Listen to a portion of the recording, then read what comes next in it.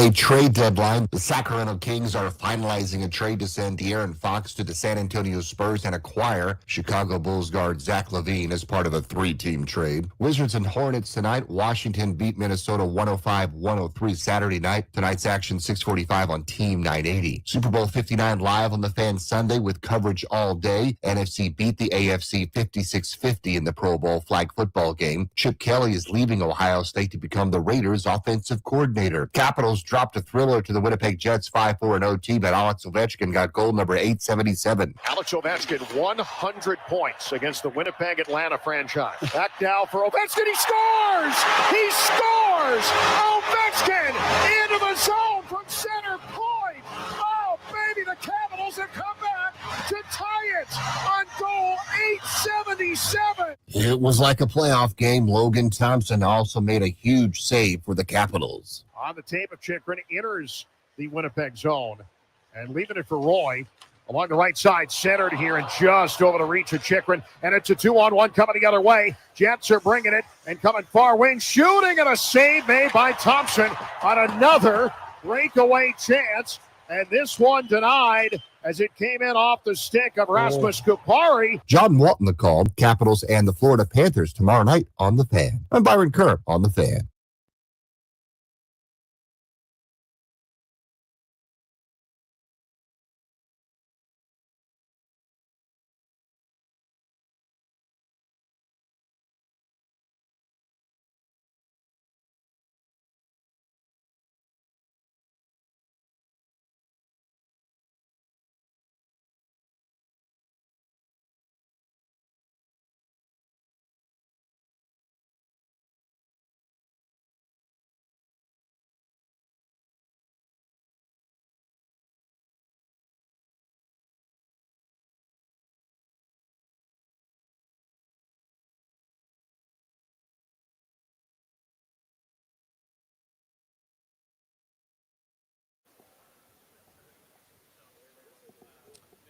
So I be so blind. You're in the concubines. What up, everybody? It is 10 a.m. in the District of Columbia, but it is 9 a.m. in New Orleans, Louisiana. 905, Jay. 905. If anybody's ever read the book Confederacy of Dunces, it's a brilliant, brilliant satire about all things kind of Louisiana and the Crescent City. And damn if this morning ain't Confederacy of Dunces. I don't know how to describe things. We are here. There's a whole bunch of different. So 106.7 The Fan, for those uninitiated, is part of Odyssey Corporation. And there's a bunch of Odyssey brands that are down here in New Orleans. It appears to me, B, you tell me, I know this is Houston. I know Philly's here. There's a bunch of them, right? Yep. And I believe, and I'm not even saying this hyperbolically, I believe Odyssey's like the leading sports talk radio brand in the country. Yeah. But I think, I get the vibe anyway, we're the only ones actually on the air right now. Yeah, because you happen to bring your stuff this time. But even beyond that, like I get the feeling most of these are afternoons, or, you know, there's different time zones involved. Whatever's going on, yeah, we're the only ones. Phil Perry's in the building. We're the only ones that had to be up at 10 a.m. And sure enough, we talked down the line to Jeff. Everything's cool. At 10:01 a.m., my man, whoever did, hopefully it was Adam Pohl. I know everybody loves those the most. Whoever was doing the update was probably in the update when the entire internet to the entire region shut down. Dropped. Yeah, yeah. And we just saw some guys running around here trying to look like they're working, but I don't think they're doing a damn thing. I think they're hurting. Whatever it is, they're helping. Whatever they started doing, they messed it up. And then JP, we all talk about how he can mess up stuff. He pulled out his wireless Comrex, and we plugged it up, and it's working. The hardline Comrex is not working. Yeah. Now, let's be very clear about a few things. The odds of my wireless janky Comrex going down, high. I don't know about the odds of the hardline one coming back to life. I just remembered last year in Vegas. Yeah. Do you remember I think these networks down here just get overloaded. And this is Monday. Bruh, listen to me. Imagine it by Friday. Jay, this building here is bigger than any building we've ever been in. This is the biggest physical size radio row I've ever seen. This is just Hall G. Yeah, this is nuts. They have halls A through J. This is just Hall G. Do you think this one's bigger than Vegas was last year? Because that was a big one. Yes. But this actual room, maybe not. But they have six or seven more of them. Well, I mean, I'm saying this actual room, I think, might be bigger. It's huge. But because I remember they had the NFL experience in one of these halls one year. Where kids are all running on the 40 the other end. Yeah. Well, and before the adventure of the internet and trying to just get the show on the air from Radio Row in New Orleans, we had my man Landini sick. Yeah. And I hope you're all right. Now, Jeff, good morning, Jeff and White Brian. How you guys doing? Yeah, Jeff and Brian. Good morning, how you doing, bro. man? We good. We were just talking about your response to Landfill. Yeah. So when were you going to ask him how he was feeling? Jeff, you are generally of me, Landfill, B, and you. I mean this sincerely, Jeff. I think you're like the most empathetic. Like you are the most compassionate of the four of us. I think Landfill's last. I'm probably second to last. Then B, then you. Like you are an empathetic person. You want people to be okay. Is that fair to say? Yes. So when Landfill texted us that he was sick, you just said, "Damn, dog. Hopefully we can get some coverage." instead of like, "Hey, hope you feel better, buddy." Hey, man, Oliver won't be in this joke. Just me and Brian. Now, I did tell him that, like in a personal thing, in a personal thread. It was just so much going on this morning, dog. Like this is probably top 5, one of the worst mornings I have had. And literally, I was getting cussed out as he texts that. And then I come in here and everything just goes to bleep. But I told him Godspeed to a speedy recovery. I did. Okay. Well, we're happy you did that. Well, I'll tell you like this. This my only problem this morning. They kept saying, yeah, the convention center is across the street from you. So I get out of my hotel. I walk right across the street. Where are you? I'm at the Marriott right there. Okay. I'm at the Meridian. I did not know that I walk across the street that I had to walk damn near a mile to get to the side where I had to go into the damn convention center. B, so I had the exact same thing, dude. I looked it up on my phone. You were like, oh, I can kill a little bit more time. Yo, it was a 7-minute drive or an 8-minute walk. I was like, I will walk, no problem. Hell yeah. Because the traffic down here. But was it more than 8 minutes? Imagine what a disaster this is going to be by like Thursday with all those one ways. Yeah, that's why I'm moving security. up out of the Marriott, I'm going closer in, and I'm getting rid of a car. Oh, dude, I'm not driving anywhere all week. Especially because I think the avails for the teams are downtown too. Like I think the Chiefs are at that Canal Street Marriott. Nah, that's Canal Street. I'm at the Arts District. Oh, okay. Yeah. That's the one that stayed in when we were here when for the team was here. I remember game. you said that. I'm at the Meridian. It's nice. It's easy. It's close. But dude, I had the same thing. So I was like, all right, 8-minute walk, no problem. And I texted CK earlier. I was like, I'll get there around 8:30. I got to do my credential pickup, whatever. And I get to the convention center. I'm like, cool. It's Hall A. Yeah. And I got to get to Hall J to pick up my credential. And I'm like, no, you have to get to Hall J to get in. To get my credential first. And then I had to come back to G to come in here. AJ. I walked from the beginning to J. Damn. And then back. Yeah, dog, you did some working out today. Dude, I feel like I've already gotten my steps in. Just really remarkable. I don't know, man. New Orleans is such a unique place. Got in last night. Easy flight. Met this dude on the plane who was flying from England. He I don't know, but I feel like my plane had a ton of international media coming to New Orleans because it was United, and he had just connected from London, and there were like all these dudes speaking German going to the Super Bowl. Maybe they're just big Eagles fans. I don't know, but it seemed like there was a lot of like international media coming to town. There was a lot of media coming in because I got in here. I was on a 9:00 flight out of Dallas. And you were on the Earth 9 a.m. Yeah, right? I wanted to go play golf and stuff. You know, how was that? Dude, the weather's beautiful all week. It looks like. I had on a long sleeve. I took that off after the first swing.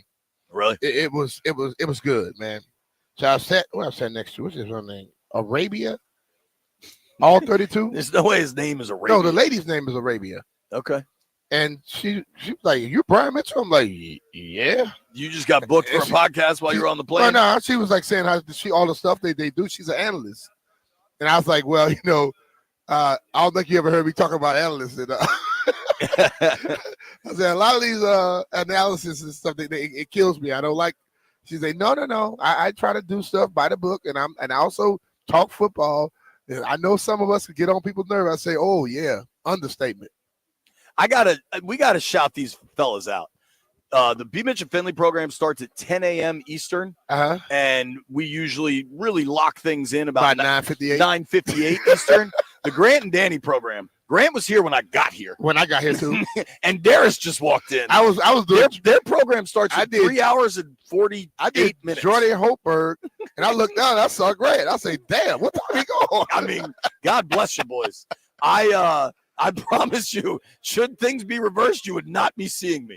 But that's all right. You won't see me. You guys are professionals, and we run a S show. I almost said the word. Hey, he got the button. Jeff got the button. We also, Denton, I'm realizing I'm going to have to sit there. We'll have to switch seats in the break. Just because, one, we need to be able to look at each other. Two, the stream cameras are picking everything up. So we're going to switch that up. We're learning. Everybody's learning. Brian, I've got breaking news on the fan. What's that? If somebody told me that, you got to stop that. Well, you tell somebody all the news I deliver. He told me if is he factual. see you, he gonna touch you. All the news I deliver is factual. So whoever it is, don't touch me. That sounds weird. Denton, did you tweet out the photo of me and Brian at Radio Row? This is what the people want. Denton Day is here. You get a headset, Denton. Are you ready for breaking news, B? I'm serious, dude. This is breaking news at Northwest Stadium. Well, say whatever you want to say. Beyonce's coming to town. Yes. You could spend your. I'll go see that. You can spend your 4th of July with Beyonce. Well, I won't Northwest be. I'm Stadium. gonna be having some fireworks somewhere else, not with Beyonce. Yo, I would love to have fireworks with Beyonce. Nah, Is that a risk at all situation? It won't be that type of fireworks. Let me be sure I've got the dates correct. Yeah, dude. 4th of July in D.C. and the 7th of July in D.C. So buckle up, man. I think that's dope. She was there. Beyonce played then FedEx Field 3-ish years ago, but it was terrible storms. Yeah, it rained like hell. So let's hope they get good weather. People were still out there checking it out. I think it's pretty dope that she's playing 4th of July. I'm with 4th of July, Mark. I think it's a Do you remember last time she did the Super Bowl, holiday. all the lights went out? You know, Beyonce brings explosions. It was here in New Orleans. She played halftime of the Ravens Niners. And the lights went out. They had to, boom, shut down stuff. Well, The let's hope lady's that electric. doesn't She's happen. electric, dog. She is electric. She's booming. She is booming. I'm going to tweet that out. Beyonce in D.C. on Jeff 4th of says she's a July. huge Commanders fan. Is I that? don't know about all that, Jeff. I think she liked the Texans. I find that it was- hard to believe. Maybe she's a Jaden fan. I was talking about Arabia when you was. Oh, Arabia. Okay, when you was okay, talking okay, about okay. her. All right, there we go. There we go. This is the person that you met on the plane. Yeah. I met a dude named Seb who was flying in from England because he runs all of the esports. Dog, this esports stuff, I'm not going to pretend that I'm locked in on it, but the money behind it, he's like, I was like, so like, who do you work for? He's like, oh, you know, I'm a self-contractor, but I am contracted out by this company, Riot Games. It's owned by, he's like, yeah, our biggest sponsors are MasterCard and Mercedes. I'm like, all right, well, Okay, well, whatever you're doing is. Can you put them over here? Yeah. Yo, shout out to the Houston station. They got Yingling and a Lazy Boy, and we have Denton. So I don't know. I like Denton. Denton said, B. Mitch, I got your credential. Call me when you get here. Yeah, dude. What was great is CK was really helpful and sent me a text. It was like, hey, man, I got your credential. And I was like, awesome. And then like a half hour later, he sent me a text. Yo, I actually don't have your credential. Sorry, I confused you with somebody else. So things are really going my way so far. Denton has Ahmed's credentials. So Ahmed's in good shape when he gets here. B, we're going to hear. So a couple things. There was major sports news over the weekend. This trade is asinine. Yeah, it threw me. And listen, everyone that I've talked to that look at basketball, look at football, all that type of stuff, and sports, they're like, what? This makes no sense. You got rid of a guy, Anthony Davis. Well, let's be real. He don't play very often because he's always hurt. But he's a defensive specialist, shot blocker. And then you brought in a guy who's an offensive guy who plays no defense and don't like to work out. So what is it like? You got rid of something and you replace it with something that doesn't. So what are they going to just outscore everybody? Or is this a move where LeBron keeps saying, I want to remain in L.A.? We know a lot of time when LeBron says something, he means the opposite. So is this a situation where this is to replace LeBron? Because eventually they think he's going to be gone. Well, listen, Chris Miles is going to join us from NBA TV here in about, 10 minutes or so. And Chris will give us a much better idea of what's to come with this trade. On the surface level for me, B, I think it is, I don't know. I want to try to stop myself from seeming too conspiratorial, but like the league seems to do whatever LeBron wants. And the fact that they get Luka, like, to me, this is about LeBron getting another ring this year. And I think Luka helps him do that this year. Well, one thing I know, you got to play defense to get a ring, and I don't know how much defense Luka's going to play.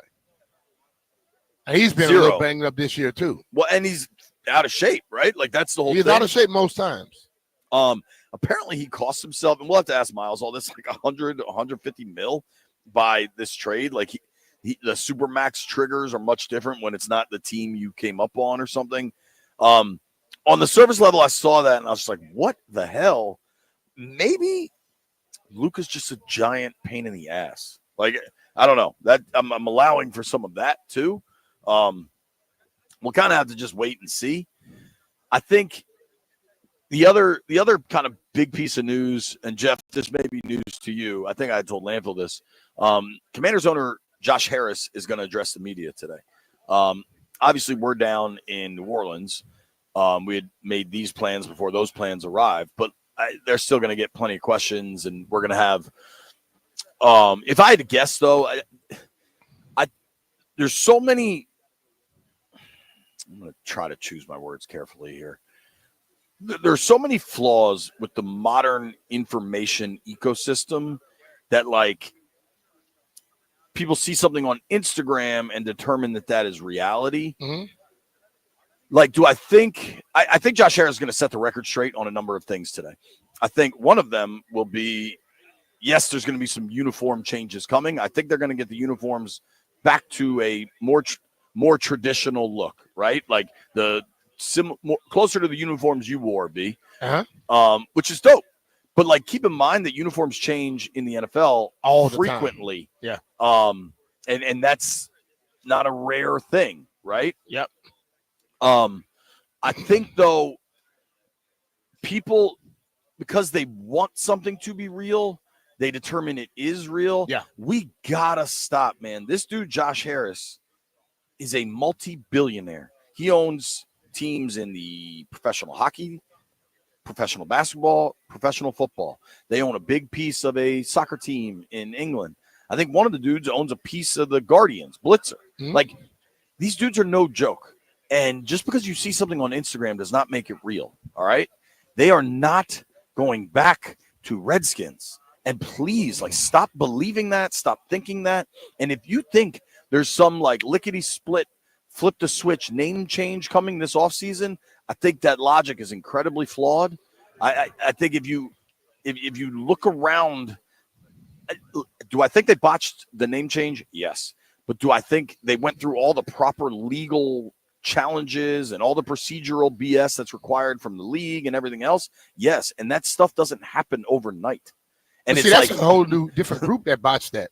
I agree. Them. Yeah. And dude, from what I understand, go back in time, there were people inside the building in Ashburn that knew Commanders wasn't the best name, but there was a dude that was already pretty mentally checked out that had the final say, and he was like, I want the path of least resistance. And what do you know? The path of least resistance was the name that kind of sucked in Commanders. Yep. So, like, there were people that knew, hey, maybe we try this or that, but they were told, nah, man, let's go easy route here. Yep. But I think we got to chill thinking we're going to blink and next week the name is going to be different. And if I had to guess, maybe the billionaire dude that owns the team that's been saying that for over a year. You might want to listen to what he said. Say it again. Not all of these little people that's trying to make themselves bigger than what they are on Instagram. That's basically what's happening. Yes. Now, I'm going to confess something. Yeah. Brian is very good. Whenever we have reads, B is very smart. He has a folder. He writes in cursive. He prints it all out. Don't get mad at me because I do things people don't do. B, you are ready because you have it all printed out. Now, I am a digital era person. Mm-hmm. I have it on my computer. I'm good to go. And Landfill sends out the live Google Doc of the show sheet, which has links to all our reads, and I'm in business, right? Yeah. Landfill's puking in the parking lot. So Jeff's in charge, and Jeff sends me a Microsoft Word that just says Leahy, but it has no read. There's no dynamic link. Hold up.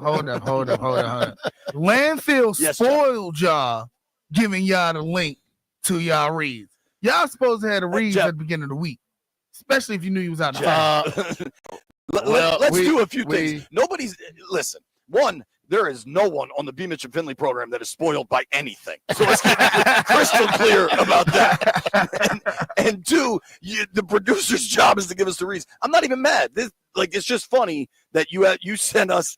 Can I tweet out a photo of this show sheet you sent us? No, at 11, 11:30, 11:45, 12:30, and 1 o'clock, there's nothing on the sheet. Bro, that's how since we're so spoiled. You are a journalist. Don't you read? I sent you the text message with the read. With the why it was empty. Where's that? Did you read the text message where it says, "I just got the show sheet"? I just got the show sheet. Yeah, dude, we are so spoiled, man. But here's what I do know. If you actually want to be spoiled in the process of buying or selling a home, you need to talk to John Leahy. John is the DMV MVP of real estate, and he can sell your house before you even know what it's worth. Yeah, looks like John. Fred reached out to John because he wanted to sell his Rockville home. So he called on John and the Fine Living Group to get the property sold again. This was Fred's 8th time trusting John and his team to get the job done. With John Leahy's VIP seller program, he got the home sold quickly and for top dollar. If you're looking to sell, take advantage of John Leahy and the Fine Living Group's guaranteed offer and start by finding out what your home is worth in only 30 seconds at johnsellsdmv.com. We're talking about our buddy, John Leahy and the Fine Living Group. That's John without an H. Go to johnsellsdmv.com, find out your home's value in seconds. John offers you flexible fees, customized to your needs, and he knows that life happens. So if needed, he will let you out of your contract at any time. I mean, it's stuff like that that makes such a difference. You're talking about probably the biggest financial transaction of your life. There's very, very few things that are more important than buying or selling a home. And I think you need the best person for the job. That person is John Leahy. And if you just want an idea of what it's all worth, how much cash can you get, check out his website. B told you about it, johnsellsdmv.com. Go to the home valuation at the top of the page. You'll get an answer on the equity you're sitting on in about 30 seconds. You could be sitting on, what do you figure, 400K, 500K? Yeah. It's worth finding out, man. Call John today, 301-900-3052. Go online to johnsellsdmv.com, or what's even easier, just Google John Leahy Group and start packing.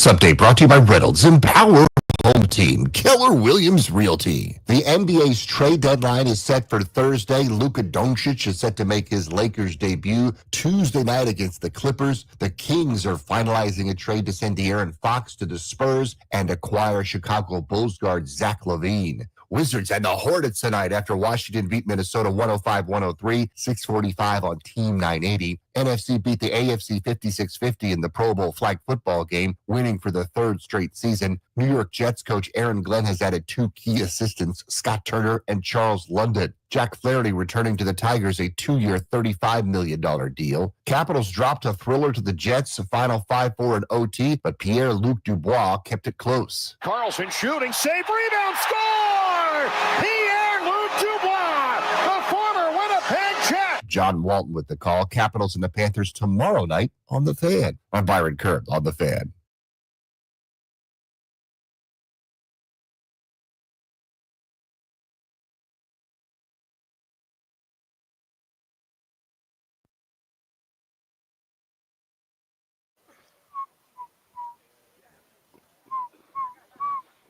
Shout out to my man, Will Kavanaugh.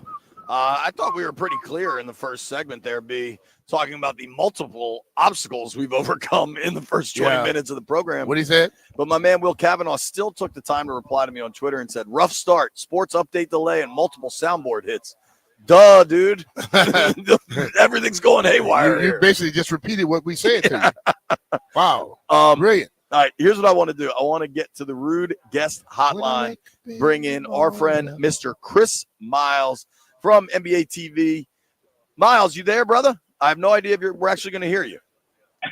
I hear you, man. I hear you. Chris, we need you to explain.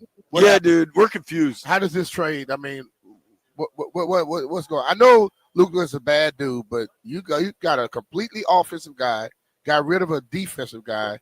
It don't really make much sense to me. So I know you'll respect this, B. Mitch, as a guy that understands culture and championships and a locker room cancer or an organizational cancer. And one thing I haven't, Luka Doncic is that. And I think it's crazy because we see Luka, all the reports. You saying Luka is a cancer? Yes. Okay. Yes. Go ahead.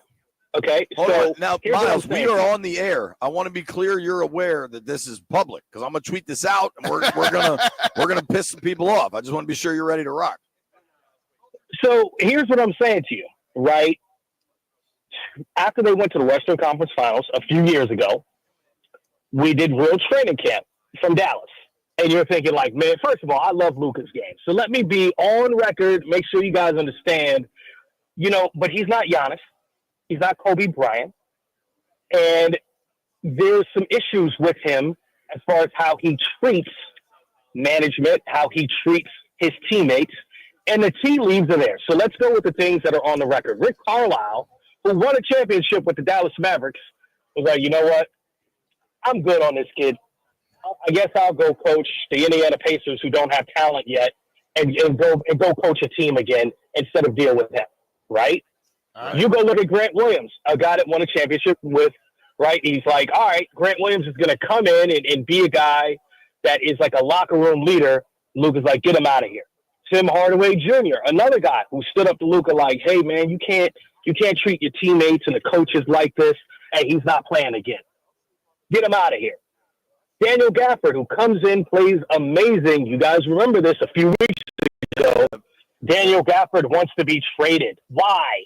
Because Luka is bullying Derek Lively and treating Daniel Gafford poorly. So Nico Harrison, remember, is a Kobe guy. This is one of Kobe's closest confidants.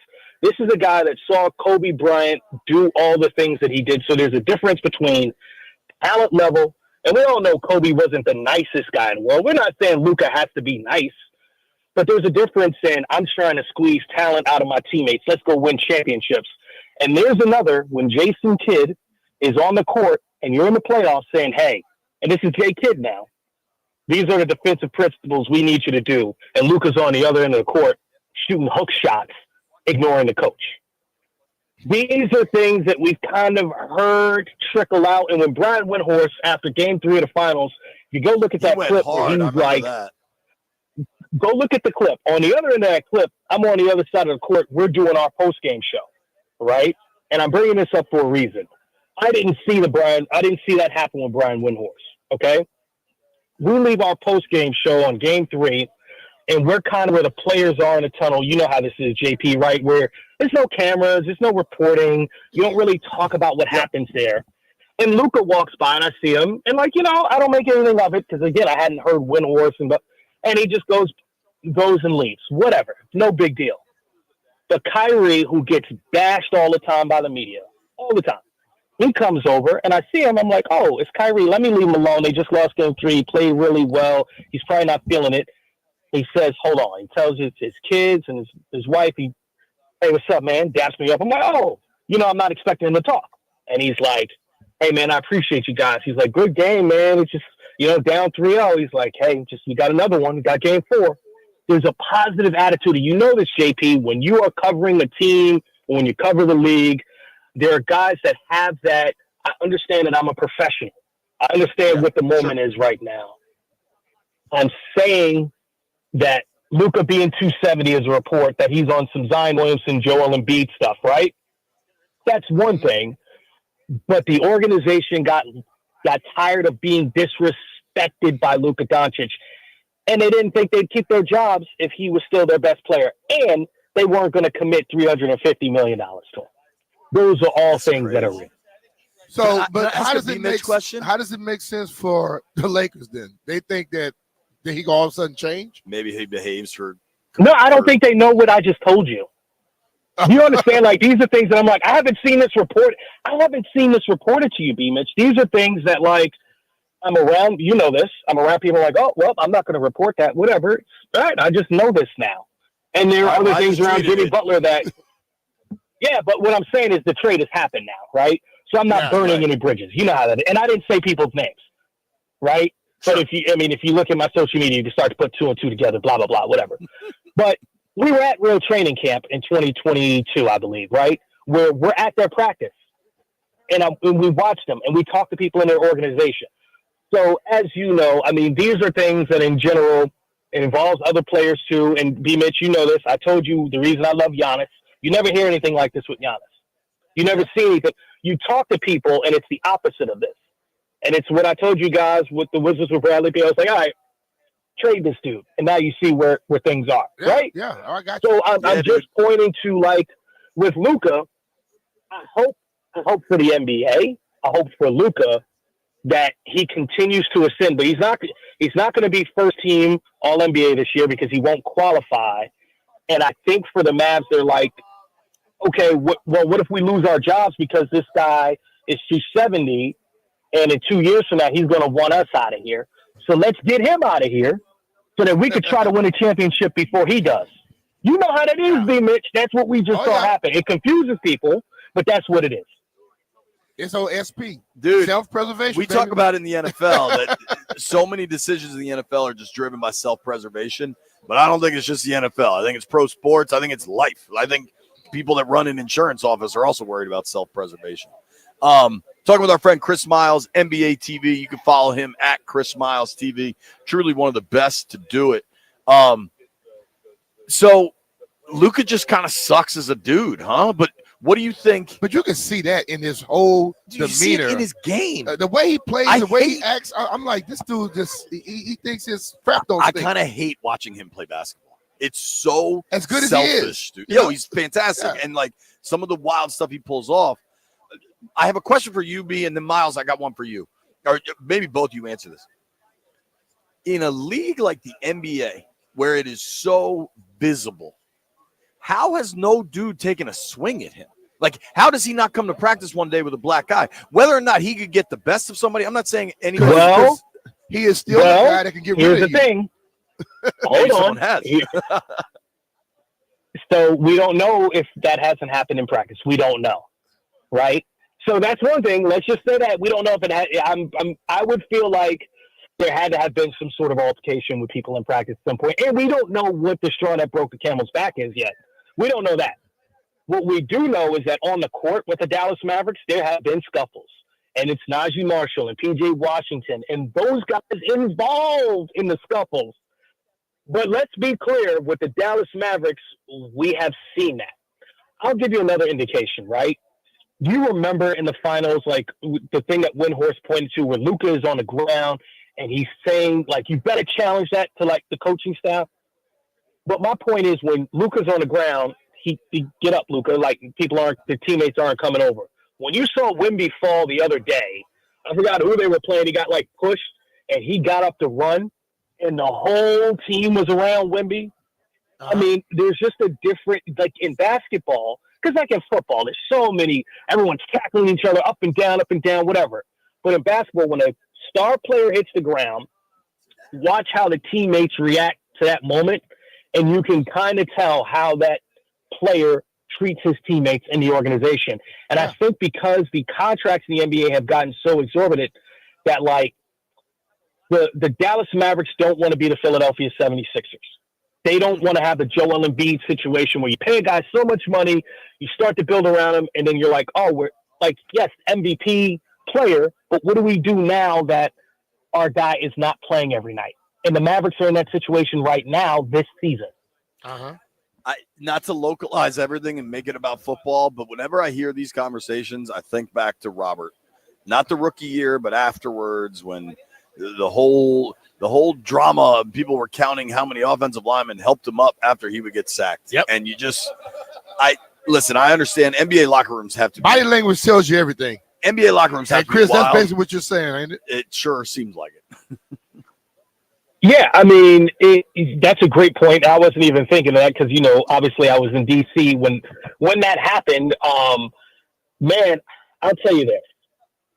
And with the NBA, these guys are such huge stars. Like, you have that now in your quarterback in D.C.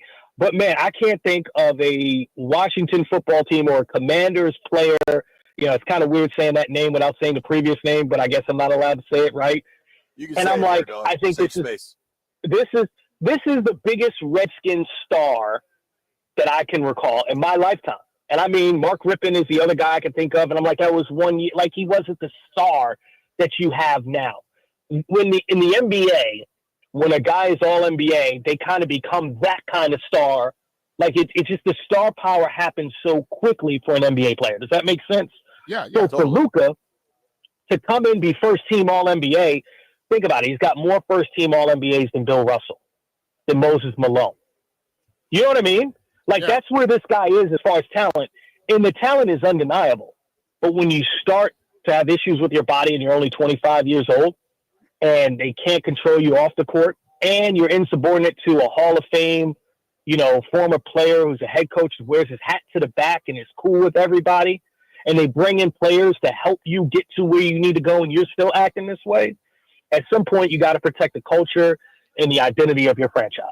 He think his ish don't stink. He definitely does. We got to run, Miles, but Appreciate you, Chris. can him and LeBron win a title, though, this year?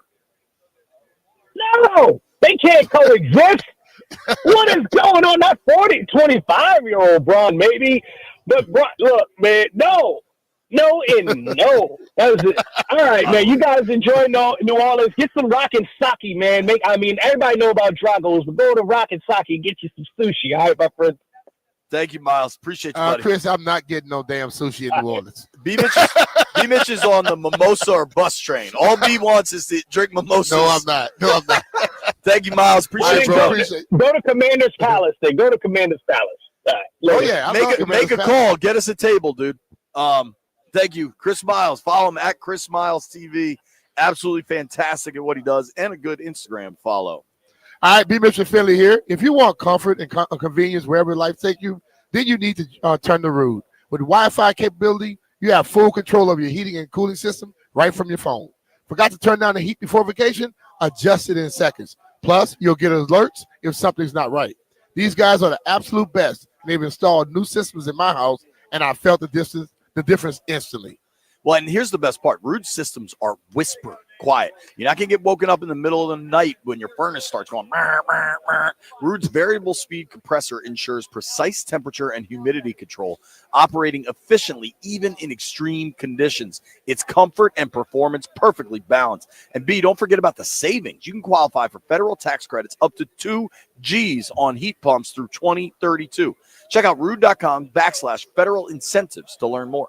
We're talking about Ruud, R-U-U-D, the most reliable heating and air conditioning products in the DMV. And remember, if it ain't Ruud, it ain't right.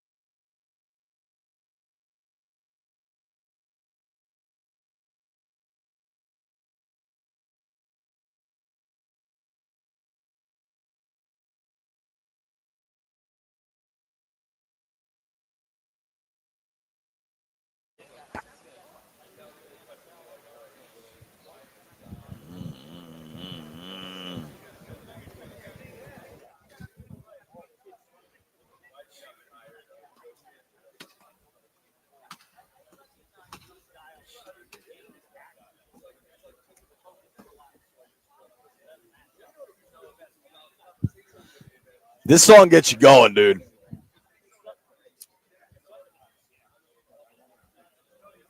Little AC/DC. Denton Day is with us. What up, D-Day? How you doing, buddy?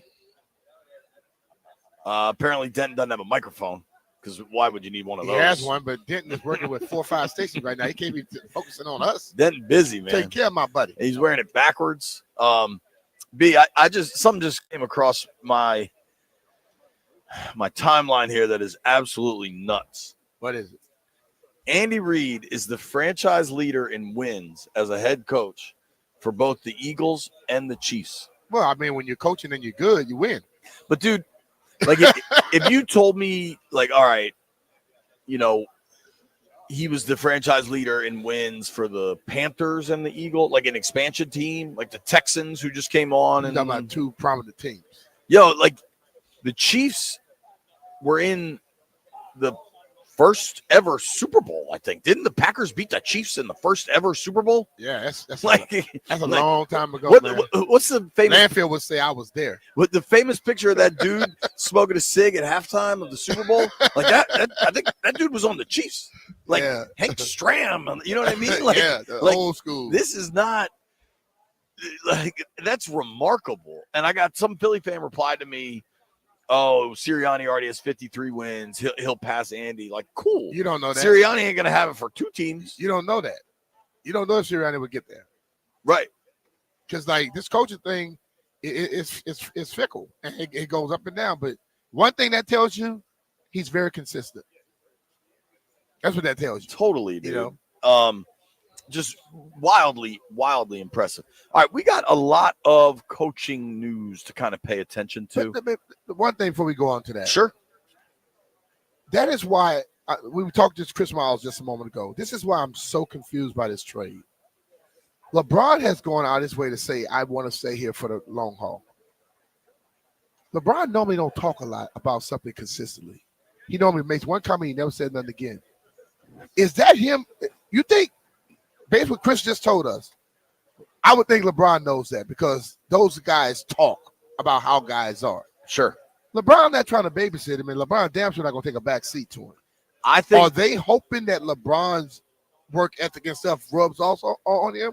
Because I don't see how that can work. I think LeBron must think, because there's no way the Lakers make that move without his blessing or whatever. I think they think, this kid's going to act different with LeBron around. That's the only way you do it, right? Yeah. We'll see. I don't see any other way around it. Here's what I want to do. We got a ton of coaching news going on, who the Commanders are allowing to interview, who they're not, kind of what it means as we watch all of this unfold. There's some fellas from Houston sitting, I don't know, B, what do you got him? 10 feet away from us? 8 feet away from us? It's a little longer than that, Jay. 12? Yeah, we're about 5 yards, 15 feet. You think that's 15 feet from that dude in the blue right there? Yeah, if you step here and you take some steps, I think it'd be about 5 yards. Okay. Well, I'm curious. I'm running a lot, but I can tell you. I believe you. I had like a 2.8 YPC at old BCC. I'm curious what's going to happen with Brian Johnson.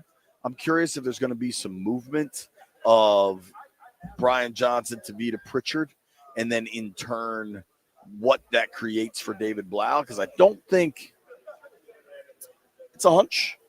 I don't think David Blau's going anywhere. Josh Harris addressing the media at 11:30. Let's get it.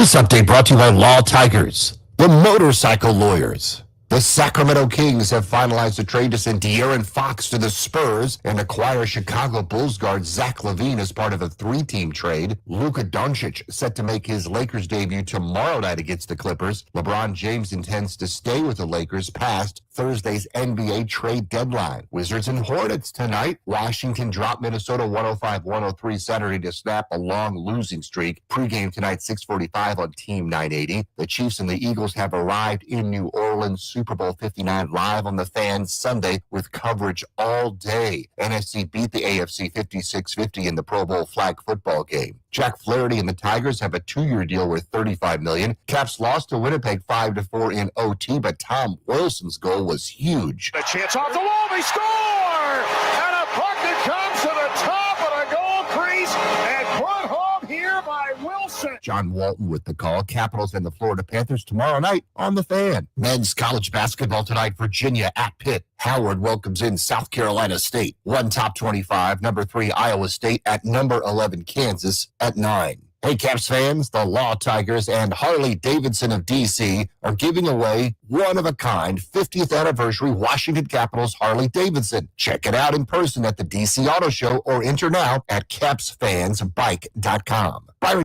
Kurup on the Fan.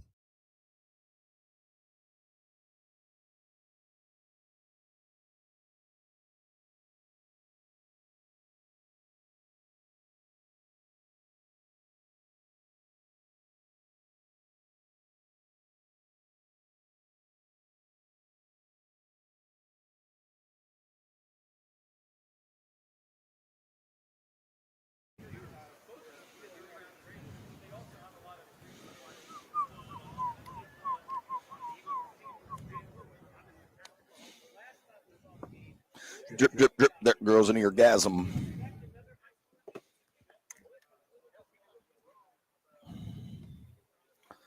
Oh, Nelly. Anybody want to hear real breaking news? You let BASS base. I got real breaking news, B. No jokes. Do you believe me? Go ahead.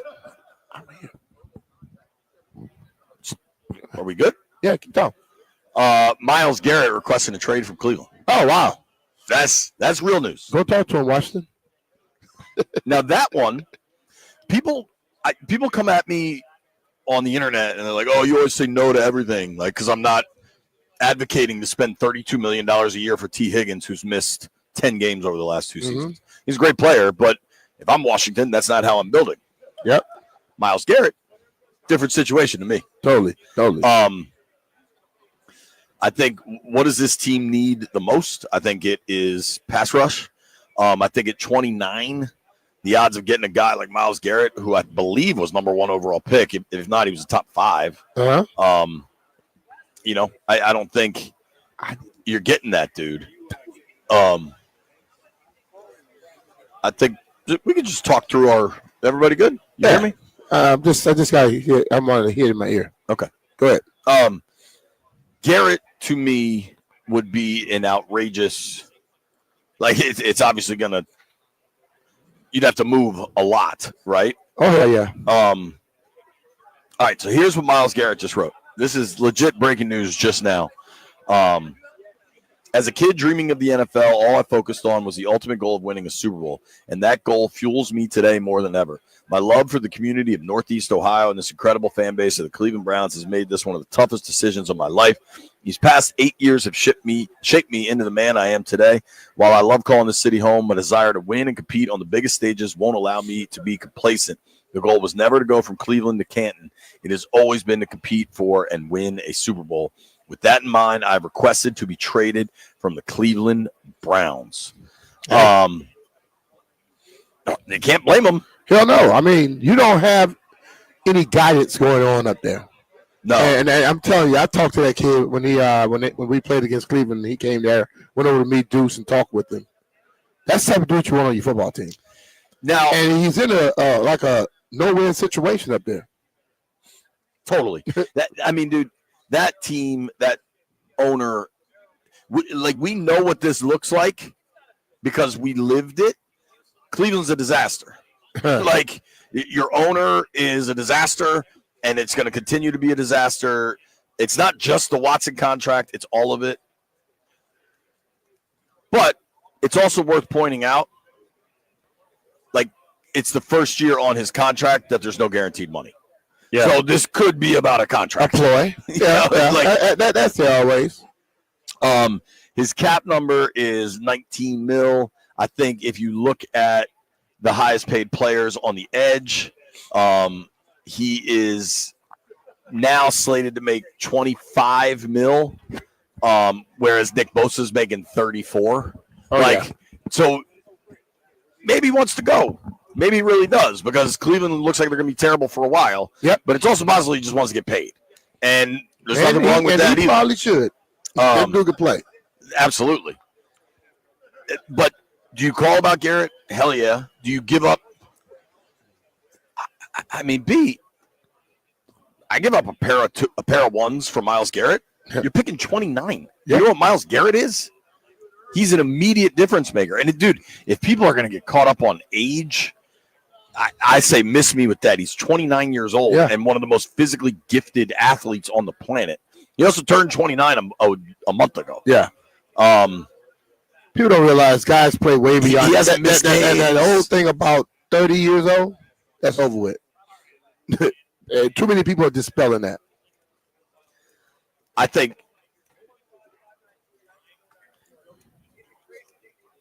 dude, I don't know. 2 firsts to me. He doesn't miss games. You can pencil him in for. He's had this past season. He had 14. He's had at least 14 sacks in the last 4 years. Call immediately. That tells you everything right there. Name the time we had somebody with 14. Right.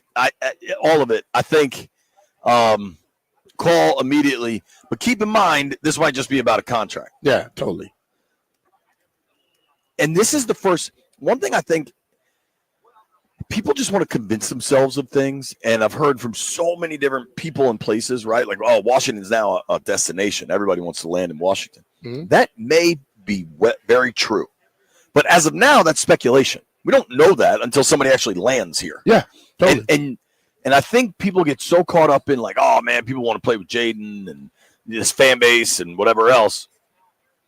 I think it's also you know this better than me, B. So you correct me, or you tell me the percentage. I would argue of free agency decisions, of the actual decisions being made in free agency, 95% of the driver is money. How much am I getting paid? Maybe it's 90. Yeah, it may be 98%. That's what I think too, dude. Because listen, man, people play where they didn't like before, because that person will give you what you think your worth is. Okay? And when you become a free agent, it's no longer dictating where you go until the people show that they want you as well. You get what I'm saying? So all of a sudden, you played against Cleveland's rivalry is who? Steelers, I guess. Let's say the Steelers. You become a free agent, and the Steelers are offering the most money. Guess what? You sell like in black and yellow real quick. Right. I went from burgundy and gold to green. I went from green to blue and whatever, because it came down to who is showing you that you can get your value. So, dude, everybody can say what they want, but it comes down to that green, brother. Totally. And so I just think for all the oh man, everybody's going to want to come to Washington. Terrific. But if Houston offers them more money, they're going to go to Houston. Yeah. People just we convince ourselves of these things that just aren't true. What happens is if let's say Washington offering there's $10 million and somebody else offering $10 million and 100,000, all right? That's when you might make a decision and say, okay, I'll go to Washington, especially if you're a receiver. Okay, let's say it like that.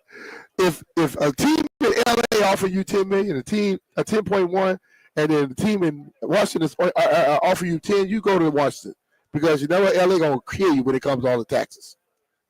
Right. Those type of things you may think about something else, but ultimately it comes down. If Washington offering 10 and somebody else offering 15, you're not even talking to Washington again. Comes down to the money. Totally. I just think for everybody that's like, oh man, this is the new destination. It might be, but it also, the destination isn't always the driver, because if it was, why would anybody this offseason sign with the Giants? Mhm. You know what I mean? They're gonna. Why would anybody sign with Cleveland? Like, I think the Garrett thing is fascinating. So here's what we know. Denton, are you up now? Is our guy Denton Day up? All right, well, I don't hear you, but All right, how about now? Now you hear me. all right, our guy Denton Day is here. We got White Brian and Jeff holding it down back in D.C. Denton Day is on site with us here in New Orleans. If you want to get on the stream, Denton, you can pull your chair over with B or me, but it's also not that important. It's not that. I know you like your airtime. Well, I didn't do my makeup today. Okay, it's Oh, not. my Lord. Well, are you doing Denton's office this week? That's a good question. I might have to find a place to tape it. You guys want to make cameos on Denton's office? Probably not. Probably not. I know I've learned a lot from Mr. Mitchell, and one of his big things is like, not sure I'm going to do that unless I get paid.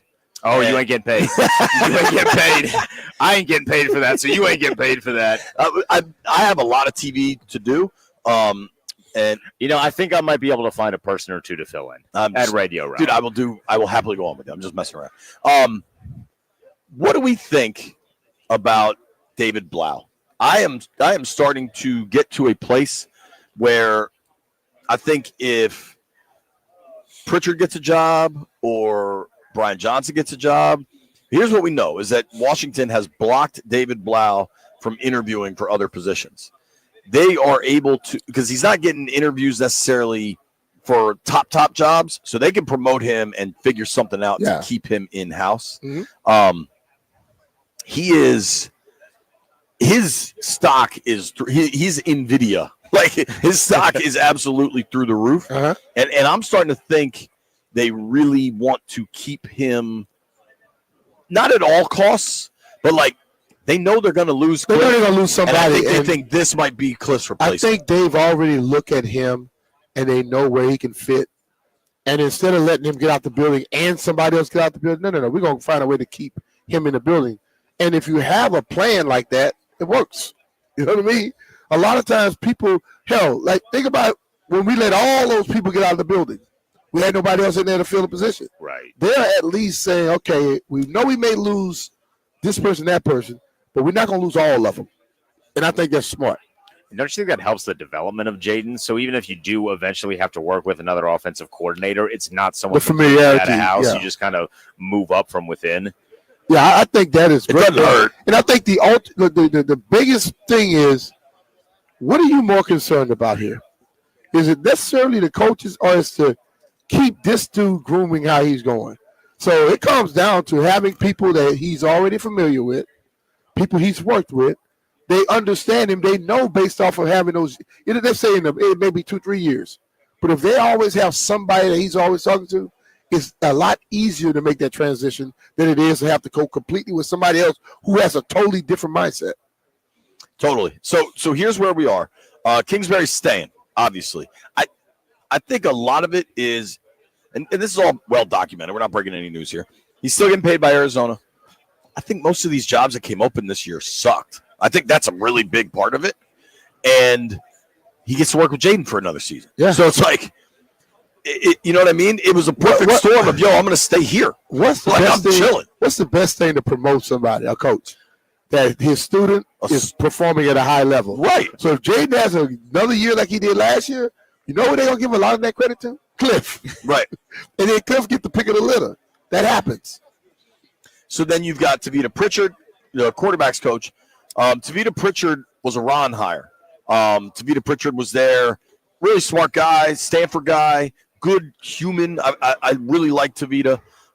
He interviewed with Jacksonville for their offensive coordinator job. Liam Cohen got that job. He's looking to hire other like-minded people. I don't know what's going to happen there, but I think if Tavita gets that job, they couldn't stop him, but I don't know that they would, because I think they want Blau. When I asked DQ specifically, hey, man, how prepared are you for this coaching carousel? He's like, I got to be prepared. We have a deep coaching roster to develop these guys. Yeah. and I feel like he was almost specifically talking about Blau. And I think because of everything that happened in Atlanta, when they lost that Super Bowl, Kyle was already 1 foot out the door for San Fran. Yeah. Took most of that offensive staff with him. DQ being DQ then kind of let everybody go and was cool with it. And I think DQ now, he's talked at length about how much he's learned from his first go-round to now. And I think some of this, so it's been reported, I think it was Pelissero, that Washington did not let Blau interview with these other jobs. You could do that if it's not a promotion, right? Yeah. And I think that is And because that makes he's also, looking the year out, dude. That also puts pressure on the other team. You're not going to just come pick our guys for no rabbit job. Be serious about it. You know what I mean? No, don't come out here trying to talk to them if you're not trying to promote them. If you want to talk to them, be willing to promote them. Because he wants to, build that talent up. And like you say, they are there to help our players and coaches. So either we don't keep him here if you're going to try to keep him in the same place. Because if you want him, you're going to have to promote him. Point blank. But I do circle back to this central tenet. Everybody's going to look good working with Jaden. Yeah. Because Jaden is the star. And I think, we got to all remind ourselves of that. I am very interested in the Houston job and this Jacksonville job because I don't think you want to lose Brian Johnson and Tavita. That'd be a lot of turnover. But if that quarterback room remains, I think they should and will bring back Mariota. Where are you on that? I'm 100% with that. I wonder if he gets a chance at a starting gig is kind of the only caveat to that. And I think this draft class isn't very good. There's enough quarterback holes around the league that he could get a real look somewhere.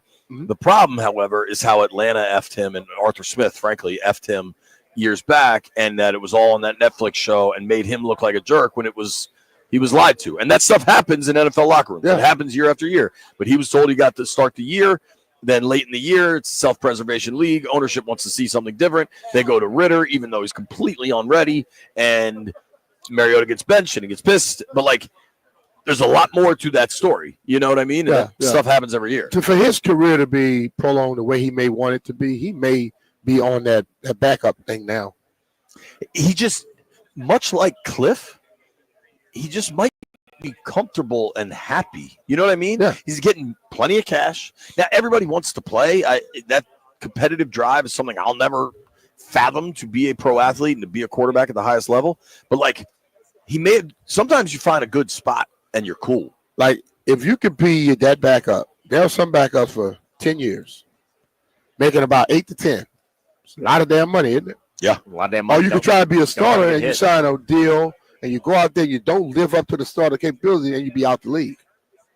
So let's do this. I want to jump on time because I want to get to Josh Harris is a punctual dude. I would expect this presser in Ashburn to start right at 11:30. Before we run, though, I got to tell you about my guys over at Paul Henry's Window Installation. They've completely changed my house, man. And think about DC in the last 10 days. It was butt cold, and then it got real warm all of a sudden. And then it got cold again, and the wind's blowing. You never know what's going to happen with the crazy weather in the DMV. That's why you need new doors and windows from Paul Henry. They'll keep your house nice and warm in the winter and nice and cool in the summer. Plus, they're going to lower your utility bills. If you call Paul this month, you get $100 off each window with a 5-window minimum and 10% off doors. You know what? Paul came over to my house, too. He's done my windows. He's done doors. He's done garage doors.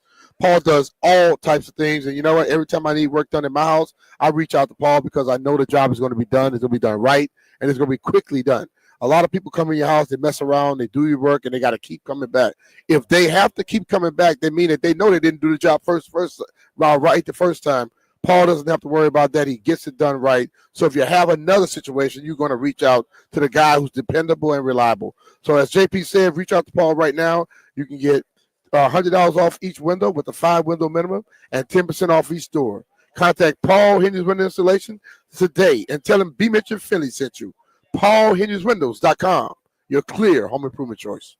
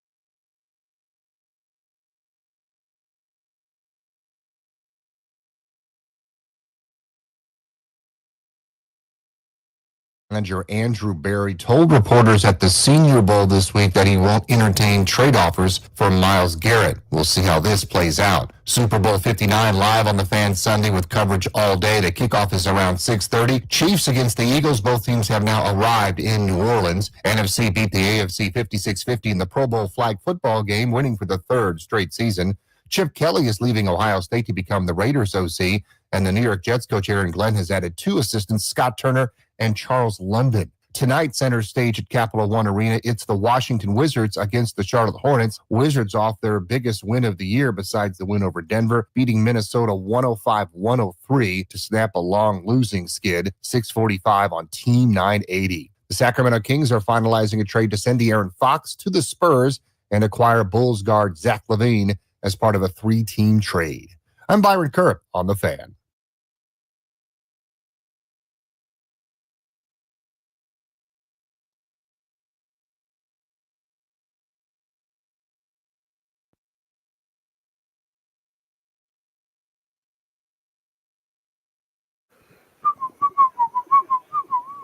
B. Mitchell Finley, 1067 The Fan.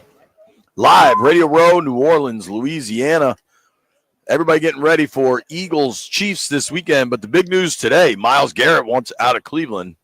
Or does he? Does Myles Garrett want more money and guaranteed money on his deal? Myles Garrett's making about $10 million less than Nick Bosa. How do you think that's it? It's not going to sit well with him. Myles Garrett basically wants more money, and that's how you can say it. Because you know what? That could be in Cleveland or somewhere else, and he'll be satisfied. His name used to be Josh Allen. Now it's Josh Hines Allen, the Jaguars pass rusher, not the Bills quarterback, but the other Josh Allen that's now Josh Hines Allen. He's a good player. Uh-huh. You know that he makes $4.5 million more than Myles Garrett? Yeah, Myles Garrett. I think that sits. I think Myles Garrett looked at that list and said, you know what? I'm going to have the first day of the coverage of the Super Bowl, I am going to put my name out there. No, B, he didn't do it today because there's so much attention being paid. Yes, he did. No. Hell, yes, he did. What a cynic you are. Hey, I think it just happened today was when he thought of it. No. You think it was a coordinated effort to get the most possible exposure when the entire sports media ecosystem is in one place, really lacking any actual storylines? HY. Hell yeah. No, that's just a coinky dink. Nah. You got to find out the best time to do it. Don't be surprised if he comes out and says it again on Wednesday. Sure. I won't be surprised, B, if he ends up here and does an interview and guess with what, Myles? We are willing to talk to you. Sure, Myles, we are open, buddy. I think if the conversation is 2 ones and I am Adam Peters, I offer it. No problem. Jeff, Josh Harris is going to talk any minute. It's 11:30 DC time. Okay? So when we see it go live, we're going to take the Commanders owner live. You could answer that through the text thread. Dog, I got a lot of moving parts here. Oh, all right. I also am teasing the audience, Jeff, that momentarily we should hear from Josh Harris. It should be just moments away. I think that'll be quite interesting for Harris to talk today. As soon as that goes live, we will bring it to you live here on the program. Specifically with Garrett, if the offer is 2 ones, B, no problem. Where do I send them? What's the address in Cleveland? Have y'all moved to the suburban stadium yet? Or are you still at the downtown one? You'll drive up there. And for folks that want to get caught up in comp picks or whatever you want to talk about, right this year they picked 29, and I don't know if you agree with this, B. I think they'll be picking in the 20s for a while. And you know what? I have no problem with that, dude. I'll read you. I wish they picked 32nd sometime. The last they probably won it all. You know what I mean? In the last 5 years, Myles Garrett has been All-Pro every year. He was Defensive Player of the Year 2 seasons ago. He had 14 sacks, 16 sacks, 16 sacks, 12 sacks, 10, 13 and a half. And his rookie year is the only time he ever really missed some time. He had 7 sacks and 9 starts. The guy's an absolute beast. And I believe we now have Josh Harris, Commanders owner, speaking live in Ashburn. Football.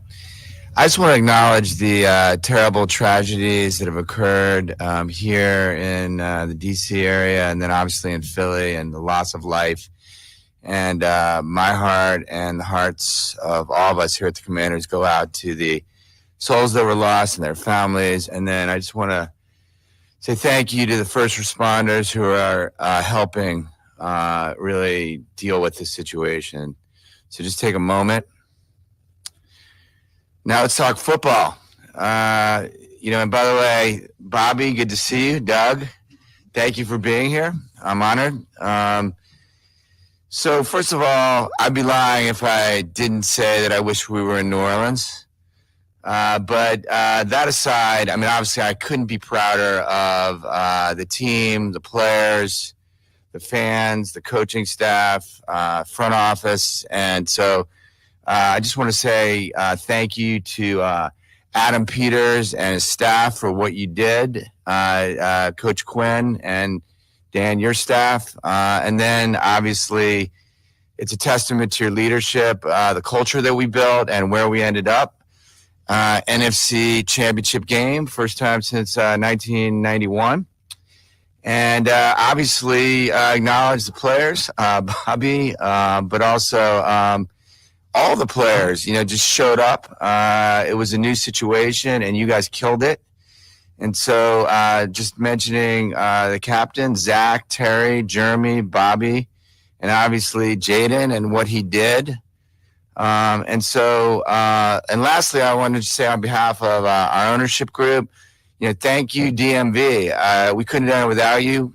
You showed up, and thank you to our community of fans. I mean, I couldn't believe when I was out. I went to every game, and I'd see Commanders fans and faithful everywhere I went, and it just grew and grew and grew. And I can't tell you how much it means to all of us here, the team, to feel supported when they go to war, when we go to war, knowing that the fans are in our corner means a lot to us.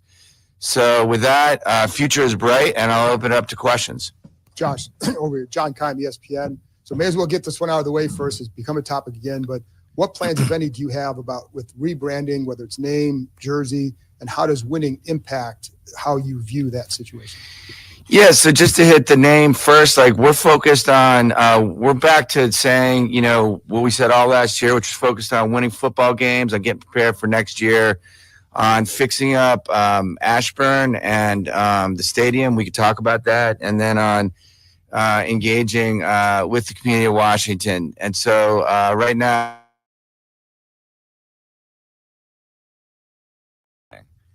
it means that, it's about players who, are love football, are great at football, hit hard, mentally tough, great teammates. And so it's really meaningful that name is growing in meaning.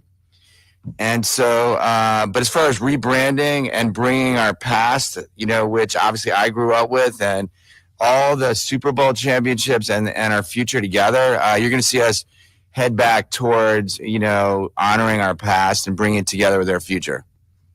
And how does winning impact, how does this season and the winning impact how aggressive you may want to see the organization be when it comes to free agency and other moves this offseason? Look, we're looking for Commanders, and whether it be free agency, trades, draft, and obviously we have a lot of cap flexibility. We have a full slate of draft picks. Certainly we're going to be talking to other teams where we can find players that, are great at what they do and fit our culture and are great teammates and are situationally aware and hit hard and are tough. We're going to get them to come. And so, we're totally focused on improving our team from last year. And I think we're going to do that. Josh, Ben Standig with The Athletic. To the point of improving on the team, you guys, obviously, with Jaden, it looks like you may have found a really good young quarterback going forward. That also comes with the opportunity with him on a rookie contract for the next couple of years. How do you kind of assess that opportunity, and do you think that leads to being more aggressive in free agency this year? Yeah, we have a massive opportunity, and none of us are taking that lightly. We're all fully committed to continuing to build our team and be elite over the long term, right? And so, and obviously that we understand that contract and those dynamics. And so, like I said, where we can find players that fit us and that we think are going to bring it, we're going to go after them. And so, I don't know how that translates to aggressiveness in free agency, where Adam and Dan are hard at work and they're going to advise me on that. But certainly, we're going to do everything we can to improve our team. And obviously, the way the season unfolded, getting all the way to NFC Championship game, you've said, hey, this is pretty obviously great, but also a bit surprising. You can tell us now, what were your realistic expectations going into this last year about what you guys thought you would actually do? Look, I knew we were going to go. No, I'd say I predicted. No, look. Obviously, the season came out amazing and better than anyone expected, and no one could have sat where we were all sitting at the beginning of the season, where we had entirely, for the most part, a new coaching staff, a new front office. More than half the players were changed, but obviously, credit to Adam and Dan and their staffs for bringing everyone together, and credit to the players for making it happen on the field. And so, look, we got it. We've arrived, and that changes expectations. And I've lived through this before, and we welcome it. And we're just going to work harder and to create a situation where next year we win. Josh, David Aldridge with The Athletic. In terms of a new facility, new stadium, I should say. Yep. What's your vision? What did you want in terms of? Do you want just a really great stadium, or do you see it as an opportunity to kind of really transform a neighborhood and have more bells and whistles in terms of restaurants, housing, all of those things that some other teams have tried to do? Yeah, so I have 3 or 4 things in mind. I mean, obviously, for me personally, I grew up with a great stadium, and I understand, what it's like to play in a stadium that, where it's hard for the visiting team to play, right? I mean, we've experienced different stadiums. Like I said, I've been to every game for the last 2 years, and I see differences. And so, the primary objective is to create a stadium that we're going to win in, because I think if we do that, and so there's all kinds of decisions that go into that. But I also think that we have a responsibility, when a city, takes land and utilizes it, for a stadium, right? They're taking it away from other things they could do.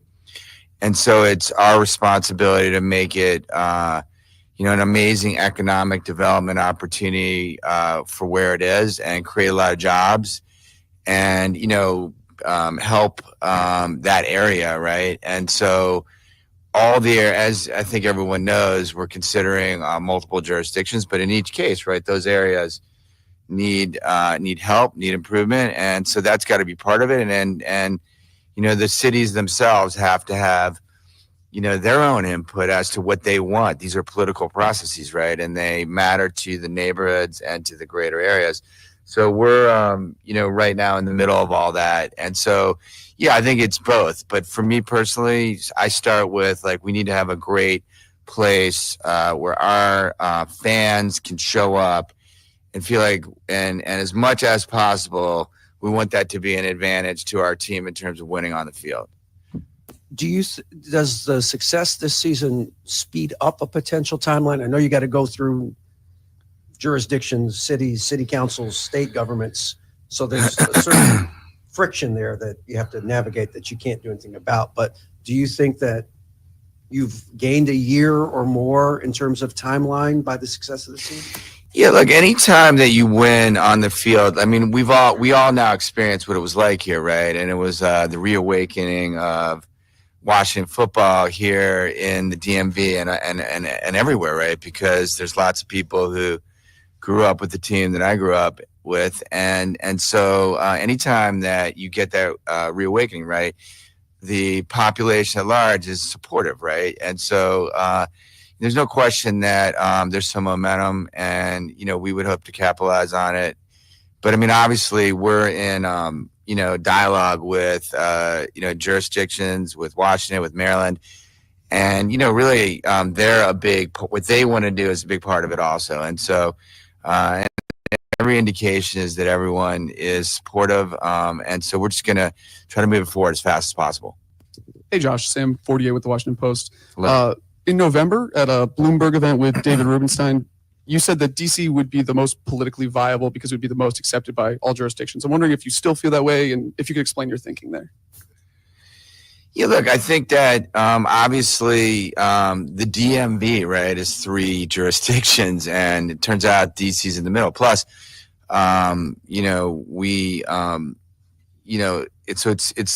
the location maybe, but plus because of the history, it's location that when we do surveys is the most acceptable. But there's a lot of things that go into this, and we play in Maryland right now. We have an amazing relationship with Maryland.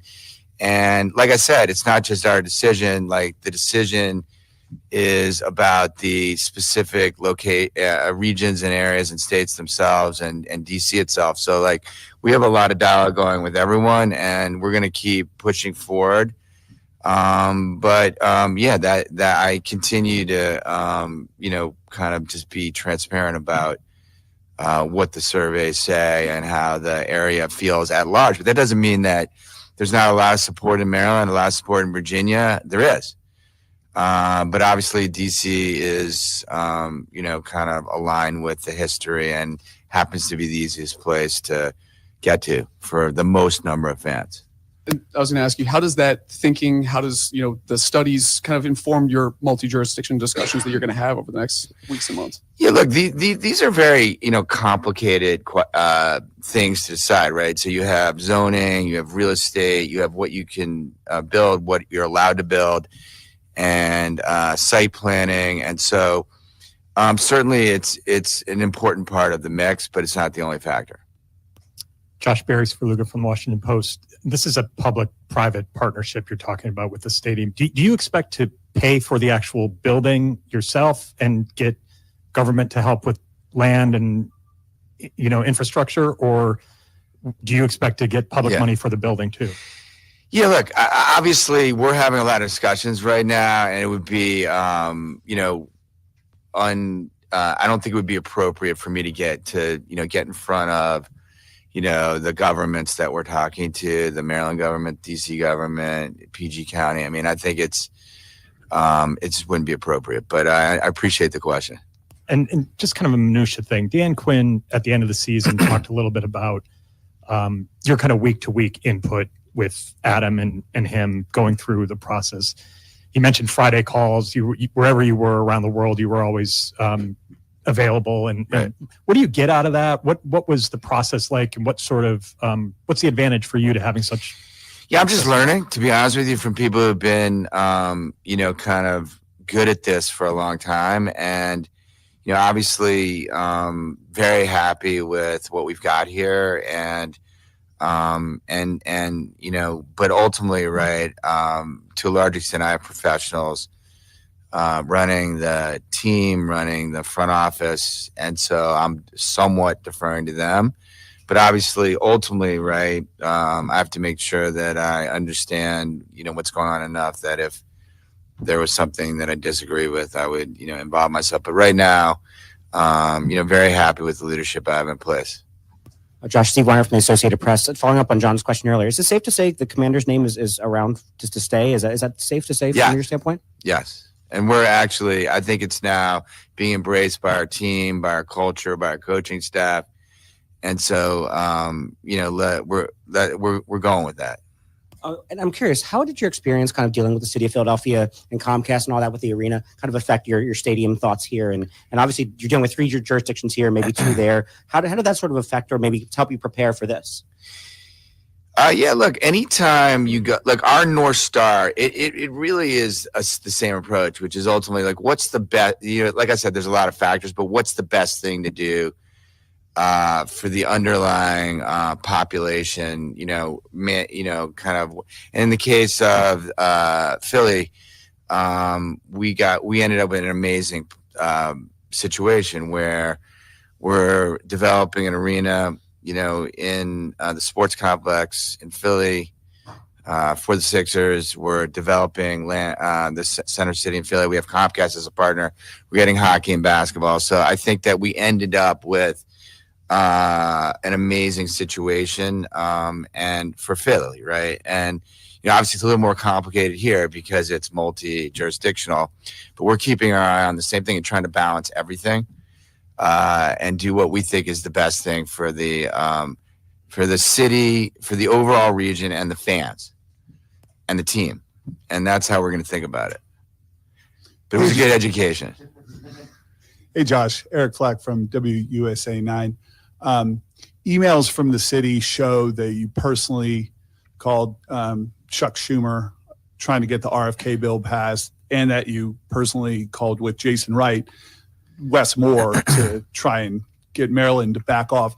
How do you look at somebody from Maryland and say you're seriously still considering Maryland when you seem to be so laser focused, including that picture in the Oval Office, on a DC option?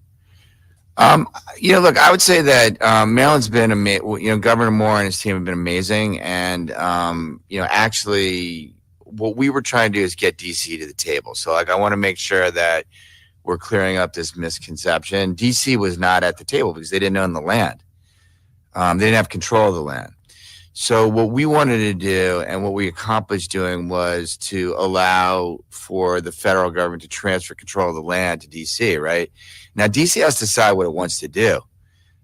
It's got a lot of flexibility to do whatever it wants with the land. And Governor Moore was incredible in terms of saying, we went to Governor Moore and we said, look, we just want DC at the table. And he said, look, I'm on board for that.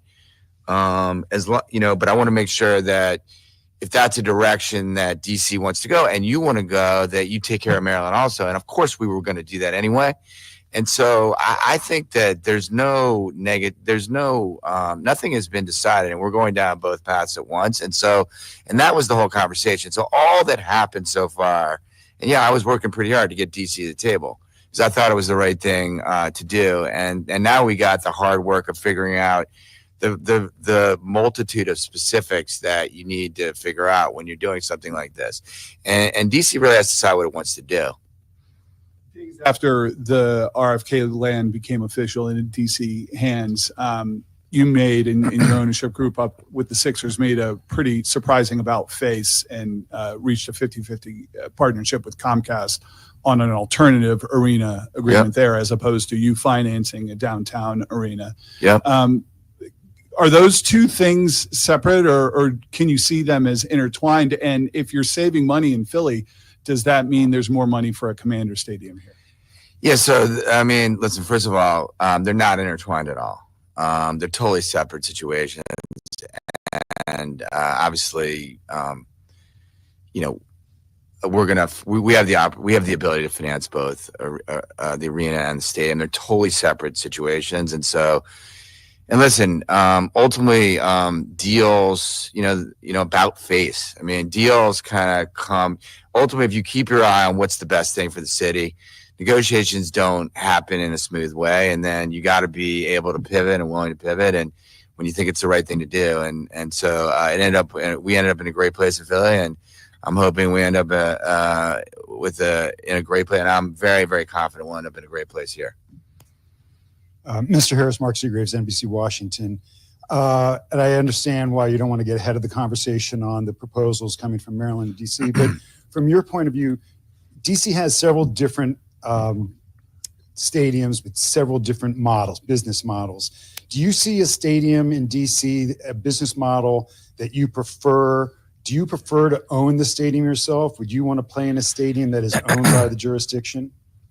Yeah, again, I appreciate all these questions, and I'm going to go back to my same answer, which is that really it would be DC and Maryland are deciding what they want, right? And then we're going to react to that and let those conversations play out in confidence. And all I can tell you is that we're really hard at work right now trying to move the process forward with everyone and try to figure out, again, an amazing place where opposing teams fear to come and our fans love to come and our players love to come, and then do that in the context of, really improving the area where we're building and creating a lot of jobs and economic development. So that's what we're going to do.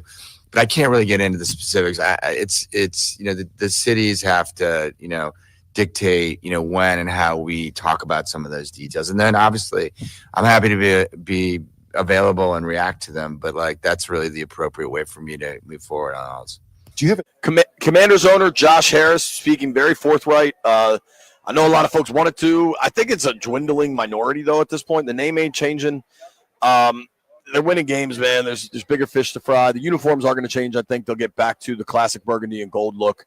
I really think the only one they really messed up is that red. The white and red is just terrible. It looks like a Louisville Cardinals alternate jersey. But, what's crazy is because you get access to the owner, so you ask stadium and name questions. But the best part of this is he's like, yeah, man, we're just looking to build an awesome offseason and get more good players and try to win a Super Bowl. Not to mention, this is an end-of-season presser from the owner of the Commanders. Yes. That didn't happen for 30 years.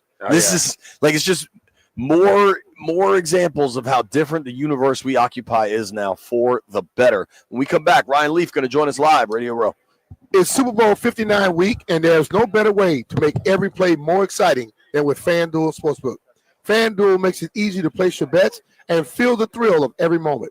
Here's some fun bets in the app right now. How about Saquon to record 25-plus rushing yards in each quarter?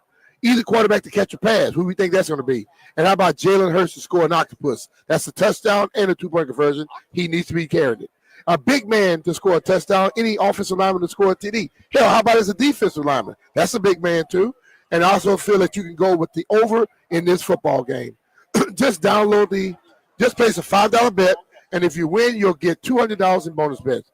Download the app or head to FanDuel.com/Brian and bet with FanDuel, official partner of Super Bowl 59. You have to be 18 years or older and present in D.C.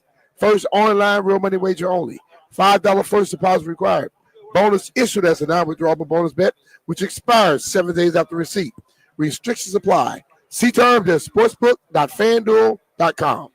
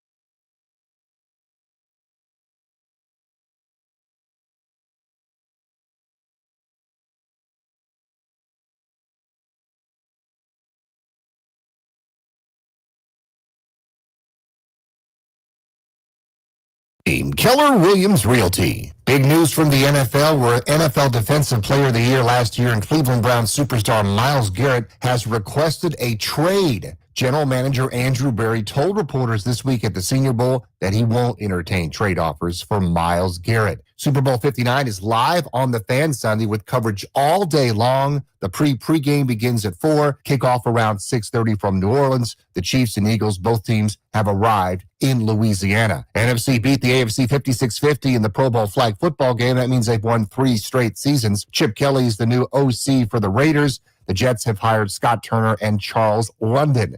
In the NBA, the trade deadline is Thursday. The Kings are finalizing a trade to send De'Aaron Fox to the Spurs and acquire Bulls star Zach LaVine as part of a 3-team trade. Luka Doncic is set to make his Lakers debut tomorrow night with LeBron James against the Clippers. Washington Wizards tonight against the Charlotte Hornets on the road at Buzz City after the big win over Minnesota 105-103 to snap a long losing skid. You can join the pregame show tonight at 6:45 p.m. on Team 980. Want to hear the fastest way to know what your home would sell for? Reach out to Empower Home Team. Simply text your address to 800-763-3000. No phone call, just text your address to 800-763-3000. That's 800-763-3000. Byron Kerr on The Fan.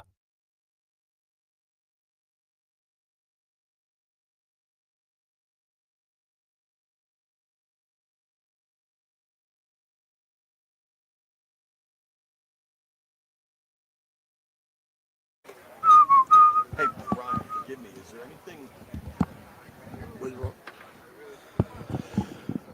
B. Mitchell Finley, 1067 The Fan. Live Radio Row, New Orleans, Louisiana, in advance of Eagles Chiefs. And we are fired up. This is not the rude guest hotline because we got a guest in person with us, our guy Ryan Leaf. Ryan, what's up, man? Thanks for making some time for us. You bet, fellas. Thanks for having me. Everybody can follow Ryan on X at Ryan D. Leaf. Does a million different jobs, lots of them. Sirius, Westwood, all of it, man. We were talking in the break there about everything that happened with Washington this offseason and how well it went, right? And they get to the NFC title game. They get drummed, but they kind of outperformed what anybody expected. Yeah.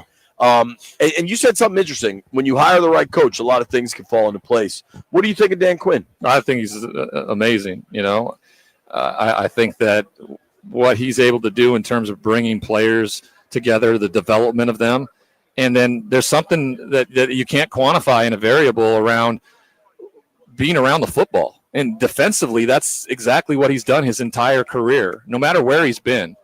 And I always felt like that Super Bowl loss was certainly not his fault. Kyle Shanahan, all he had to do was kneel down, and they win that football game. And Dan Quinn's a Super Bowl champion head football coach. Instead, he's tossed to the side and was just kind of like leftovers last year for Washington, really. People thought it was like the crumbs that were being picked up of the coaching market. Instead, he was the best one from a year ago. Yeah.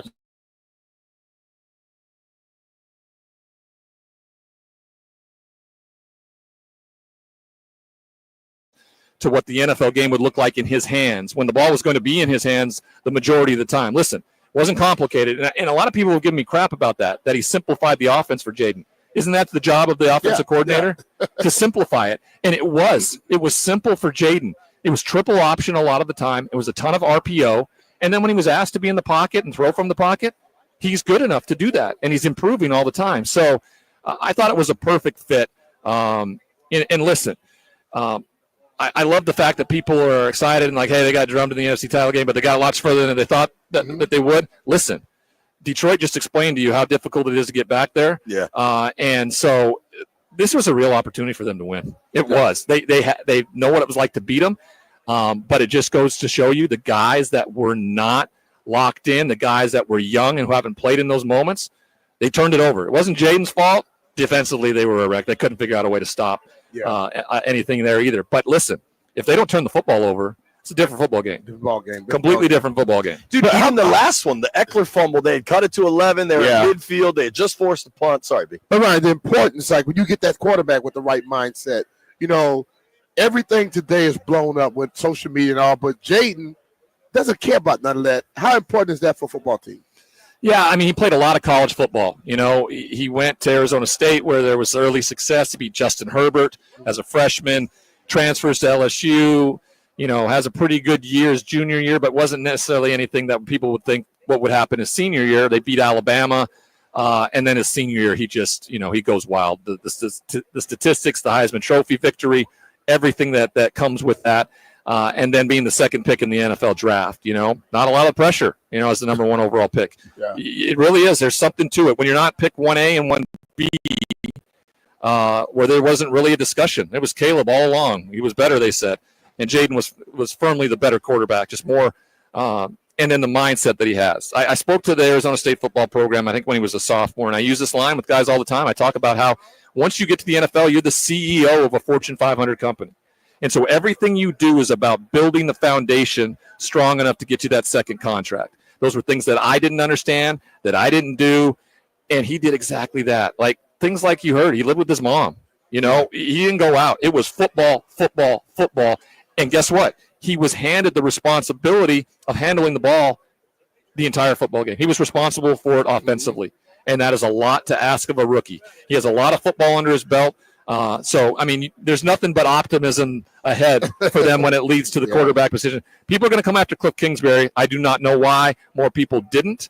He was exceptional this year. He's been a head coach before. He knows what he did wrong, what he did right. But they got everybody back. They got to get better on defense. Clearly, injuries played a part of that, but they got some rookies that were thrown into the fire at the corner position, and they'll be better next year. Yeah, for sure. Talking with Ryan Leaf here, live from Radio Row, New Orleans, Louisiana. Specifically with Cliff, you've mentioned it a few times. What do you think he did so well to really – you kind of mentioned simplifying the offense, and for me, I think they added more as the year went on, and it became clear that Jaden could handle more. Well, what I think happened is that he just defenses dictated what he did with the football. Like, so what it essentially is, it's the triple option. It's just the new generation of the triple option, right? Instead of you have a dive man and a pitch man, you now have a zone read man, and then either the receiver out on the edge or your RPO game. And so what happens is just what he got better at throughout the year is that he read it. Defenses did different things every week trying to figure out a way to stop it, and he just went to the next option with it. But when there's three options and it dignifies what the defense does specifically, they have to be on point. There has to be a man-to-man for everybody accounted for. And when they mess up and when they don't, Jaden made them pay. It's plain and simple. And you say these things and you talk about these things, how you can simplify it all, but to have the ability to have a player that can do it, that's a different story. And those are few and far between. And the thing you said earlier, I've always said it, like I used to hear all these defensive coaches talk about how complicated their schemes are. And my simple thing was, if it's too complicated for your guys to learn, then it's too damn complicated. And you say what they did, they simplified. You don't want a guy thinking on the football field. You just want him reacting. And that's not a knock. Yeah, it's not a knock at all. Like if you gave him everything in the playbook too, I'm sure you'd be fine with it, but I don't think they'd be as efficient. Yeah. And that's what you're looking for as a rookie quarterback. You want him to be as efficient as possible. You don't want him thinking. In that game against Philly during the regular season when he had to come back, like he's not thinking on that final drive. He's reacting and throwing that shot, and he's accurate. The touchdown pass against Atlanta, right? I mean, those types of plays like that they're uncanny when you're not thinking about it. And so that's what was so impressive with him. I thought the two best quarterbacks in this year's draft was Michael Penix and Jaden Daniels, and we got a heck of a game there, week 16. That was so much fun. Yeah. Well, dude, there was an awesome moment. It's funny you mentioned that Atlanta game. I don't know if you saw this. It made the rounds on like Instagram and stuff. If you remember, before the game-winning throw, there was a timeout, and they're in overtime, and Mariota and Jaden have a really strong relationship. And Jaden just looked gassed. He was like kneeling down, crouching down, and Mariota just came over to him, and he's like, stand up, get your breath. And you can see him like kind of coaching Jaden to catch his breath and just collect his thoughts. He's like, go use your God-given abilities and throw a touchdown. And then like the next play, it's right there. And there was some level of kind of magic for this Washington team. But he has a quarterback that he trusts. Right. And when you have that, it's a sky is the limit kind of thing. I mean, I tell you what, Marcus Mariota may be one of the best human beings on this planet. Totally agree. And to be in, he's a fellow Heisman Trophy winner, the first Oregon player to ever do that. What he did for that school, what he did for the, the Polynesian and Hawaiian culture is unbelievable. And he still has the wherewithal to be that mentor in a position where he's, he always thought he'd be the star, and that's huge. It's awesome to hear that. Jaden Daniels, to respect that. And to understand, and when you hear that, all of a sudden, just go, I can do this, and I appreciate you for that. Yeah, it's I do want to ask you about the Super Bowl. It feels like it's a month away on Monday of Radio Row. One other one, and this is perhaps too niche.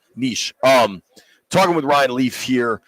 David Blau is Commanders' assistant quarterbacks coach. Played in the league for 4 years, a couple of years in Detroit, one in Arizona with Cliff. He's on the Commanders staff, and I think a lot of folks have requested interviews. Washington seems like they're kind of blocking him. Do you know Blau at all, kind of what his reputation is around the league? I know it's pristine. How do you prepare?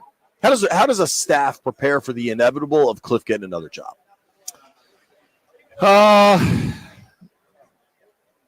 I mean, you promote from within. You build guys up in that way. You see Detroit doing something similar right now. You put a good staff together. When you're a defensive-minded head coach, you're going to lose your offensive guys if they're really good. That's why I think more and more you're going to see situations where you have, and then they have. They went after Ben Johnson. They went after Liam Cohen. You go find the offensive coordinator who calls the plays, and therefore your offensive coordinator can never leave your quarterback that you find. Look at Tampa. They've lost Dave Canales and Liam Cohen in back-to-back years that really helped Baker Mayfield. Defensive-minded head coach in the spot right there. That's never going to change. Every guy you bring in and Baker makes him look good or vice versa, that offensive coordinator is going to be highly sought after somewhere. And so when you have Dan Quinn as the head football coach, the only way to do this, and listen, the only way to do this is to pay him, head coaching money. But I mean, then you bring into question, the hierarchy there in the office, and that just can't happen. So, it's difficult with this game, all about offense, all about quarterbacks, sure, all about the head coach. Owners are going to want to go the route of Liam Cohen, of Ben Johnson, and hopefully you find that fit for the franchise quarterback, the offensive play caller, who's your head coach. Then you never have to worry about that again. And you can have consistency. So what they have to do is just, and Dan Quinn does a good job at this. He picks good guys to be in those positions. So if and when they lose Cliff and there's somebody that can be moved up in that spot, great. If not, he's going to go out and find a good guy that can do it. Well, what he's done also, he said he's not there just to develop players, there to develop coaches as well. And I think he understands it. That's why he have that lineage of all those guys. Totally. All the guys on offense, you had about 5 guys that has called plays before. Yeah. Brian Johnson. Anthony Lynn. Yep. He's smart by having people in place. He watched this happen.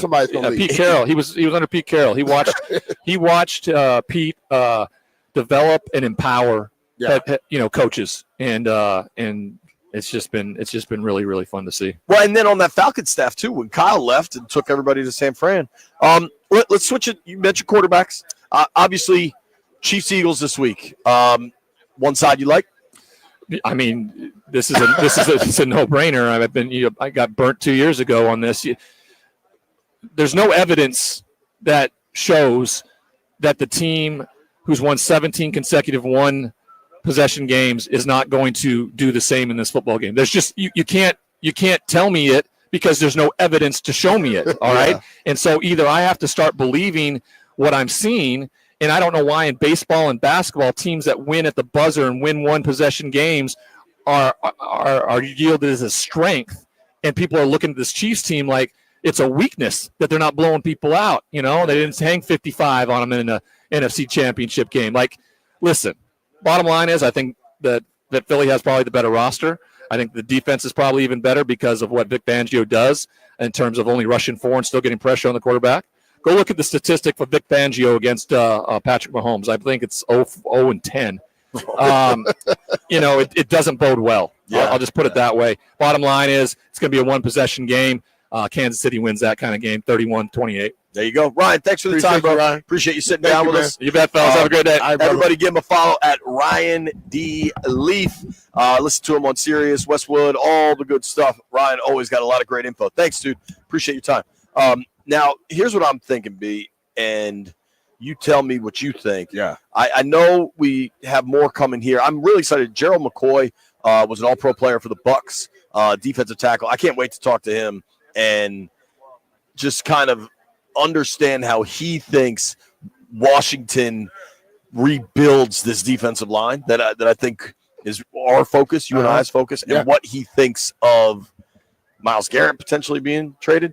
I kind of think, though, we open these phone lines up. Josh Harris said a lot. There's a lot for us to react to. Maybe we'll let some folks do some talking. Nobody go anywhere. It's B. Mitch and Finley. Hey, the FanDuel kick.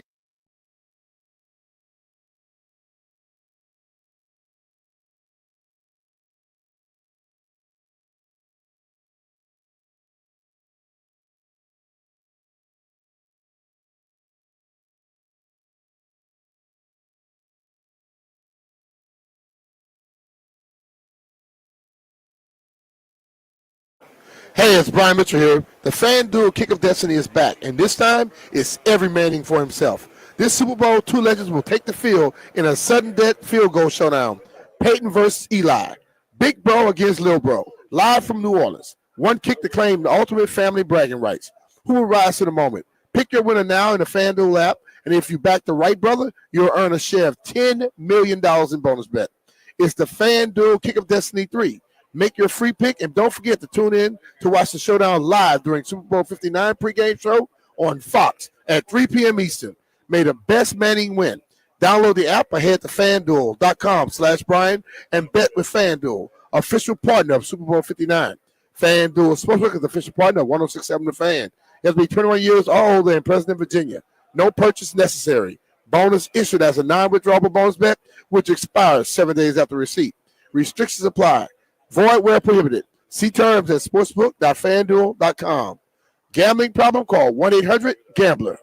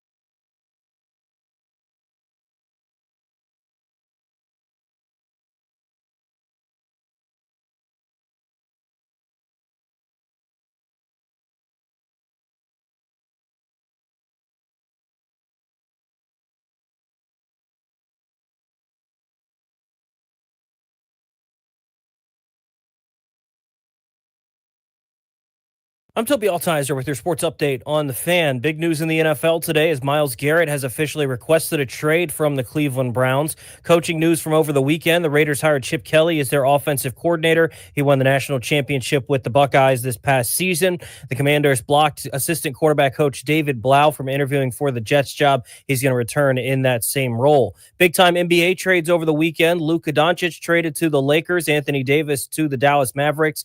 Also, De'Aaron Fox on the move to the Spurs. Zach LaVine goes back to the Kings with 3 first-round picks. The Wizards beat the Timberwolves 105-103 on Saturday, snapping a 16-game losing streak. They're back in action tonight, taking on the Hornets in Charlotte. 7 p.m. tip-off on the Team 980. In hockey, the Capitals fell to the Jets 5-4 in overtime on Saturday. Alex Ovechkin, though, scored his 24th goal of the season, goal number 877, just 18 goals away from the record now. The Caps back in action at home tomorrow against the Panthers. You can hear it right here on the Fan. From the Crop Metcalf 5-Star Sports Desk, I'm Toby Altizer on the Fan.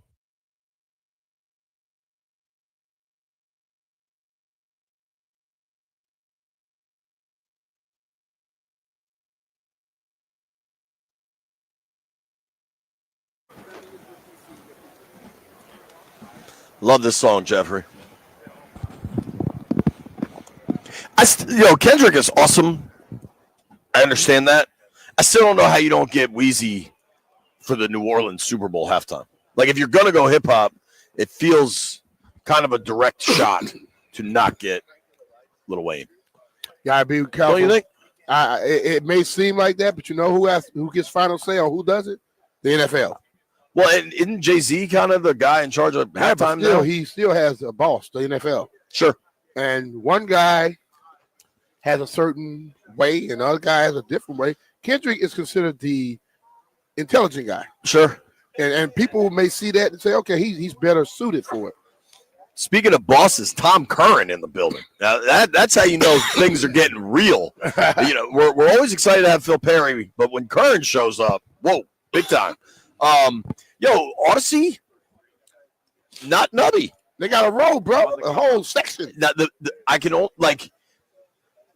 they have stuff. We have this. We have our one little panel of signage. Now, if anybody wants to see, all right, so look, put it on the stream. I'm checking into the stream. Hello, everyone.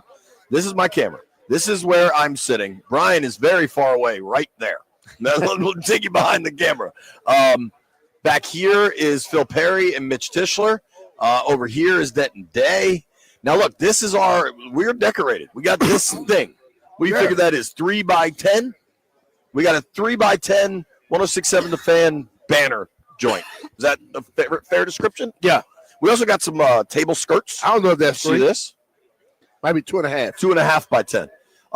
Now, for comparison, these are the Houston boys. They got a Lazy Boy and a Yingling poster. That chair is very nice, by the way. I am guessing that those are all sponsored elements. Yes. But here's where Odyssey, look, Odyssey's getting in the game. They got all these banners back got the here. Odyssey corner, baby. Now, here's my question, B. So that is Philly, WIP over here, which is an absolute freight train of a radio station. There's more Denton. He loves his airtime. This, I guess, is the BetMGM joint. The recently rebranded. They were BetQL Network. They're now the BetMGM Network. Somebody sold something. Good for them. And then is 105.3, is that Boston? Sweet. Sean Sharif. Yeah, I know the Dallas Morning Show. And then I think Boston's going to be down there, right? There's an NBC Boston there. There's another Boston station that is not Odyssey. We don't like them, but they're over there. Oh, is that the hub? Lights. That's the hub. Those dudes are a freight train, dude. They are a freight train. I know a lot of those. I don't think they're Odyssey, but they're a freight train. Yeah, I know those dudes. They're good dudes. I like them because I've known them a long time. But shout out to Odyssey, getting some posters. Yeah, now it up. Grant said, "Hey, man, this is good for all of us." I was like, "It kind of is." But none of that is here. And Grant said, tangentially, it's here. How do we feel about the Odyssey come up, and are we part of it? Sort of. Can it put in our background? Man, let me see what I can do here. Yeah, there we're talking. There you go. Now we're talking. But get out the way, dude. I don't know. Why Brian guy standing in my way? Tell him. This is Brian Mitchell. Nah, if he say something funny, I have to do something to him. I we got to see. The Y. They can see the C and All the the Y. Here, I'll get the banner in here. Bang. There we go. Yeah. We'll show them the whole banner. We All do it now. We 2.5 by 10. We're killing it now. amazing. Background elements. B, what'd you think of Josh Harris's comments? He spoke to the media at length. I think he was on point. If I ever had a witness that was trying to do something for me, I would love to have Josh on the stand because they were asking questions and to come back and asking it in a different way. And they wanted him to talk about something they wanted to talk about. He was like, I'm going to go back to what I said before. Be unfair to discuss those things right now. I'm going to let them decide on something.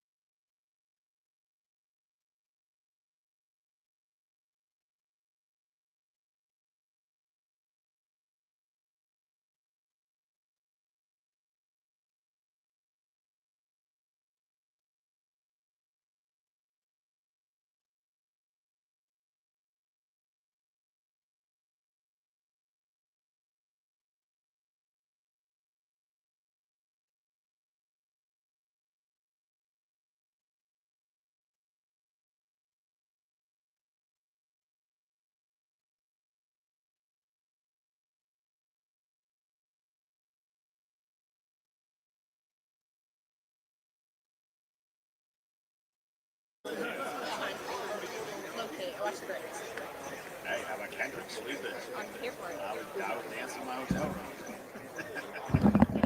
And he's going to do this. All right, I think Like, we're it's back. nice. I know. I'm about to go see the press conference on Thursday. We're here, dude.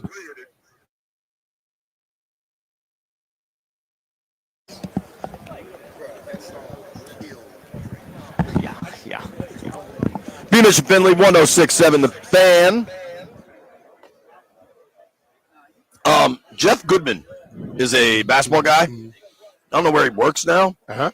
Denton, you explain to me how he works at Field of 68. He founded it. Where the hell? How is Maryland not ranked? I have no idea. They should be ranked. The fact that they're not ranked after the new rankings came out is borderline blasphemous. They've been on a roll, and they've been killing teams too. I mean, they won 2 in a row, 2 ranked opponents on the road, or maybe Right. Indiana. Where were they ranked at the beginning of the year? But they around crushed like Illinois. 18-ish. They should be around. They just beat Wisconsin, and Wisconsin's 19. Yeah, and that was And a they home beat Illinois win, the but week before on the road. that Illinois win. I know Illinois was missing some guys, but they still beat them by 21. But when you fall out of, they fell out of it, and then they trying to get back. It normally takes. It's easy to gain weight. It's hard to lose it. So it's easy to fall out. It's hard to come back in and climb up. Well, or some haters. I mean, that's my logic. Sound like Blame you're the haters. a little biased here, Jay. All right, I got the artist in the background now. Check it out. Bang! That dude moved. Yeah, there yeah. you go. Everybody get on the stream. Who knows if Yeah. it'll drop again? We had some dude. I want to shout this dude out because it seemed like just he genuinely was worried about us. My man Jim D tweeted me and you. B said, "Are you guys okay?" Yeah, I don't know. The connection here is spotty. Like the alligator that's running on the circuit to keep the internet going is having trouble. I don't know. The last time the Super Bowl was here, they lost power during the game. So Yeah, we're going during to the lose a game. little bit of power Come at on, the we can lose convention power center. on Radio Row. It's nothing bad.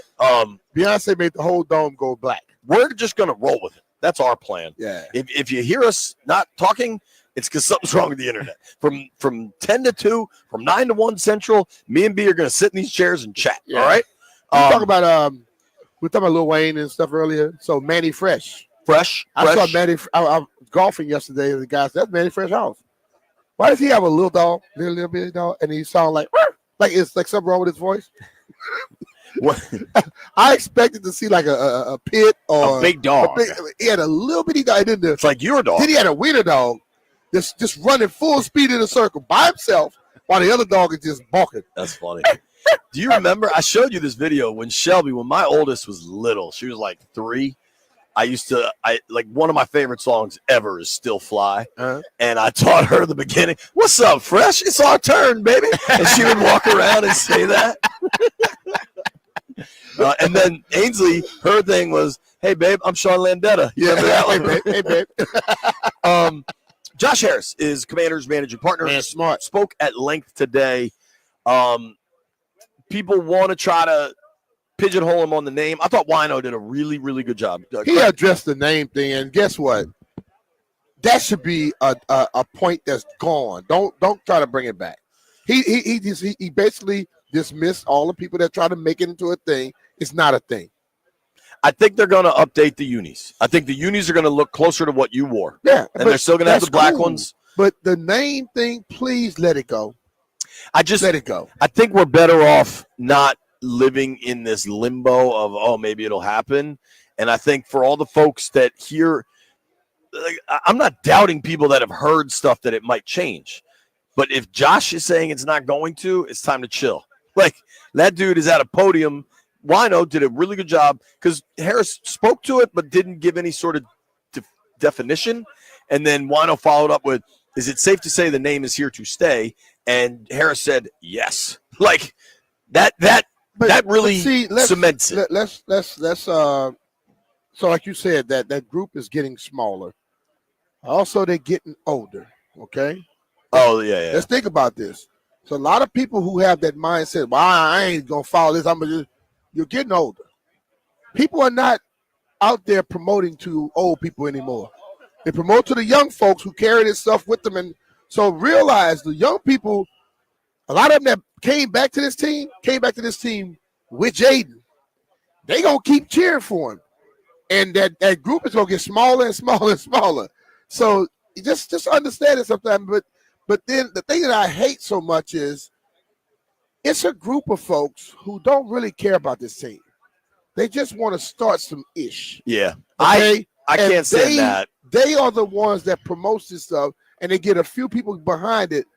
But that group is getting smaller and smaller, dude. I agree. I think the people that this has become the political football for, I can't stand that. I think there are real fans. Like, if you live in Chicago and just care about this as a political issue, please hang up and go listen to something else. If that's your routine, I legitimately don't want to deal with you. Period. Now, if you're a local fan, if you're a fan and you love the team and you love the old name, I get it. But if you can't deal with the success the team had under the new name, you need a hobby or something. Like, go pour an iced tea and pick up a racket. Like, I don't know what to tell you, but you got to move forward. Get a Long Island. Yeah, I'm sure. I just think, or a bone crusher. Let me get a bone crusher. These people are walking in with a whole bunch of stuff. That's just what our people did yesterday. Radio Row is Monday's kind of moving day here. A little tip for anybody that's coming to Radio Row. One, they give out wings. The wings are pretty good. Shout out to Wingman. Those wings were marinated properly. They also have a media workroom upstairs that has sodas and waters and Danishes. Load up on that stuff now, because by Thursday it's all going to be gone. Well, I'm gonna walk outside this door and there's some chicken and sausage gumbo. I might walk with you. Yeah. I thought we were going to get oysters. You said that's later. Okay. I gotta work, dog. Are you going to media night? No chance. What? Tonight? No. I'm gonna go to the media party tomorrow. Sure. It's here, right? It's roughly here. Yeah, and I'm right across the street, so I can walk to it. But to go, I'm not doing that one. Denton, what did you hear from Josh Harris? I heard the name thing. I think everyone was waiting for the name thing. Like, why? What is he going to say? First of all, I heard him speak. Hadn't heard that one from an owner in 30 years in my entire lifetime. He sounded good when he was up there. But a lot of the stuff that you guys are saying is what I picked up as well. I also don't think that it helps. I kind of thought Cardiac Commanders was really cool. Yeah. There's a little bit of a flow to that. So if you're marketing to a younger audience, we love alliteration. You have the Cardiac Commanders bit, and it made it really easy to kind of get behind that. I don't know that is what he said definitive. I don't know. I don't really care. As long as they're winning, I don't really care. You sound like me. You could call them whatever they want. I'm starting to get to you. Yeah, you are, because I've never seen a winner before, B. This is the best season I've ever seen in my life. Yes. Like you said, you wanted a caveat there. Like, is it possible something changes eventually? Maybe, but it is so removed at this point. I think we should all stop talking about it. Right. Now, I do like that. I care about the stadium. And then he didn't give you much on that because he's so smart with the stadium. Yeah, you much on it because one RFK, but we're cool with Maryland. Right. He knows he's playing it right. He knows he can't really make decisions until the people let them know what they can provide. Right. Then he can make a decision. But that's way more of an interest to me right now than the team name. Like, all right, where's the team going to play for years to come? Is it going to be Maryland? Is it going to be at RFK? Obviously, I want RFK, but where's it going to be? And then it's going to be RFK if the city gets its. I normally look at it's that simple. I look at this at the beginning of the year. Everybody was like, "Well, I'm not supporting this. I'm not going to do this. I'm not going to do that." I was at every football game. The crowds got big at home. Yeah. And even the contention was bigger on the road. Okay. Jaden Daniels was number one selling jersey out there. Yeah. Somebody buying this stuff. They wasn't buying it before, but someone is buying it. And he was number one jersey, period. Yeah, not just football, like that's period. What I'm saying. Everything, so what soccer, I'm basketball, is, whatever. We hear people saying what they're not doing, but a lot of people are going against that. Yeah. And I think that's what they listen to. When you hear that our revenue is going up and this is being sold more, we got more people this day, all of a sudden now you don't hear like I said, the minority, the loudest is not always the majority. Totally. Sometimes it's a loud minority, and you got to begin to decipher what is really happening. And right now, there are more people coming back than people going away. And what is really vitally important to remind us and the audience about, Twitter ain't real life. Like, a lot of these, like, I got these people that will reply to me every time about change the name or I'm not coming back. They're good, bro. Don't come back. These people might be bots for all. You know what happens? They tweet you. Right. If they wasn't coming back, they wouldn't respond to everything. They are still trying to figure out what's going on.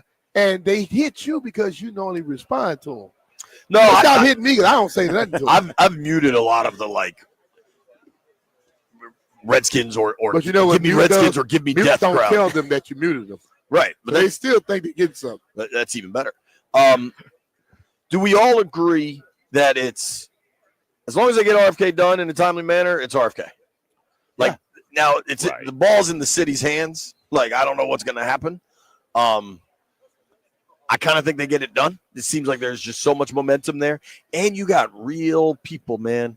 I don't know, but how many people do you think Mitch Rails employs in Washington? Tons. A lot. Right? A lot. This isn't a dude who bought Six Flags and ran it into the ground. These are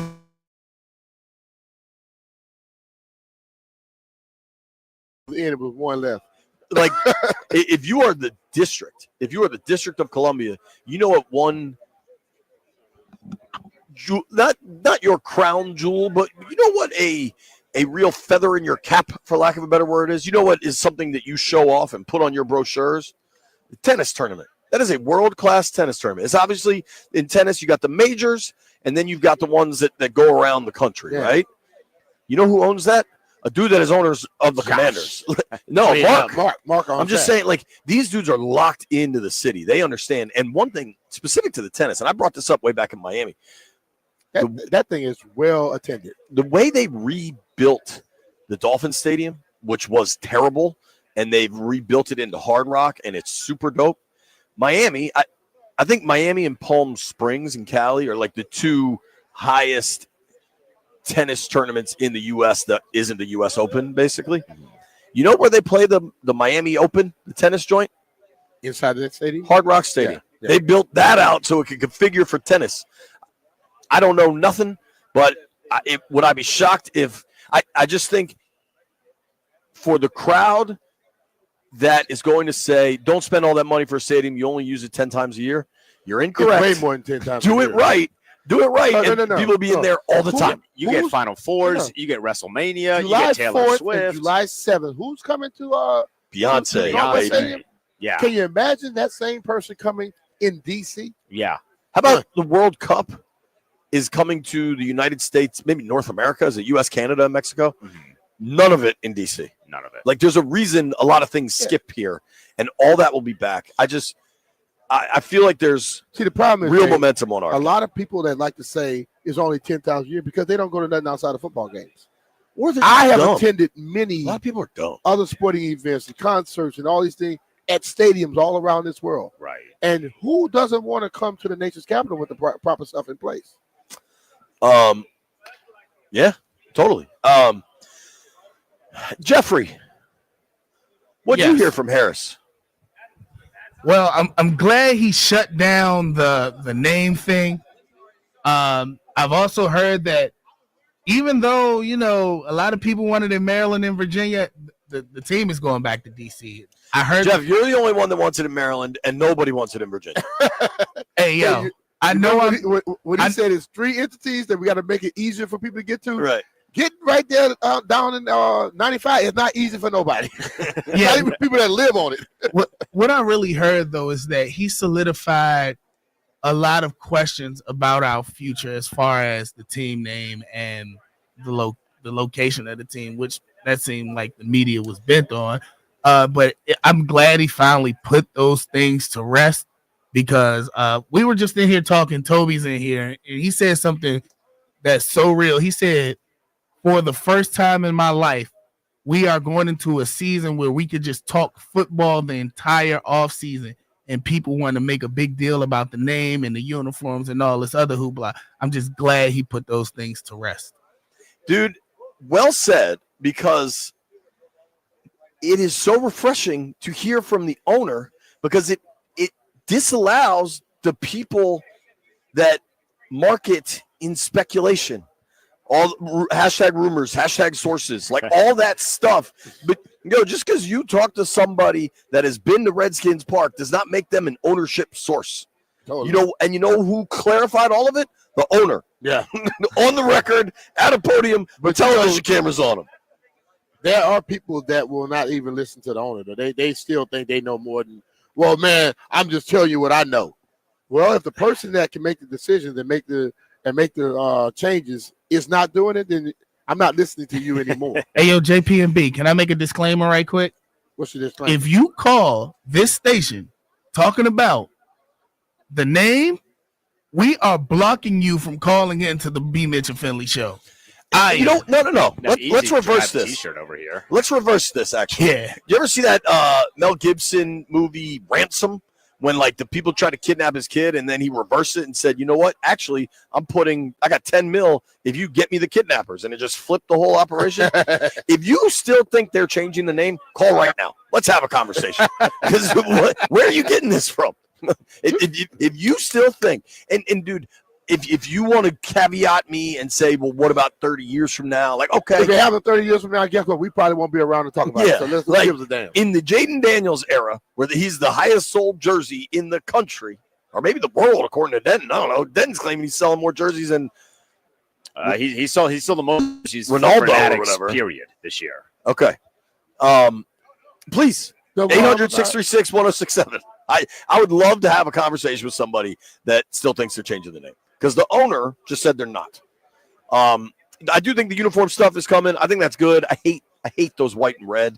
And I tweeted something like, I think they're going to change the uniforms, and that's good because they'll get rid of this whack-ass red.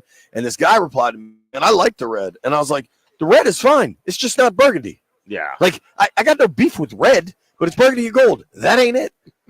I don't know. Jeff, has anybody called that still has information about them changing the name? I could do without this whole conversation. Not at all. I am not one that cares about all that color stuff. That's weird. I always thought you cared so much, B. I thought you were at the front lines. Yeah. I thought you holding were up the signs of the protest. I thought you were running all the bots that keep replying to me. When we start Give talking me about Redskins stuff, or give me death. I'm doing this sometimes. I mean, I left this topic. But you hold on. You play Candy Crush a fair amount, regardless of the topic. Oh, that's too. I leave all those topics too. You just didn't know it. I'm just letting you know what I do now. Here's how I look at it. We got to do 20 hours of radio from Radio Row in New Orleans. We're 3 hours done. Yeah, pretty damn impressive. B. Good. Pretty damn. Gerald McCoy will join the program at 1:30. Before we go, got to tell you about my guys over at Crop Metcalf. The weather in D.C. is nuts. Might get all the way up to, what is it supposed to get up to 60 today? Last week it was freezing. You got to check out the great people at Crop Metcalf because they can help you out. The cold Washington winter weather is here, and soon enough it'll be warm again. Is your home's heating and cooling system ready to go the distance? Assure your family's comfort all season long. Call my guys, the 5-star heating experts at Crop Metcalf. Not only can your Crop Metcalf 5-star technician properly fix and maintain your system, but they have the knowledge and experience to catch potential problems before you're left out in the cold. Call 1-800-GO-CROP or visit cropmetcalf.com. And remember, Crop Metcalf is the one with 5 stars.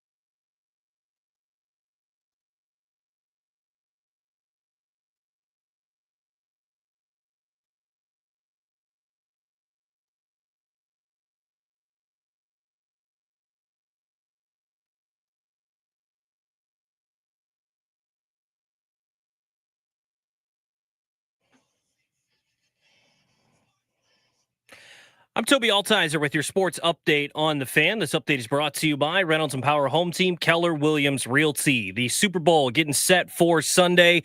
Our guys down at Radio Row in New Orleans, Chiefs and Eagles on Sunday. You can hear it right here on the Fan. Also, big news in the NFL today. Myles Garrett has officially requested a trade from the Browns. At the Senior Bowl, general manager Andrew Berry said he will not entertain trades for Myles Garrett. Some coaching news over the weekend. The Raiders hired Chip Kelly as their offensive coordinator. He's coming from the national championship and winning Ohio State Buckeyes, and the Commanders blocked David Blau from interviewing for a Jets job. He'll return as the assistant quarterbacks coach. Over the weekend, big-time NBA trades. Luka Doncic headed to the LA Lakers, Anthony Davis to the Dallas Mavericks, De'Aaron Fox on the move too to the San Antonio Spurs, Zach LaVine and 3 first-round picks head back to the Kings. The Wizards beat the Timberwolves on Saturday 105-103. That snapped a 16-game losing streak for the Wiz. They're back in action in Charlotte tonight against the Hornets. 7 p.m. tip-off on the Team 980. In hockey, the Capitals fell to the Jets on Saturday night 5-4 in overtime. Alex Ovechkin scored his 24th goal of the season, goal number 877. Now just 18 goals away from the record.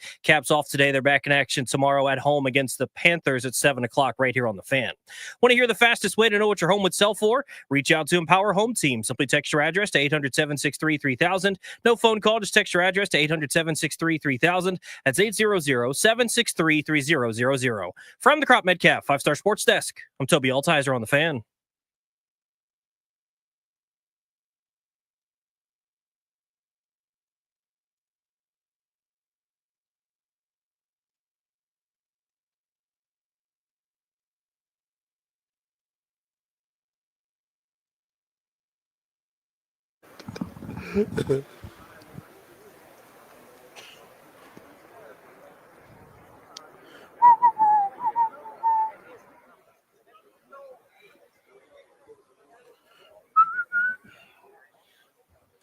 Great to see all the WIP guys are here.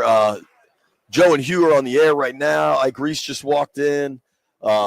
It's cool to see all the Odyssey folks at once. Yeah, man. We got to figure out what Houston has working though, B, because we need a chair like that. Oh, dude, I got a question for you. What? So, I don't know. Perhaps this should be an off-air question. Off-air discussion. If you're thinking that, you probably want to keep it off air. What do you think is a reasonable amount of money to spend on a reclining chair? A nice leather reclining chair. I don't really know how much they cost. I just know I've come home and there's all kind of stuff in the house. What do you think Lauren thinks is a reasonable amount of money to spend on a leather? Probably 5 times more than what it should be. I am going to do something intelligent that I rarely do. We'll talk about this offline. We are obviously here, Radio Row, Super Bowl week, Chiefs, Eagles. It is funny, man. Ryan Leaf joined the program last hour and said something that, as Detroit, it's really hard to get this far. Yeah. And Washington lost to the Eagles, and it was awesome they got that far. But, there's no guarantee you get to the NFC title game again. It's no guarantee, but I'll say this, even with Detroit, how many players did they lose throughout the year, and still was one game away from that? Right. So if you got the right mindset from your players and you got the coaching, you can still get far. You hear what I'm saying? So you may not get all the way, but they were right there, even with all that situation, which tells me that is a group with a nice nucleus. You know For what I mean? sure. So I think that is what we have to be concerned about with this team. And I think you look at the way Adam and Dan are building things, they want to make sure that core is proper. And the mindset of the core is the proper mindset. I agree, man. And I think they're trying to build that.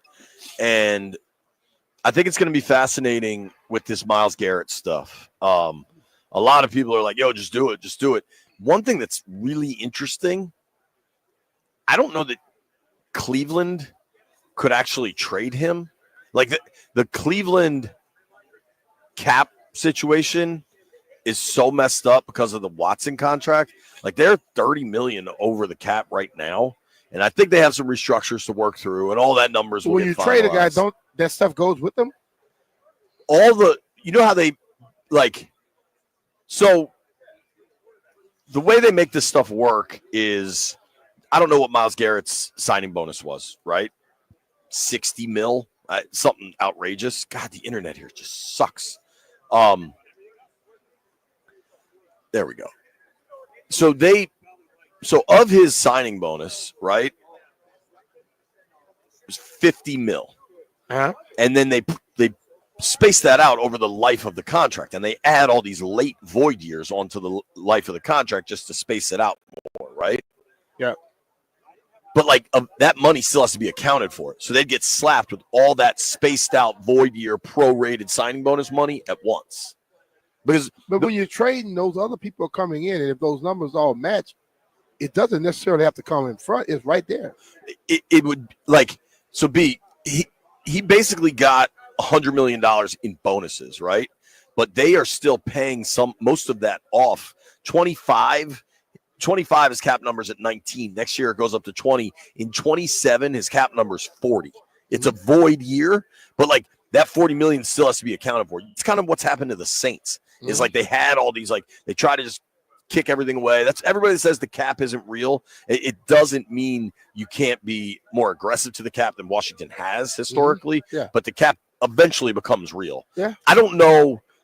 Does the Garrett trade request seem real in that he wants a new team because he knows he ain't never going to win anything in Cleveland, or I want a new contract?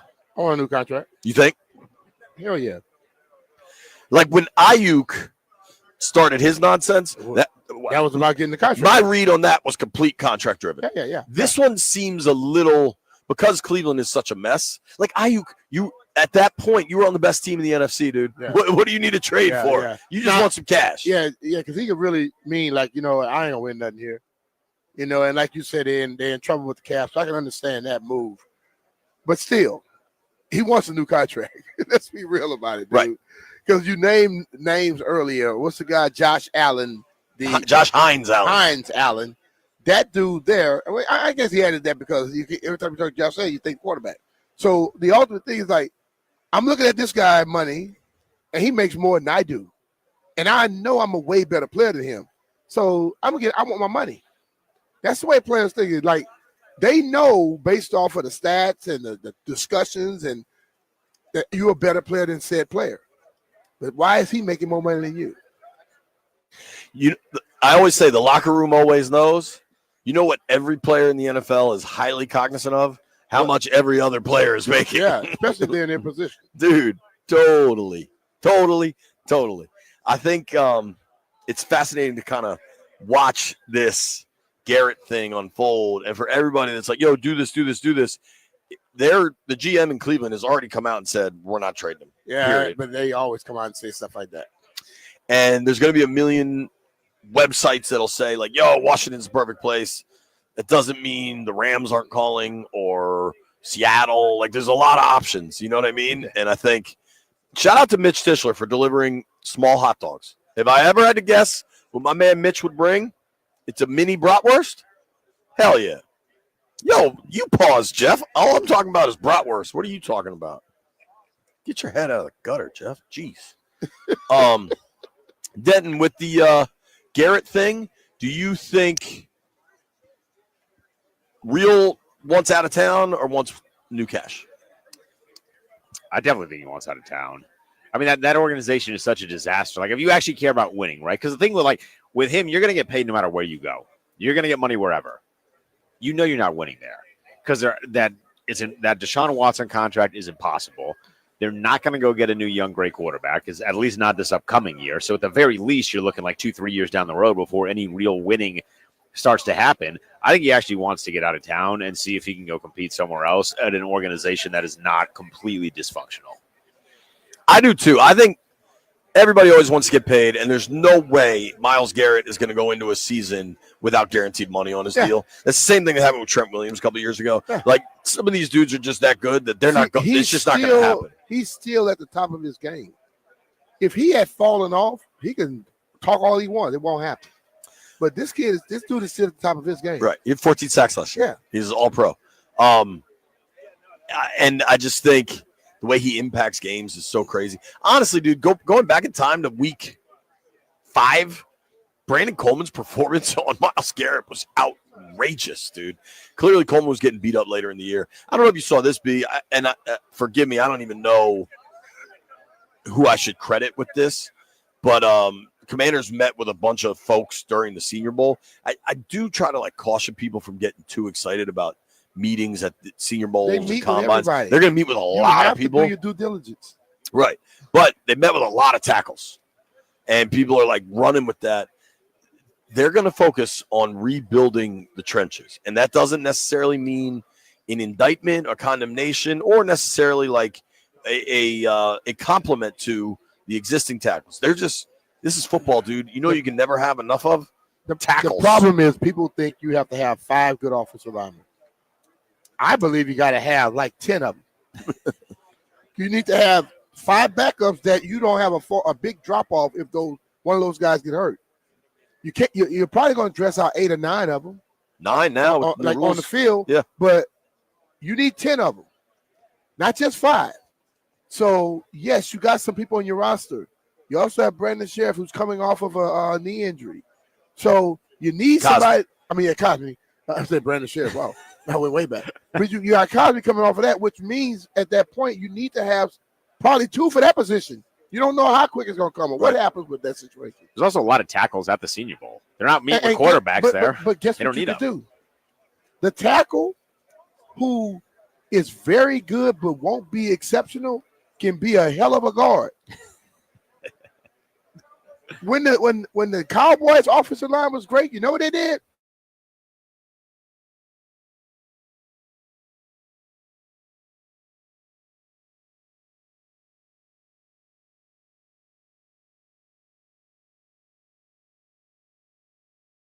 He was asked, well, I guess it was going into Philly, right? He was asked, what might happen with Cosby being out because he got hurt at the end of the Detroit game. He's like, yeah, we're going to get out there. And they ended up going with Scott again. I'm glad he said that, though, and didn't use position flex. That would have triggered bad memories.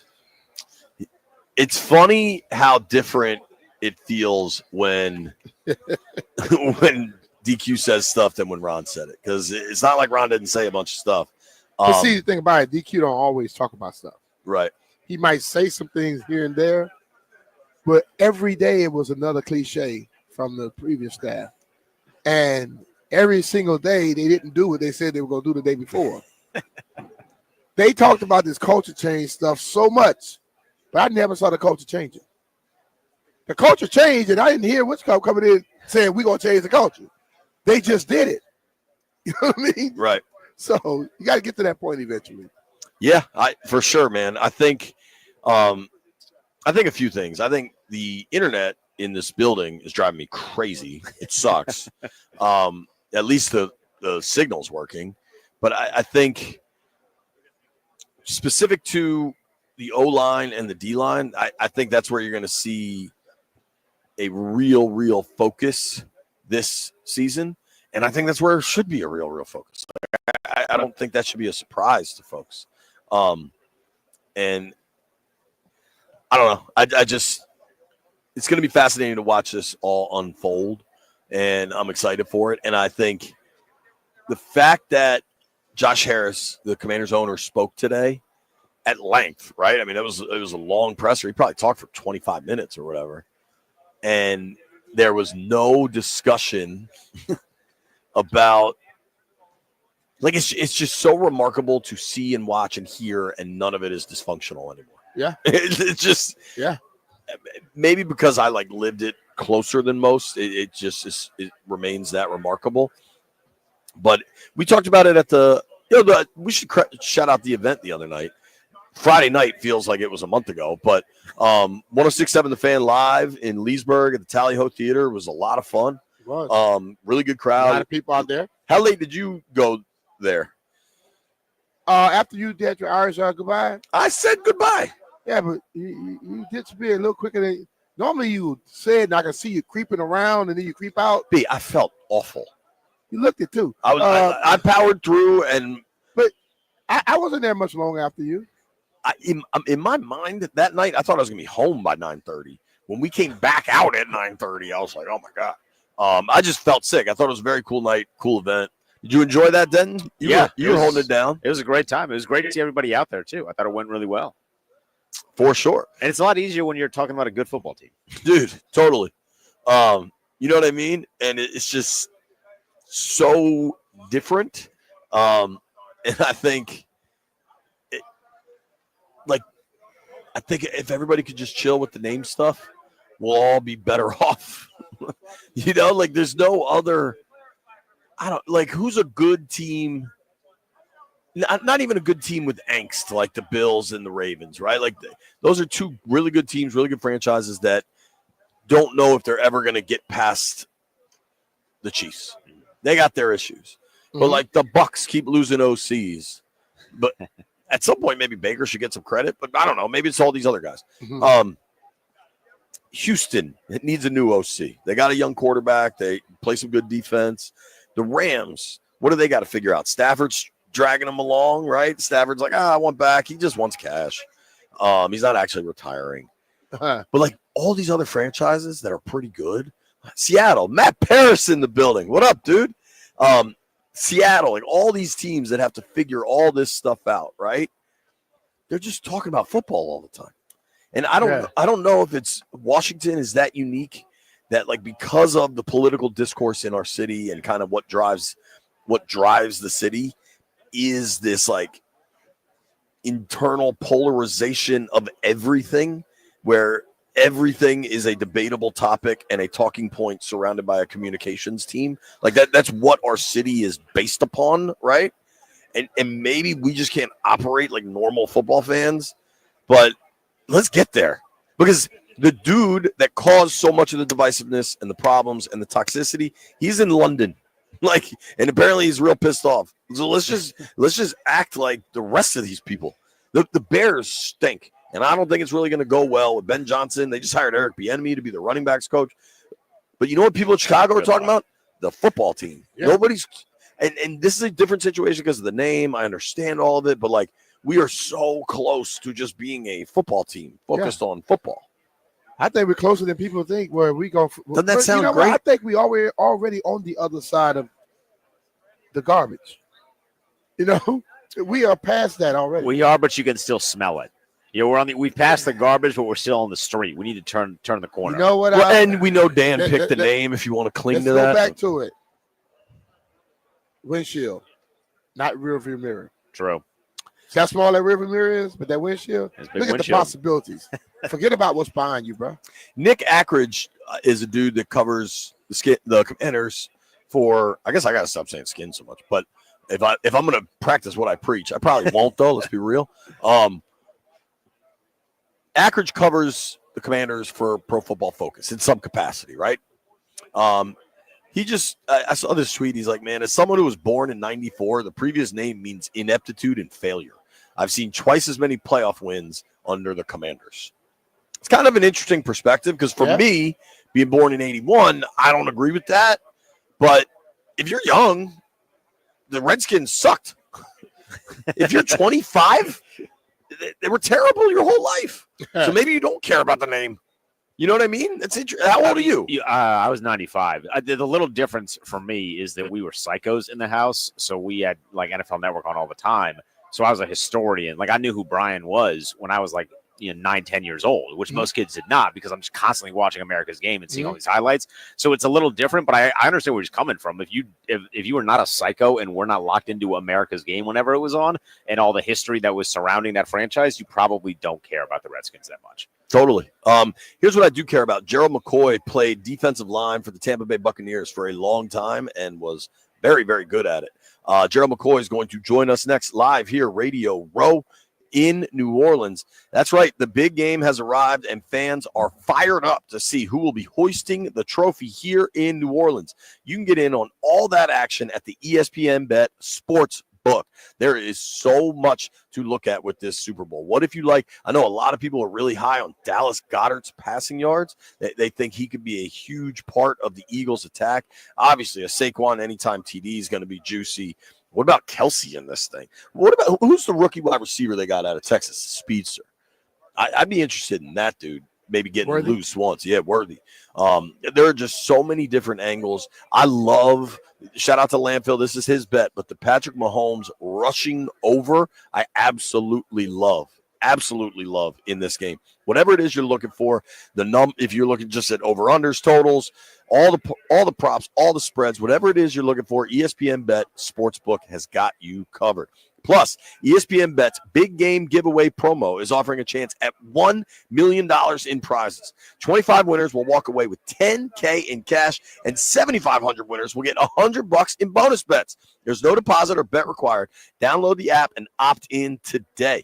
Play in Maryland or Virginia. Must be 21 plus. Gambling problem? Call 1-800-GAMBLER. Terms and conditions apply. See the app for details.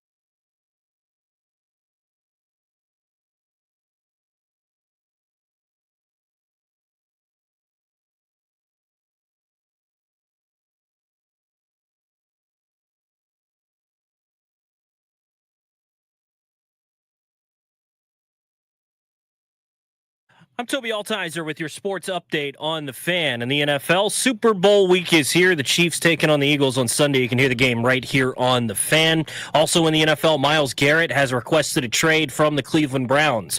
Over the weekend, some coaching news. The Raiders hired Chip Kelly as their offensive coordinator. He won the national championship as Ohio State's offensive coordinator this year. And the Commanders are going to be retaining assistant quarterbacks coach David Blau after they blocked his potential interview with the Jets. Other NBA news, the big trades this weekend. Luka headed to the LA Lakers, Anthony Davis to the Dallas Mavericks, De'Aaron Fox on the move to the Spurs, Zach LaVine is going to the Kings alongside 3 first-round picks. Tonight in the NBA, the Wizards taking on the Hornets in Charlotte, 7 p.m. tip-off. You can hear the game over on the Team 980. Over the weekend, the Wizards beat the T-Wolves 105-103 to snap a 16-game losing streak.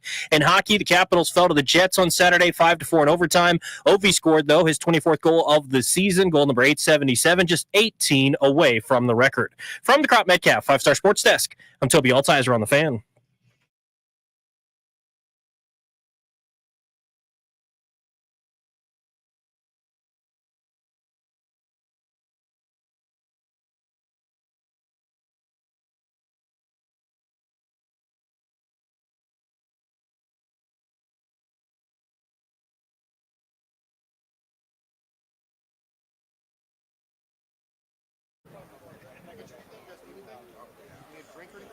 B. Mitch and Finley, 1067 The Fan, live, New Orleans, Louisiana, Radio Row.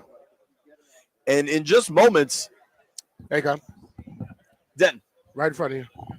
in just moments, here we go. Gerald McCoy is going to join the program. Very excited to have Gerald sit down with us. How are you, man? Thanks for making some time. I'm incredible. Let me get this sound right. Which one is my sound? Help him out, Denton. He wants his sound right. Which one is my sound? Yeah. Is that better? Since you've done it long enough, you can do it yourself. Yeah, huh? yeah. Well, we do it. Yeah. 6-time Pro Bowler Gerald McCoy sitting down with us. What's it like for you working the scene at Radio Row? I've done it a few times. Sure. I did it as a player early on in my career, but doing it now as a media member is a little different. I'm on the other side now, and I understand the world, and I have a little more lenience for the interviews now because I am on the other side. I mean, that's the same. I'm a little more willing now because I understand the necessity of it. Yeah. I left the game 20 plus years ago. Yeah. I've been doing it, and as you go, okay, then. That's why they were harassing me a little bit back in the day. Yeah, I get it. You got that. You got a deadline. You got to figure something out. Yeah, for sure. Yeah, work hand in hand. What you spent the bulk of your career in Tampa, Yes, right? sir. And do you consider the Bucs your team now? Like, how does that work? No, not now. The Bucs have always been my team. I grew up a Bucs fan. I wore number 99 in Little League because of Warren Sapp. Oh, wow. I remember sneaking out of church, going to the pastor's office to watch the Super Bowl in 2002. I've been a Bucs guy. I just was blessed enough to get drafted by him. So that's really why cool, a lot then. of people think like I'm loyal to the Bucs because I played there so long and they drafted me. There's so many people who play for teams and then play for them for a while, and afterwards they just like, that's just what I played for. My loyalty to the Bucs is for multiple reasons, but it started as a kid. That's so cool. I did not know that. And Sapp back then was just such a monster. Yeah, he both was. as a player and like the character. I remember him doing the He's Beyonce incredible. booty shake after the Those are Floridians, touchdown. man. If you think about all the Floridians, him, AB, Ocho Cinco, guys like that, just those guys at Ray Lewis, those Florida guys, they just are full of personality. For sure. Yeah. For sure. Totally. Michael Irvin. A lot of personality. Yeah. So we're in Washington, right? Okay. And they played Tampa twice this year. Yeah. And the Bucs are your team. Yeah. What kind of growth did you see in? I got away with one, but all right, keep going. What kind of growth did you see in Jaden Daniels from week 1 to the wild card win? When I watched him in week 1, I said, this kid, I said before in preseason, he throws one of the best footballs I've seen in a long time. One of the best I've seen, period. He just throws a very catchable, pretty football. And that doesn't always correlate. That's just talent. That doesn't make you a great quarterback. But it doesn't always correlate to being a great quarterback. But seeing how he threw the ball with such ease. Yeah. I said, you know what? This kid got something to him. And then we played him in week 1, and I said, you know what? He turned the ball over. He ran the ball well. He didn't look rattled. He played through the game. And then you watch him play, and you see what he's doing in the clutch. Sure. You see what he's doing when it's crunch time.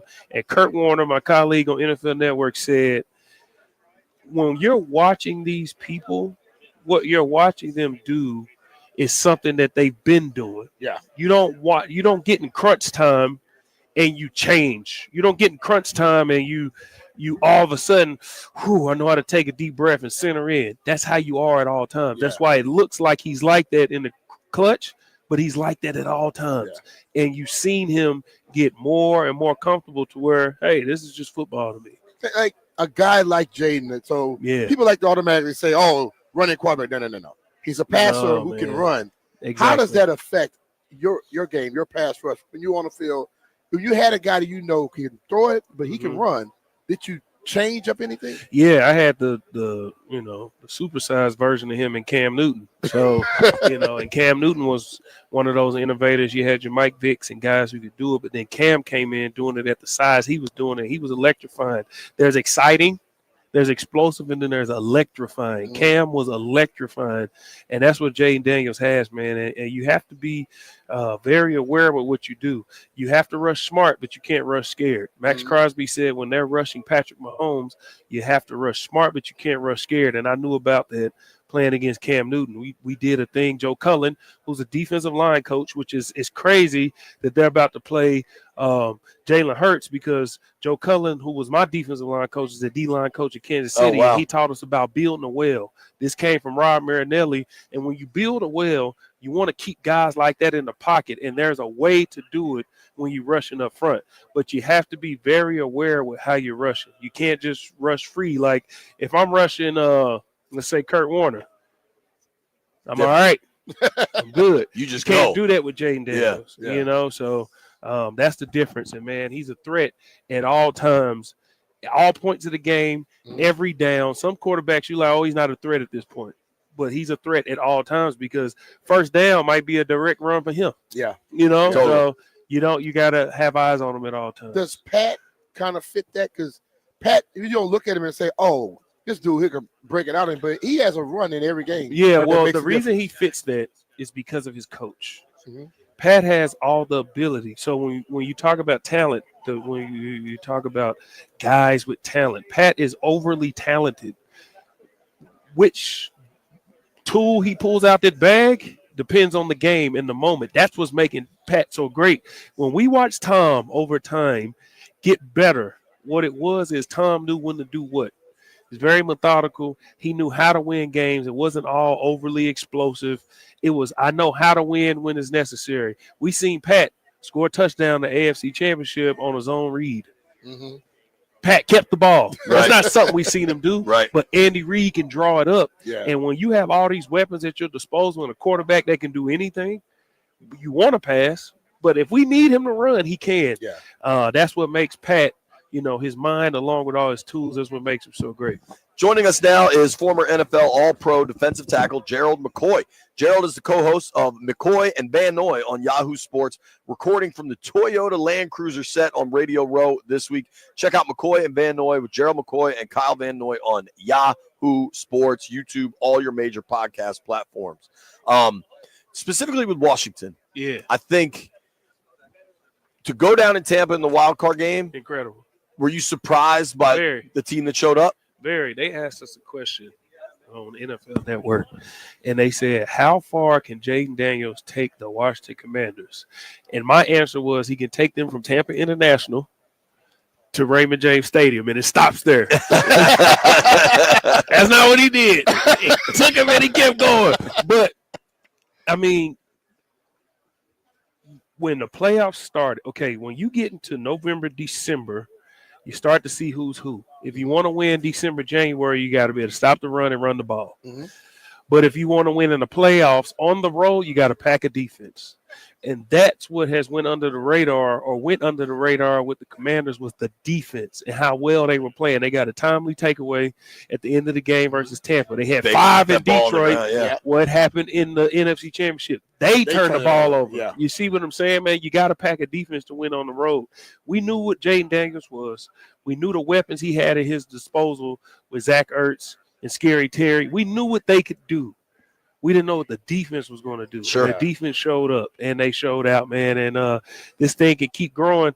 I don't know how many picks they got or whatever, but there's a guy in Cleveland who just said, hey, I'm available. I'm available. I wanted to ask you that. I'm down here. Do you Come get me. How much of this is he's going into the first year of his contract with no guaranteed money on it? Yeah. I imagine there's some contractual concerns for a player of his caliber. How much of this is contract driven versus he actually wants out of Cleveland? I think he actually does want out of Cleveland. I think he's a very – here's what I don't want to get misconstrued about him.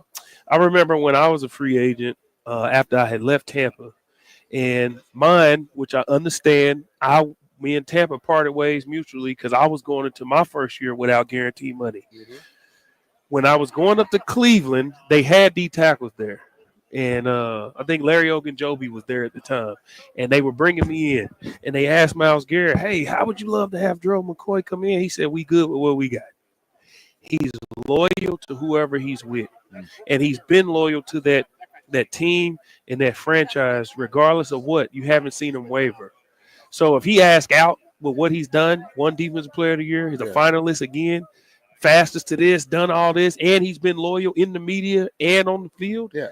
If he asks out, you kind of just got to respect his wishes. Yeah. You know, it's not, oh, I want more money. And because if he want, he's Myles Garrett. If I want more money, I just go upstairs and say, I need some more guaranteed. Right. Uh-huh. And they'll do it. Right. I think it's more, I did what I could here. I want to go Legacy. give myself opportunity to win. He's a legacy type player. He's a Hall of Fame type player. Eventually, you want some playoff wins. I get it. Yeah. Joe, this has been great, man. Thank you for making time for us, dude. Y'all, man. Do you know Tress Way, a fellow Sooner? Tress is like my little brother, man. And every time Tress has every time I see him, he yells at me, the big man is killing us. And the reason he said that is when we were in FCA, we were doing a game where we had to I think we had to shoot something in a basket or something. And we had a guy on our team who kept missing. He was missing over and over. I was making mine. But the guy was trying to like push blame off on me, and he tapped Tress and was like, man, the big guy's killing us. So every time, and Tress was looking at him, and he comes to me, he's like, you'll never believe what he said. So every time I see Tress, he yells, hey, the big guy's killing us. So yeah, Tress is like my little brother, man. I'm going to text him that right now. Text him and said the big guy's killing us. I call him the most sane punter I ever met in my life. Yeah, yeah. Most punters are weird. Yeah. No. Tress is a straight up dude. Yeah, man. Tress is a great guy, man. Thank you, man. This has been awesome, brother. Everybody check out McCoy and Van Noy, Yahoo Sports, YouTube, all the right major now, platforms. at the beginning of the week, without doing research and watching film, is the Chiefs. I All just got to go with experience. Gotcha. Yeah. All right. I mean, It's kind of hard to go against. There's no coaching for speed, though. Yeah. And Philly has it at every level. So, All right.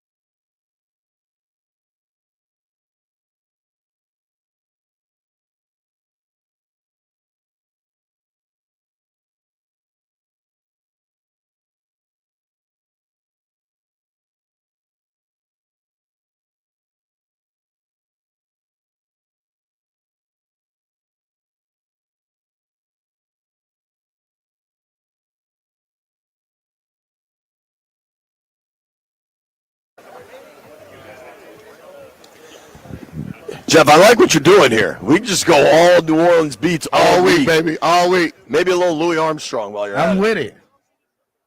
Yo, we haven't said hi to him all day. White Brian, how you doing, bud? You all right? Yep. I got a new mic in studio. You got a new mic in studio. Congratulations. Don't know who replaced it, but Odyssey's really on the come up. We got banners. We got new mics. Wait, you got a new mic? Is mine still falling off the little? Remember that joint just fell? Just fell. If you missed any of the interview with Gerald McCoy, I thought he was fantastic. I recommend getting on the Odyssey app or. Was he totally like when you see the big guys come up, you expect them to be, but he was very smooth, soft-spoken, slow. I was totally opposite of what I expected. And funny, dude. Yeah. I texted the quote to Tress that he said, and he just replied, legendary. I can't read the other parts of what he said, but those two are friends. And I'll let you read that part, but don't say it out loud. I think that's the story you're talking about. That made me laugh, dude. Boy. I read that. Day one about in the books. Grant's here somewhere. I think Grant's getting ready to rock. Darius is there. Well, they've been here since 6:30 this morning. Darius, what do y'all have today? You want me to promo something? They've been here since 6:30. Yeah, it is. They could have did our show for us. Yo, I don't know if the Cluster Buster will sign off on this, but Darius, if you and Grant get here tomorrow at 8 a.m. again, do you want to just do our show and be and I'll chill and go play golf? Go chill.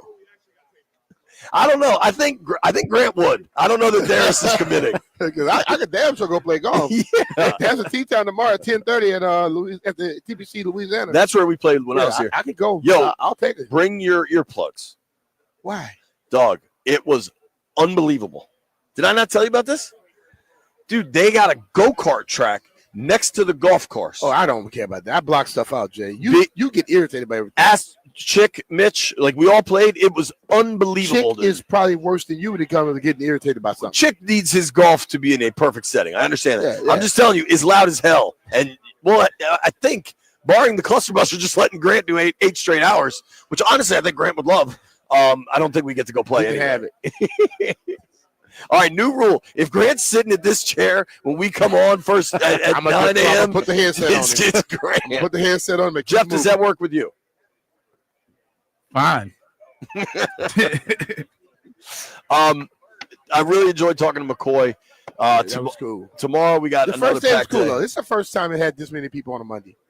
Mondays are usually dead. Of all the Super Bowls I've ever been to, this is the first time I've seen this many people at Radio Road. Because Radio Road normally don't get big until Wednesday. Yeah, man. Monday is usually dead. This room is also massive. And it's still, you see it's filling up. Little show announcement for tomorrow. Go ahead. Fellow by the name of Joe Jackson Gibbs is going to join the program at noon tomorrow. Is he here or is he joining us on the phone? I don't know that. Okay, we're going to find out. Might be on the phone. Maybe he's here. You know what a fellow by the name of Joe Jackson Gibbs has? He can decide what he wants. Small planes. Yeah, he can get where he wants to when he wants to. Yeah, he got some small when you got small planes, that's a different world. Well, nah, his plane is big in that arena. He probably has big, small planes, small planes. Yeah, He's got it all. We have a packed show all week. I'm excited. Ricky Williams, Sticky Icky Ricky, joining us on Friday, man. Rod Woodson joining us on Thursday. Sean Alexander once won me a fantasy title. Shout out to Sean Alexander. Your teammate's got the same ring you got. Brad Edwards joining us on Wednesday. Yeah. I got to go do something for Brad then one day. Yo, hold on. CK's here. Give him your headset real quick then. CK is the cluster buster. He is seriously busting clusters. We have a serious question this week. Yo, because he is busting all these clusters. How many clusters you got here? 6. Wow. 6 clusters. All right. We're trying to simplify He's going to things have for to you. take a vacation like we normally do after we leave. Oh, it's coming. You know that B-Mitch and I are always out to simplify things for the station. Yeah. All right. So when we got here this morning, Grant was already here, and he was sitting here. And so our thought is if we get here tomorrow and Grant's here and he's sitting here, he can just go 8 straight hours. Yeah. Nope. I mean, he's already here. So he can just do it. And then I can go play golf at TPC. No. I can too. I just we need you in this spot, guys. We just thought we were helping. No, no. You guys are the stars. You got to do this. I mean, he was already working. I mean, Go with it, dog. Why was he here so early? I don't know. We don't know. wasn't that every day. Well, I know why he is when he's at home. Why is he here so early in New Orleans is the question. I don't know, man. I don't know, man. I saw him sitting here. Then I saw Darius walk. I was like, what the hell? You got Darius in there? We got Joe Gibbs tomorrow. Oh, nice. Yeah. In person? We don't know. We don't know. It's kind of exciting that way. What time? Noon. I love that. High That's noon in the amazing. District of Columbia. I love that. I'll be here. Yeah, man. Today was awesome. Do you agree? You've done these a lot of times, various places. This feels like the most juice for a Monday radio row in my experience. I have to say I was shocked. Yeah. Because, it was just a couple of years ago that Radio Row was pretty much dead. Dude. And now this is not necessarily Radio Row anymore. It's, It's like- Media Row, right? Yeah. Yeah. Because, we live in a world where, there's radio stations, there's podcasts, there's, all sorts of multiple Well, platform and shows. every audio platform is now a video platform. Yeah, Like there's no audio only anymore. Yep.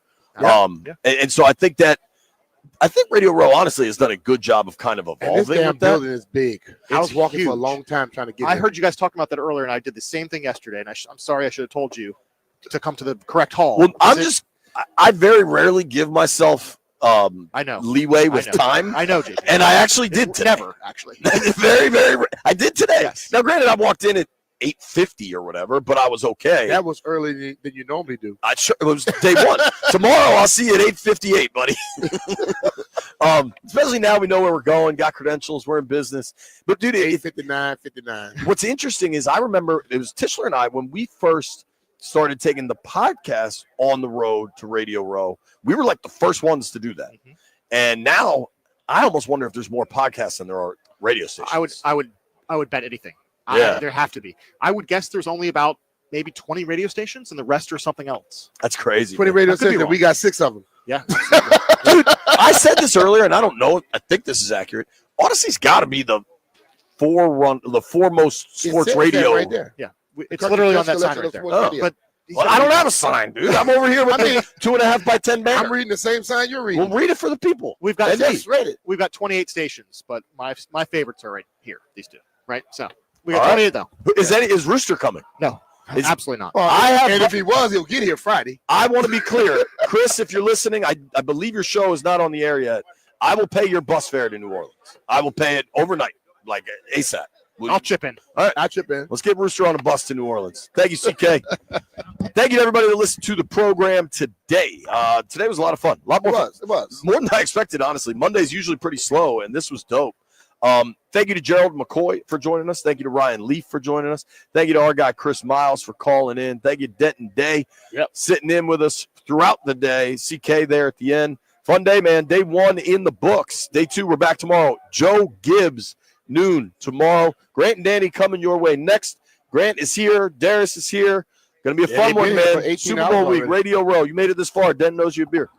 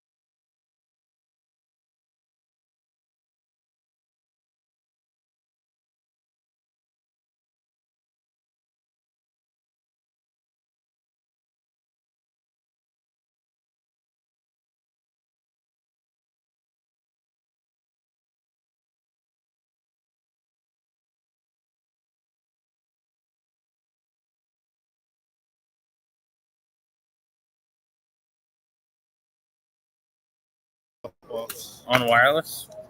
No. And they use the Nubby one? Ryan, I should be on wireless right now, bro.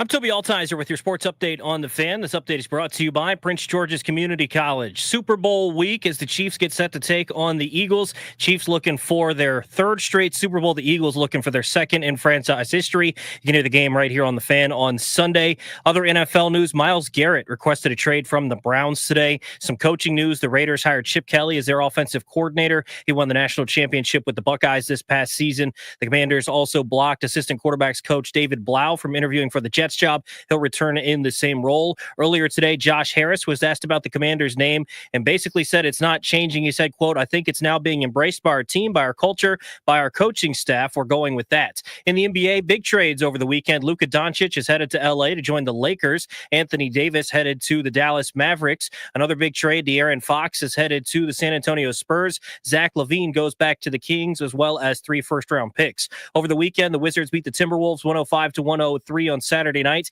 snapping a 16-game losing streak. They'll look to win 2 in a row as they take on the Hornets tonight in Charlotte. 7 p.m. tip-off on the Team 980. In hockey, the Capitals fell to the Jets on Saturday night 5-4 in overtime. Alex Ovechkin scored his 24th goal of the season, goal number 877, now just 18 away from the record. Caps and Panthers tomorrow night at Capital One Arena. You can hear it here on the Fan. Power up your future. Enroll tuition-free in the Sustainable Energy Program at PGCC. Start your career in renewable energy today. Visit www.pgcc.edu to get started. From the Crop Metcalf 5-Star Sports Desk, I'm Toby Altizer on the Fan.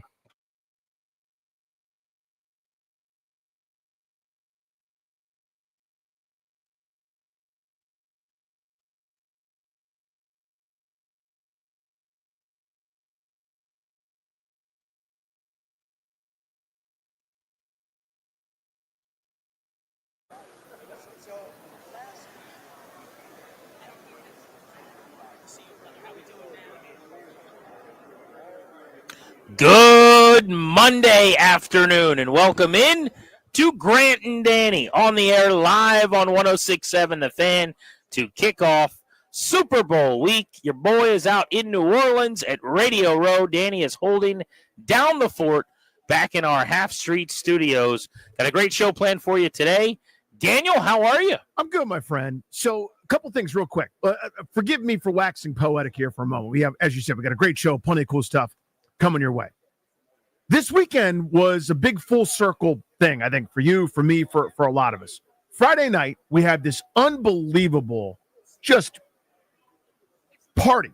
One of the coolest events we've ever gotten to do. The Fan Live there in Leesburg. Thanks to everybody that came to that. That was so enthusiastic and awesome with us. Thanks to Tally Ho, all our staff that kind of helped put the thing on, right? And then we go from that to the next morning. We drive out into Maryland and say goodbye to our friend Pete Medhurst, right? At this moving service, seeing his family and everybody. And then the rest of the weekend, it felt very appropriate to me, right? Kind of the full panoramic. I left the service, took my oldest to his basketball game, then had a stand-up show Saturday night. Sunday morning, I got up and coached my kids' indoor soccer game, then went and coached some individual kids working on some baseball skills and things like that, got home and ran a couple errands. Where I didn't stop the whole time. went from this incredible high to this, very moving, tough thing to deal with, and then packed in kind of a Pete Medhurst style weekend in between, right? Where it just was constant activities and doing a bunch of things, for kids and dedicated to sports and things like that. So it just felt very appropriate, man. So thank you to everybody, and very cool. And now kind of the business of life goes on, but I thought that was very appropriate. Yeah, it was quite a service that we were honored enough to have been able to attend. And I want to say that his kids, especially his son, his daughter that spoke, but all of the speakers really, it was touching and it was amazing. Job. Yeah. And it was great to just celebrate with some folks that also thoroughly enjoyed their time getting to know Pete Medhurst over the years. It was quite a moving ceremony. But no good transition. We got a radio show that we will do for you, as we always do here on Grant and Danny on 106.7 The Fan. As I come your way from New Orleans, you can see if you're watching on the 106.7 The Fan YouTube, I am at Radio Row. I'm set up near the Pro Football Talk and Fox Sports Radio stages and all kinds of big setups all over the place behind us. I've already, Danny, I should let you know, been embarrassed at a restaurant for what I ate and how much I ate. So I will have to tell you a little bit about that during the double play. I can't wait. And otherwise, it's been a pretty seamless transition back into New Orleans. I got to say, we're kind of New Orleans guys, you and I, at this point. We come here a lot, but I've enjoyed myself. I was solo last night, wandering Bourbon Street for a couple of blocks, and said, it's just not quite the same, and turned in for the evening. I love it. Yeah, like if I walk into the Muffalata place around the corner from Brennan's, that I've been to several times now, like it's not quite Norm from Cheers, but I'll probably get hey, there's the guy that eats the portion for three by himself. There's that disgusting monster, the next time I'm down there. But I love that city so much, man.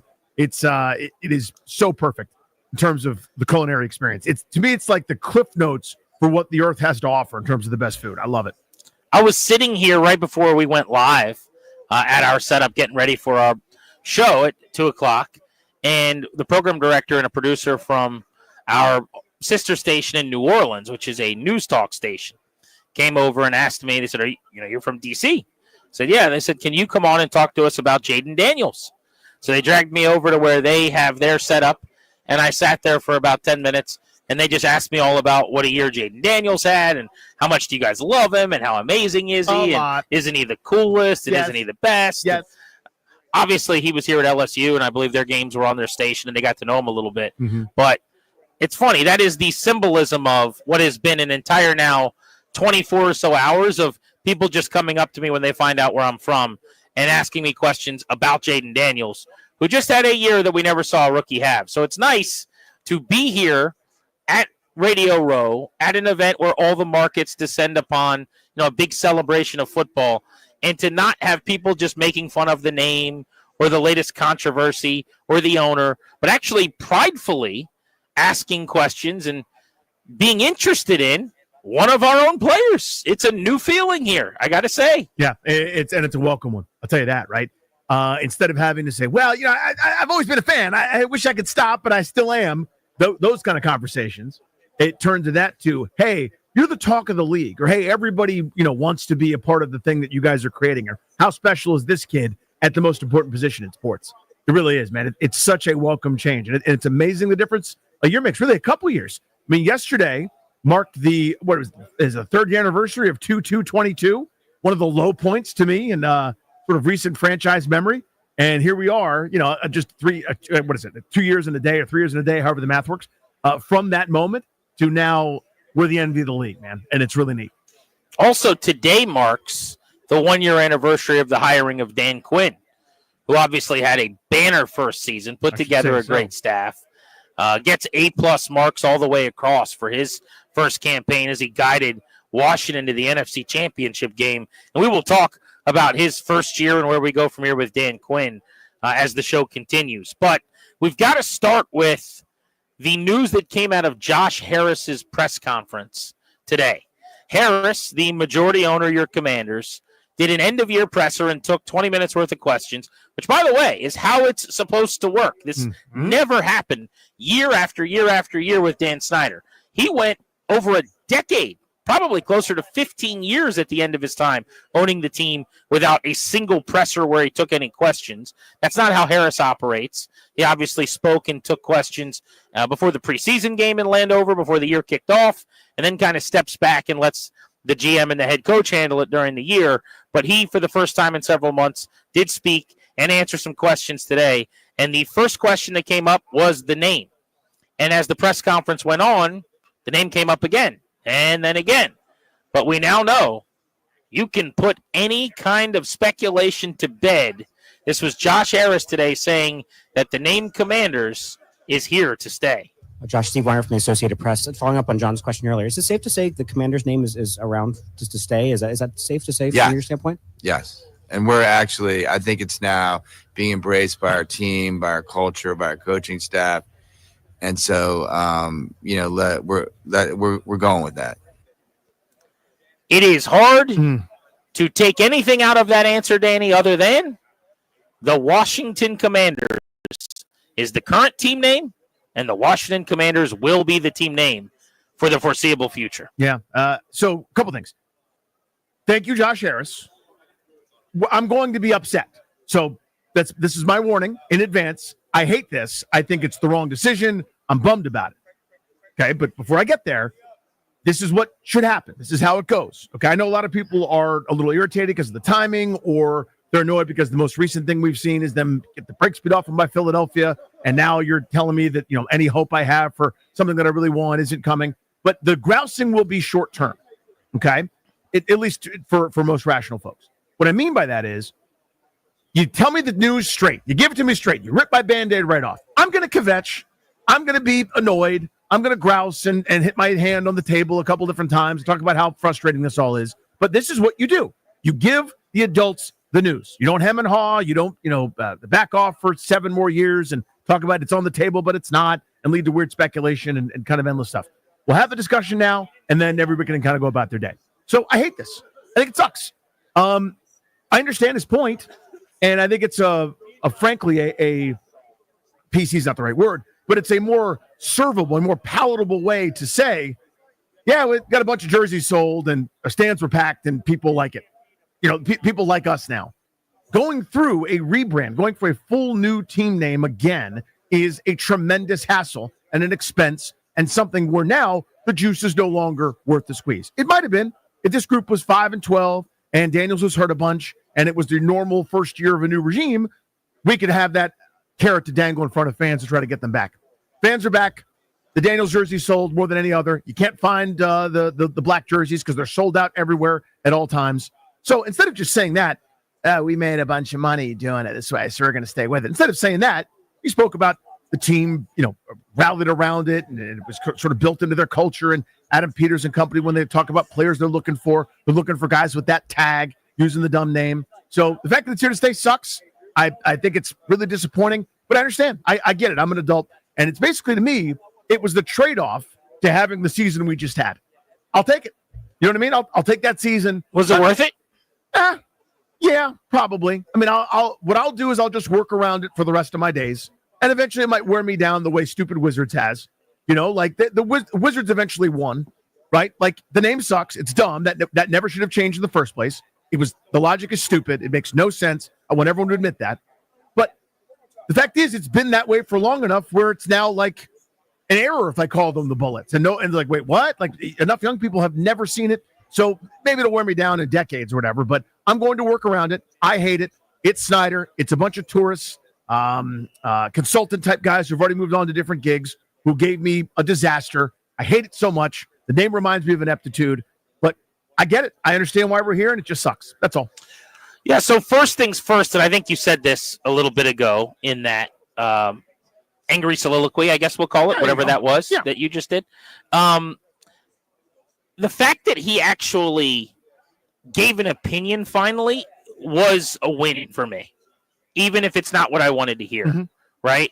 Like the idea of just allowing this to continue to fester and never commenting and doing what they were doing, Danny, kicking the can down the road. Yep.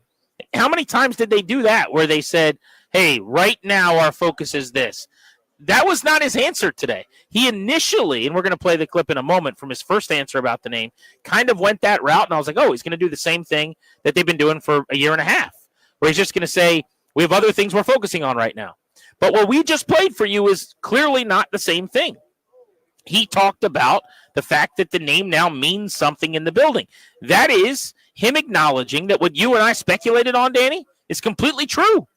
When you and I were suggesting all year with each of these wins, it's going to get harder to change this thing, and then they make the playoffs, it's going to get harder to change, and then they beat the Lions, it's over. It feels like that was actually what happened. But let's play the first clip. This is the first presser question of the day. Shocker, by the way. The first thing that came up with the owner after they made the NFC Championship game was about the name. And this is what he said, because this was actually a longer-winded answer, even if it was not quite as definitive. Josh, over here, John Keim, ESPN. So may as well get this one out of the way first. It's become a topic again. But what plans, if any, do you have with rebranding, whether it's name, jersey, and how does winning impact how you view that situation? Yeah, so just to hit the name first, like we're focused on, we're back to saying, what we said all last year, which was focused on winning football games, on getting prepared for next year, on fixing up Ashburn and the stadium. We could talk about that. And then on engaging with the community of Washington. And so right now, and now in this building, the name Commanders means something. It means that, it's about players who, are love football, are great at football, hit hard, mentally tough, great teammates. And so it's really meaningful that name is growing in meaning. And so, but as far as rebranding and bringing our past, which obviously I grew up with, and all the Super Bowl championships and our future together, you're going to see us head back towards, honoring our past and bringing it together with our future. So, a couple of things there, Danny. Number one, without confirming, I think he corroborated what we talked about last week, where he talked about the rebrand and honoring the past. We already told you they're going to change the uniforms. They're going to look like the old Super Bowl Joe Gibbs era uniforms, a lot more like that. They're going to do some throwback jerseys probably that honor the past Redskins look. There will not be any use of the logo, so I know everyone keeps thinking that's going to be the case. It's just not happening. But the jerseys will look a lot more like the old stuff, and they'll have the correct colors, which I know is a win for Danny Rouillet. Yes. Yeah, it's a small victory. It's, winning the battle while my entire, government has collapsed. My whole thing, my country is gone. You have lost your territory, but you did win that one battle. Yeah, I get to keep the cul-de-sac. You know what I mean? It's like my farm is okay, but I no longer live in the country I want to call home. You have to learn a new language now. Yeah, pretty much. And your boss is a boss from another land. Yeah, but you can have your condo. But specific to the name, he started his answer there, going the same path they did for the year and a half. He started his answer by saying, we're back to last year's messaging. Here are our goals. Here's what we're focused on. And so I don't know about you, but were you like me where you thought, okay, here we go again? We're doing the same dance. I thought we're not going to get an answer here. And then it was like a shift. He pivoted and he said, the name is no longer, I'm paraphrasing, the name is no longer bad. There are no longer negative connotations. The name now means something positive. It now means good players, physical players, mentally tough players. There's a positive identity and association with this name now, and that's why we like the name more. But make no mistake, Danny Rouillet, the owner of the Commanders, Josh Harris, who used to not say Commanders, if you remember, would never really wear Commanders stuff. It was pretty clear he and the ownership group didn't love the new name. It has grown on him enough that he said today, point blank, yeah, we're keeping the name. There's no way around that as far as I could tell, right? I mean, I'm maybe it's my cynicism, and I'm not, again, it sounds like I'm being critical of Josh Harris. I'm not at all. I understand it. I'm a grown-up. I was there too, man. I'm watching and rooting and hollering and screaming and having fun like everybody else was. And when I look and there's Jaden Daniels' jersey, the number one since this time. Here's this amount of merchandise that's been sold. I see the new gear. A lot of people walking around with fresh stuff with their tags on it. That stupid clip art block W and everything under the sun that has to do with the current deal. By the way, that's what happened, right?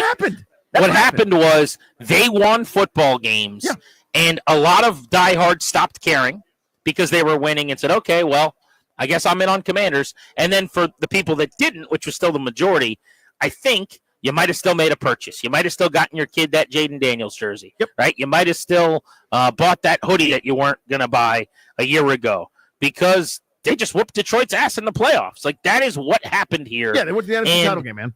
Now they can justify not having to do the thing that takes all of the money and all the time and all the energy, and still probably does not net a perfect result. That's right. Yeah, I mean, it does. You know, the all the usual caveats apply. You got to pay all the consultants and do all the surveys and do all the engagements and put on a big show, even if you already know what the name is going to be or whatever. You go through the expense and the paperwork and everything. Now, to me, it's worth doing because I just think this is so improvable, not fixable, improvable. We should always try to do better, right? Like, I lost 5 pounds. We'll try to lose 6. You know what I mean? Like, let's keep going. Let's keep doing the best we can. And to me, this is not the best we can. This is settling. But I understand these are business people, and this is a sound business decision. He's going, and again, it sounds like I'm ripping him. I'm not at all. But to me, I kind of roll my eyes at it meant something to the group, to the team, and you've got a couple catchphrases here and there, and maybe they rallied around it, maybe not. I don't know, but to me, it's like a line of defense which basically is cover for. Yeah, we made a bunch of money doing it this way, and changing is not worth it anymore. I think that's what happened, and that's okay. We're going to be talking a lot about Super Bowl 59 today and all week, but there's so much going on back in D.C. that we're putting the Chiefs and the Eagles on the back burner for the most part today because Josh Harris spoke. The name is staying. We've got a 1-year anniversary of the Quinn hiring. Myles Garrett's on the trade block, and Washington is one of the most likely teams to land him, according to odds makers at this juncture. So there's a lot of meat on the bone today here on Grant and Danny, but we want to open up the MGM National Harbor listener line for the first time with you guys right now at 800-636-1067. Are you okay with Commanders sticking around? Has the name grown on you enough that you can be okay with today's announcement from Josh Harris? 800-636-1067. We will talk to Bob Fesco of Chiefs Radio coming up next hour about Patrick Mahomes, Andy Reid, and the inevitable Kansas City Chiefs. You're listening to G&D live from New Orleans on Radio Row on the Fan.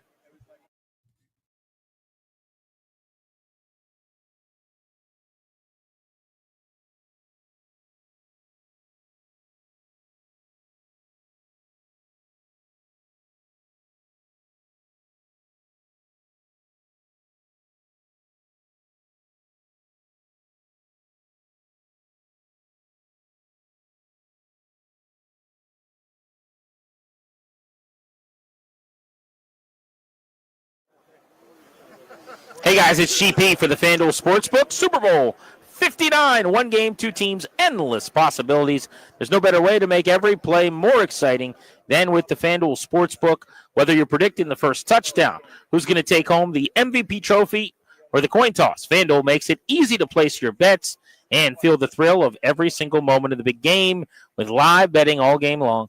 You can jump in on the action. In fact, I think that might be the best way to bet this Super Bowl because it's so tight with the line before kickoff. Adjust your bets, ride the wave of excitement throughout the contest. Plus, make sure the Super Bowl is sweeter for you. New customers can score $200 when you make your first bet. So if you're new to FanDuel, that's $200 in bonus bets. Got to go to FanDuel.com/GP, promo code GP. That's FanDuel.com/GP to get in on the action. Got to be 21, present in Virginia. First online real money wager only, $5 deposit required. Bonus issued, knowledgeable bonus bet expires 7 days after receipt. Restrictions apply. Terms at sportsbook.fanduel.com. Gambling problem 1-800-GAMBLER.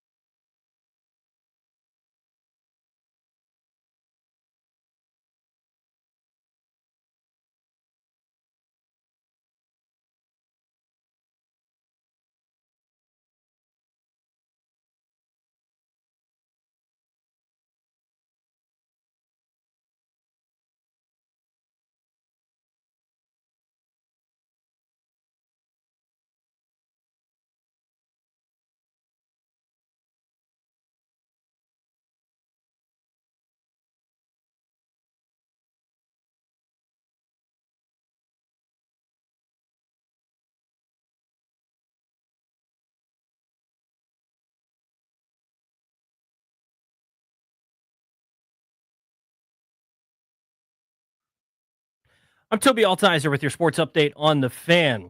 Super Bowl week is here. The Chiefs taking on the Eagles in New Orleans. We'll have the game for you right here on the Fan on Sunday. Some other NFL news.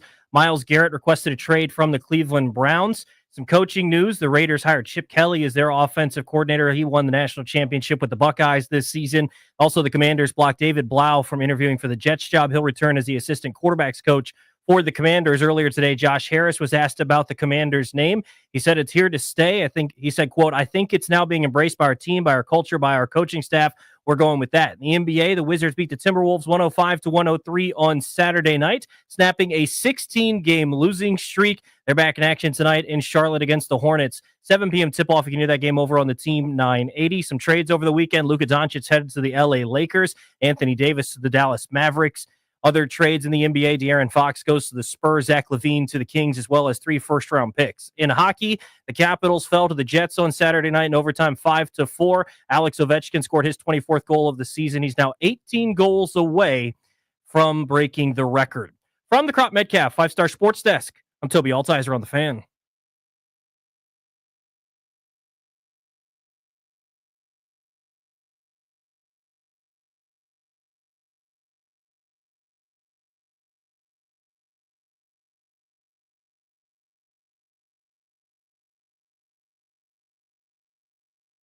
Grant and Danny, Radio Row in New Orleans, getting ready from Super Bowl Radio Row for the biggest game of the NFL season on Sunday.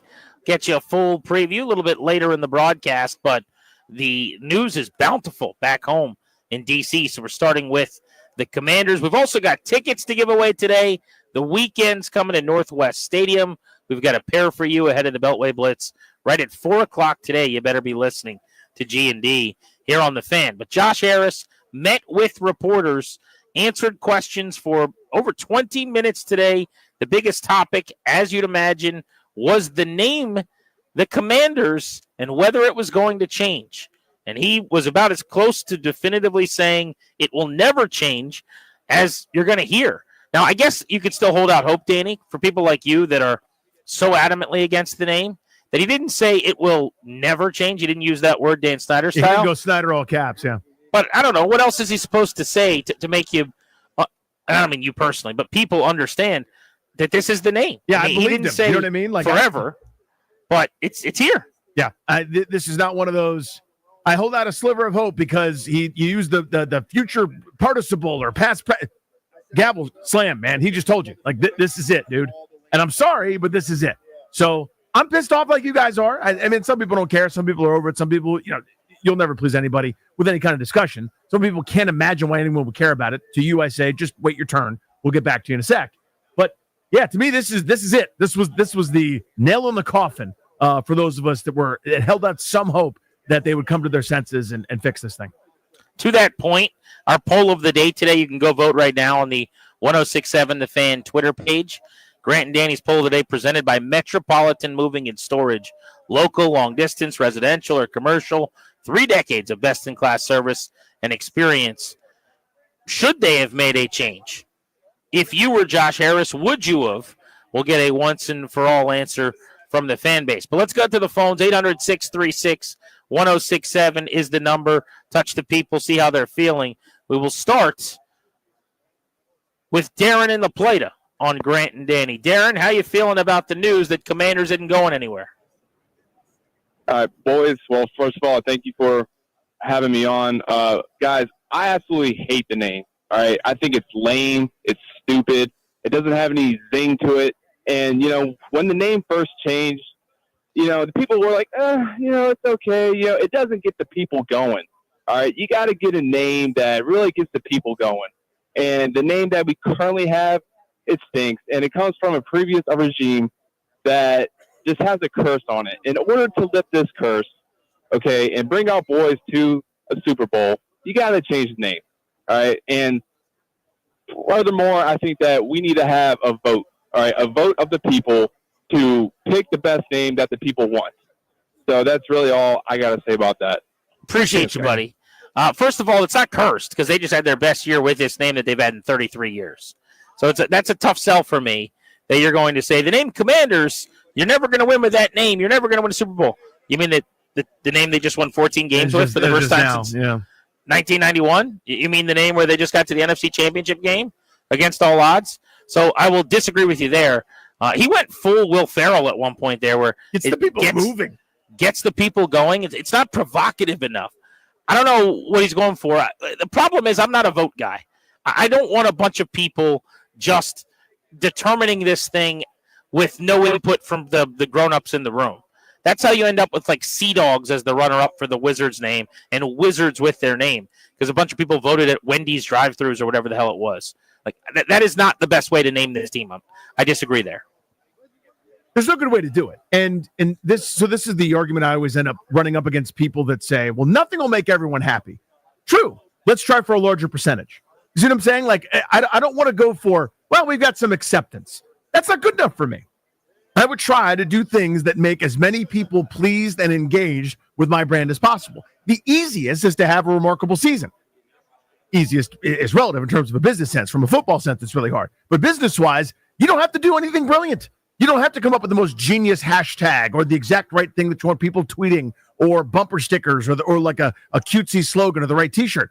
You go win 12 games for the first time since 91. You go to the NFC title game, your work's done for you.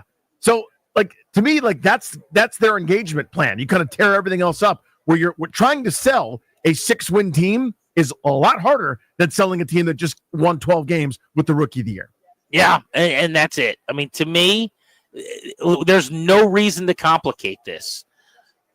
They probably were leaning toward changing the name at the beginning of this football season.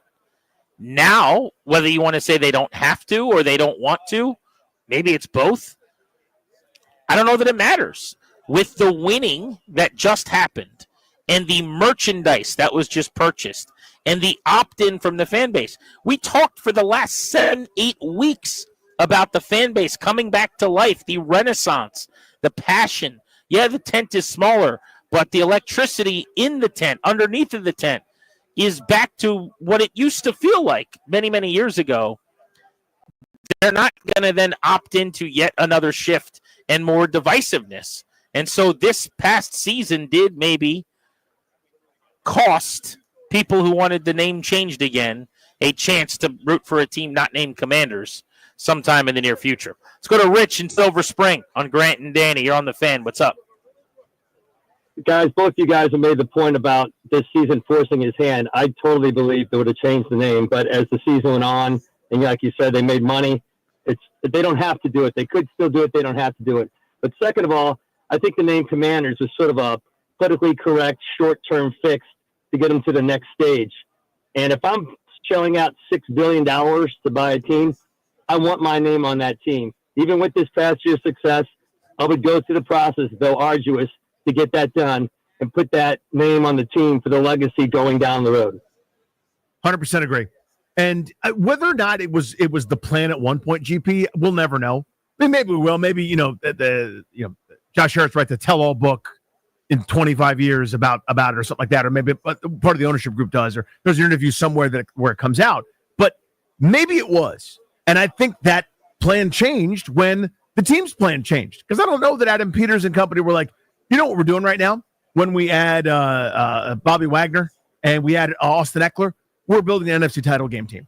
I don't know that they knew that at the time. They were trying to say, let's change the culture to be a little bit more competitive. Well, I'm quite sure they didn't know that. Yeah, so I think plans There's changed. zero chance they thought they were going to be playing in Philly last weekend. Zippy chance. And that's the point. It's like, well, your plans change. You go, well, here we are. We got the number one selling jersey. You can't find the black jerseys anywhere and any time that say Daniels on the back with the number 5 underneath that. So here we are. We are in a place where we don't have to do any extra work. He said the quiet part out loud. He said Commanders now means something positive. This is exactly what we talked about. Yeah, that's a good point. When you think about the black jerseys, when you first saw them, they meant nothing, and you go, that's the Pittsburgh Steelers. Why is my team wearing that? Now, when I think about the black jersey, I think about the Hail Mary to Noah Brown. Quite literally, that's what I think about. And that's the whole point. Same thing with the name Commanders. They're claiming that it now means 14 wins. It now means beating Tampa Bay and Detroit in the playoffs. It now means being in the NFC Championship game. Chris is in Hyattsville on Grant and Danny. What's up, brother? How are you? Good. How are you guys doing? Good, bud. I can't wait to play How Much Weight Has Danny Gained next week. It's going to be epic, hopefully. Just at home, by the way. Danny's not in New Orleans. You're not going to get to play that. He's going to gain weight vicariously, I think. Okay. Just by hearing about what I'm eating. Yes. Also, I hope Grant comes back with a Cajun man accent. That would be really a nice wrinkle to add to the show. I'll work on it for you. Oh, yeah. I think not too bad. Listen, all due respect to Mr. Routier, but look, who I think you have a reasonable position on it. You just don't like the current name. You're not trying to go back to Redskins, which is just a non-starter. Right. I am so excited for the owner to say this because I am so sick of all of the Twitterverse people who seem to have their personal identity associated with the former name and who have no affiliation with Native Americans or anything and are still clamoring for that. I just want to hear the end of that conversation. Which I get, by the way. Having sat in the chair, always appreciate it, Chris. The what should they be called conversation for a decade plus. And everyone had their idea, and everyone said, what about because of this association, they call them that? Or what about because of this? It was exhausting. Wasn't fun to do. So I understand people want to move on. In the YouTube chat right now, people are like, just talk about football. Like, it's a tantrum, and people can't understand it. Just, I promise, we got plenty of time. We could spin a lot of plates. Thousands and thousands of people care about this thing. They grew up with a certain thing. That's been taken away definitively. Every door's been closed. There is a conversation to be had for long after Jaden Daniels isn't playing anymore. And my grandkids, God willing, are watching Washington's team play games. What are they going to be called then? Where are they going to play? Those are pretty important things to a lot of people. So let's put our pants on, right? And let's just calm down. Thank you. Back to you. As of today, it looks like your kids are going to be watching the Commanders, as are their grandkids, right? I mean, Josh Harris saying that this is the name. I would bet on there being another name during your kids' lives, but I don't think there's going to be another name necessarily.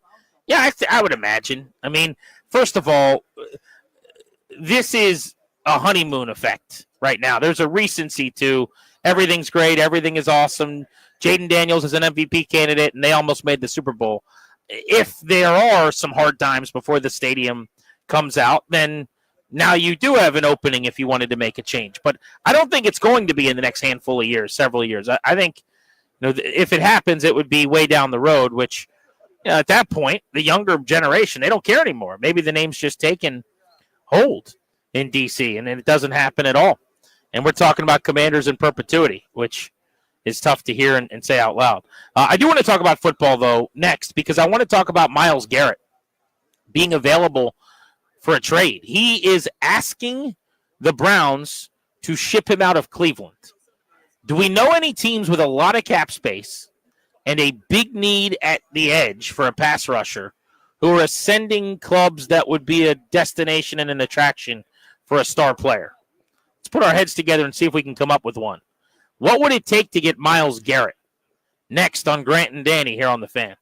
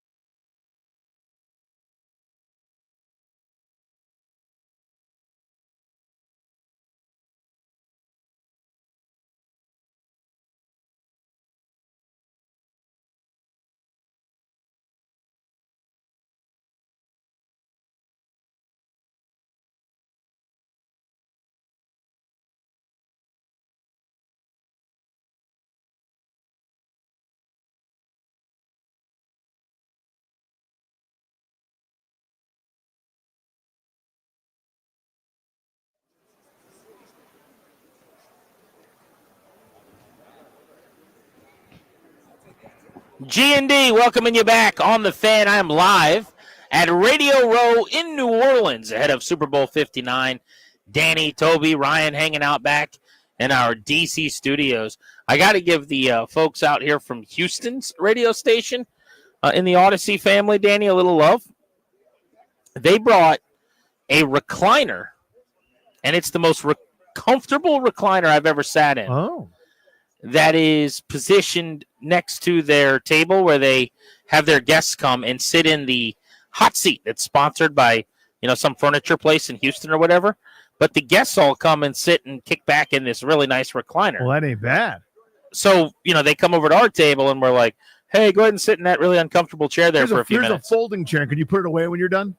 Which interview do you think they're more excited to do, the recliner or our thing? So, might be something to file away for next year. Although I will say, I guess the drive from Houston to New Orleans is only about 5 hours, which I would have taken the over on. So they drove the recliner here, which I don't think Darius was throwing that in the back of a truck and hoofing it from D.C. I was going to say, rented a U-Haul at some warehouse somewhere, and then it's the wrong size, and you can't get the recliner in. You got to use that ramp. Oh, yeah. Probably not doing that. But it's a good idea, the hot Great seat idea. sponsorship for the people in Houston. So that's a strong setup. Obviously, as you'd imagine, all the big TV networks and all the shows, Pat McAfee show and some of the big ones have really nice, cool design sets. But we have, Darius and I, we've got the beautiful red 1067, the fan tablecloth that you love so much. The tablecloth is there. Good. Everyone's legs are hot. Danny hates that it rubs against his knees when he sits at the table. So That's what happens with it. It's a drape. It says 1067 the fan. The people got to know where we come They from. certainly do.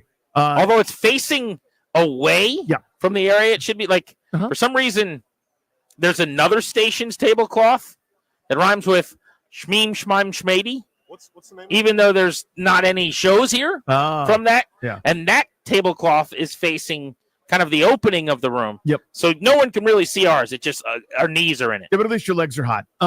It's filthy, number one. It's never been scrubbed or cleaned or dealt with. It's just like you're putting your legs and lower body, your lower extremities just in muck and disgusting germs. That's number one. Number two, it's like it gets stuck all the time. You can't get your feet underneath it, and when you do, you can't get them out. Then you end up stepping on it, like tugs things. It bunches up. It's 1,000,000,000 degrees, especially in the summertime. It's like we're at Nats Park. Let's make sure we get the table skirt down so you can have your legs break out in hives or ingrown hairs from all the schwitzing you're going to do. I hate that thing. No one's ever broke out in hives or had ingrown hairs based on this tablecloth. 100% me. Never in a million years has that happened. This And last the- past calendar year. As you know, Danny, the entire point of us being anywhere is the marketing element of being seen. So if you don't have the 1067, the fan table skirt, how would anyone know what station you're with? You're just some ham and egger sitting there talking. You could be from DC, a top 6 media market. You could be from market number 92. No one would know the difference. We got to be proud of our 1067, the fan. This is, Howard Stern was on JFK. Opie and Anthony, some of the greats have been on this station. Sure. At Nats Park, it says the fan right behind us. And we're also there in DC. So I don't know if we need it every one of those days when it's 100 out there in the sun. But I digress. There's probably no other way to put any kind of 1067 the fan stuff around. So I guess I stand corrected. There's no print. There's no way to have a sign. None of those things, I guess, would make any sense. But you're right. Let's drag that filthy thing everywhere. Show me the next time you get some kind of mark on your legs from the table skirt, if you would. Happy to do it. Yeah, I would love to see it. Happy to do it. First time for everything, I suppose.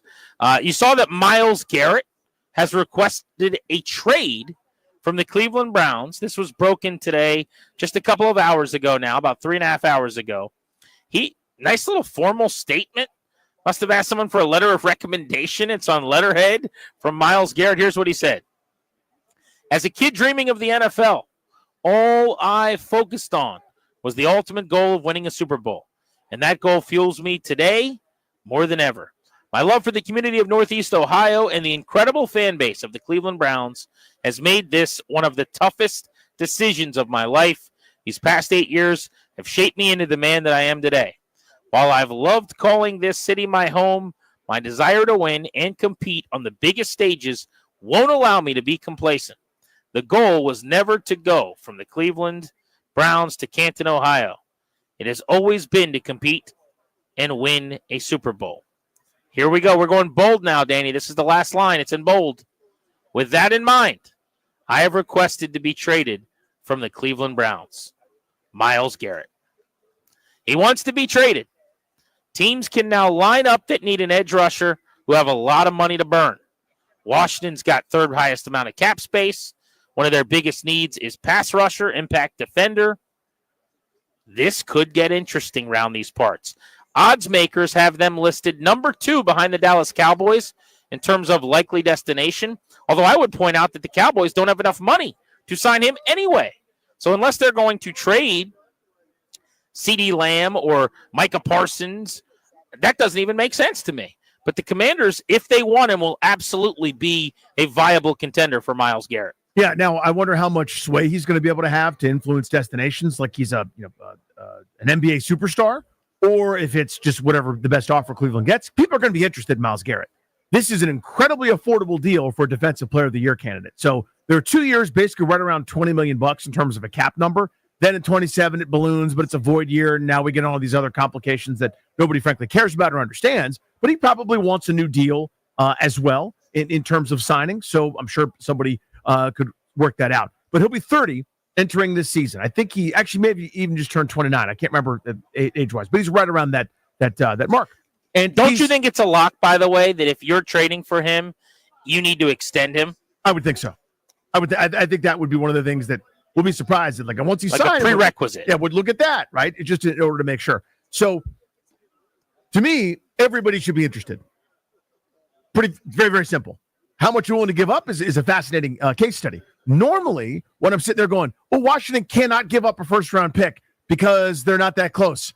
Wrong. Yeah, they are. And they picked 29th.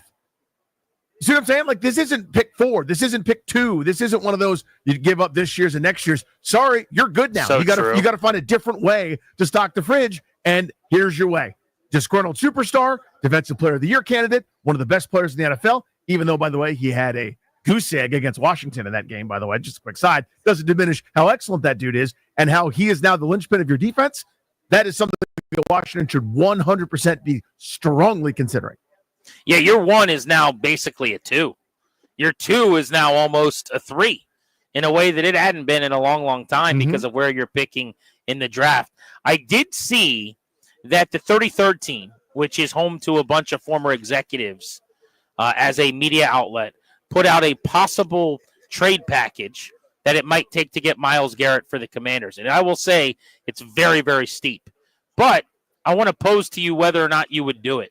And we'll do that next. 2 years left on his deal, 19.7 cap hit this year, $20 million next year, and then he's a free agent after that at age 32, basically.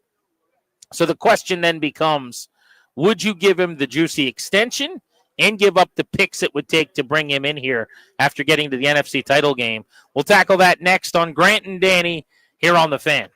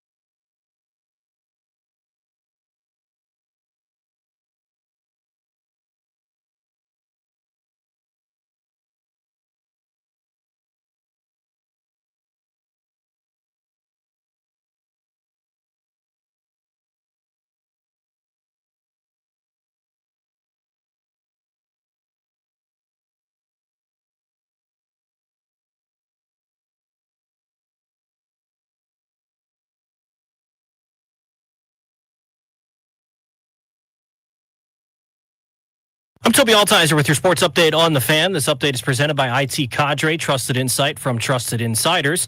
ITCadre.com. It's Super Bowl week. The Chiefs getting set to take on the Eagles. Chiefs looking for Super Bowl number 3 in a row. Eagles looking for Super Bowl number 2 in their franchise's history. Other NFL news, Myles Garrett has requested a trade from the Cleveland Browns.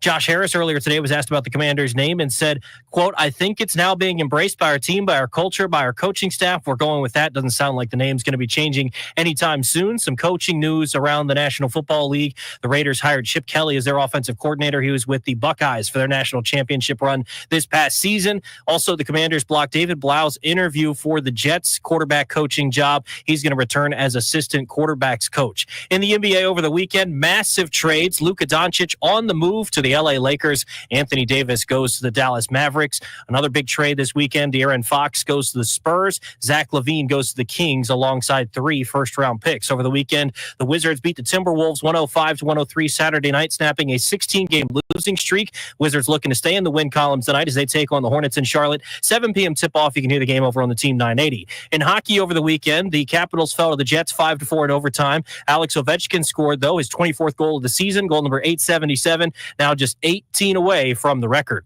IT Contra's trusted insight, helping leaders in the nation's most important organizations understand complexity, align efforts, and make the best data-driven decisions to achieve success. IT Cadre, your vision, our purpose. Learn more, visit itcadre.com. That's itcadre.com. From the Crop Metcalf 5-Star Sports Desk, I'm Toby Altizer on The Fan.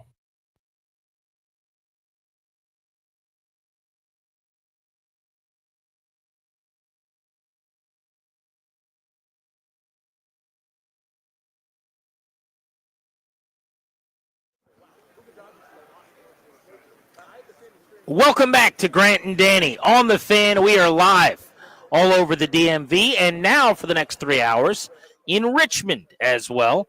Thank you for making the show part of your day, whether you're listening over the air or on the Odyssey app, whether you're watching us on the 106.7 The Fan YouTube page. We appreciate you. Show's brought to you by our friends, the law firm Condori & Murad. Commanders preparing their offseason plans now to protect their star quarterback. What are you doing to protect your family's assets? The exclusive sponsor of this show, Condori & Murad, can help you do just that. They'll draft you a last will and testament, set up a living trust, put together a medical power of attorney. Schedule a free consultation with their attorneys today. Visit kmlawyers.com. Be sure to tell them that we sent you. That's kmlawyers.com. Remember, in 1 hour at 4 o'clock ahead of the Blitz, we've got tickets to see The Weeknd when he comes to Northwest Stadium this summer. Danny, just a couple of minutes ago while we were at break, Ian Rappaport broke the news that the Texans are hiring Rams tight ends coach and pass game coordinator Nick Caley as their new offensive coordinator, which means Brian Johnson, who was interviewing for that job, probably now not getting it, would be back in Washington. So after the Commanders blocked David Blau, who they really want to keep in their building, and Johnson doesn't get the Texans job, everything's coming up Washington. Kingsbury's staying. Their assistant general manager, Lance Newmark, staying. Yep. So far, continuity king early this offseason for Washington. And you'd think they would have been rated, basically, right? That most of the guys wouldn't be back. And, normally an OC has that kind of year that Kingsbury had with some head coaching experience. He'd be a head coach, but he's got a pretty, exceptional thing where they're still getting head coach money. So he can be a bit more choosy, I think, when it comes to jumping back into that the headband role. So all of a sudden you look up and you go, that's pretty good, right? You had this kind of renaissance season. You're sort of bracing yourself to get rated, and it didn't happen. Good news. Yeah, it's all coming up Washington. I guess other than the whole Commander's name is not going anywhere thing, but otherwise, other than that, the good news of the offseason is limitless at this point. I think that's fair to say, Jim Tomsula style. Yeah, I mean, off the field, shout out Bruce Allen, name kind of stuff. Yeah, pretty devastating death blow there. On the field, though, in terms of the football product, probably the more essential and more important thing, I think, to a lot of folks, that is as good a news as you can find, able to kind of run it back. Continuity is great when you're the Spurs with Tim Duncan and company. It's not as good when you're, down at the bottom in the dregs. But this group, with the success they had, I'd want to keep that whole band together. No solo albums. Let's get right back into the into the recording studio. Yeah, especially when you're in your infancy of the program here. I mean, it's the first season of ideally what will be 2 years, 3 years, 4 years with these guys all together, making some really tasty music together. But let's get into the news of the day. We just told you going into the end of the hour there that Myles Garrett is available, at least trying to make himself available, I guess. He is demanding a trade. The Browns have not yet publicly responded, but it would seem to me, if I'm Cleveland, like I would grant this request. He wants out. You can get a ton back for him. You need draft picks anyway because it's your best way forward with the money that you're locked into with a quarterback who's not going to be playing this year in Deshaun Watson. So you're already going to have to spend more money at that position to go find a starting veteran quarterback probably. So trading Myles Garrett for a Browns team that is further away from winning right now than it's been over the last couple of years probably makes some sense. But here is the 33rd team's trade that they put together for Washington and Cleveland in like a who says no exercise. And I want to see what Danny Rouillet says. Mm-hmm. So they've got Myles Garrett to Washington, who they say are the best fit for him. Okay. What did the Commanders give the Browns? A first-round pick in 2025, which is the 29th overall pick, and a first-round pick in 2026. Could be another late pick if they make a deep run, probably closer to the middle of the first round next year, I would imagine. But 2 first-round picks in back-to-back years, this year and next year. Would you do that for Myles Garrett? First thing I would offer, ultimately I would, by the way, but the first thing I would offer is I'd say, hey, it's not a total consolation. It's not 1-for-1, but you can take this year's 29th overall pick.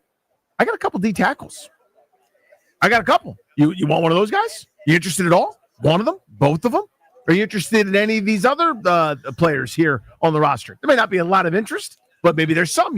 I'll dangle that and see if you're interested in first, Daron Payne, and a third or something like that. That's my sweetener, right? I'll do something like that, and if that's intriguing to you. Now, it probably isn't because they need salary cap space in the worst possible way, so maybe they wouldn't want to take anybody on. But just thinking, I'll get you an alpha, I'll get you a leader, I'll get you somebody that can galvanize the locker room and also play pretty well, whether it's Allen, whether it's Payne, et cetera. So I'll see if that run that up the flagpole. My bet you is it's a no, we're not doing that. Then I would go to the picks and I'd say that's just fine. That makes sense to me. Now, I know a lot of people will recoil, and I would bet that Peters and company wouldn't do that because of how paramount and tantamount to their philosophy building through the draft is. He's told you, he's turned over like as the magician. He's turned over how the trick's going to go. He's already told you.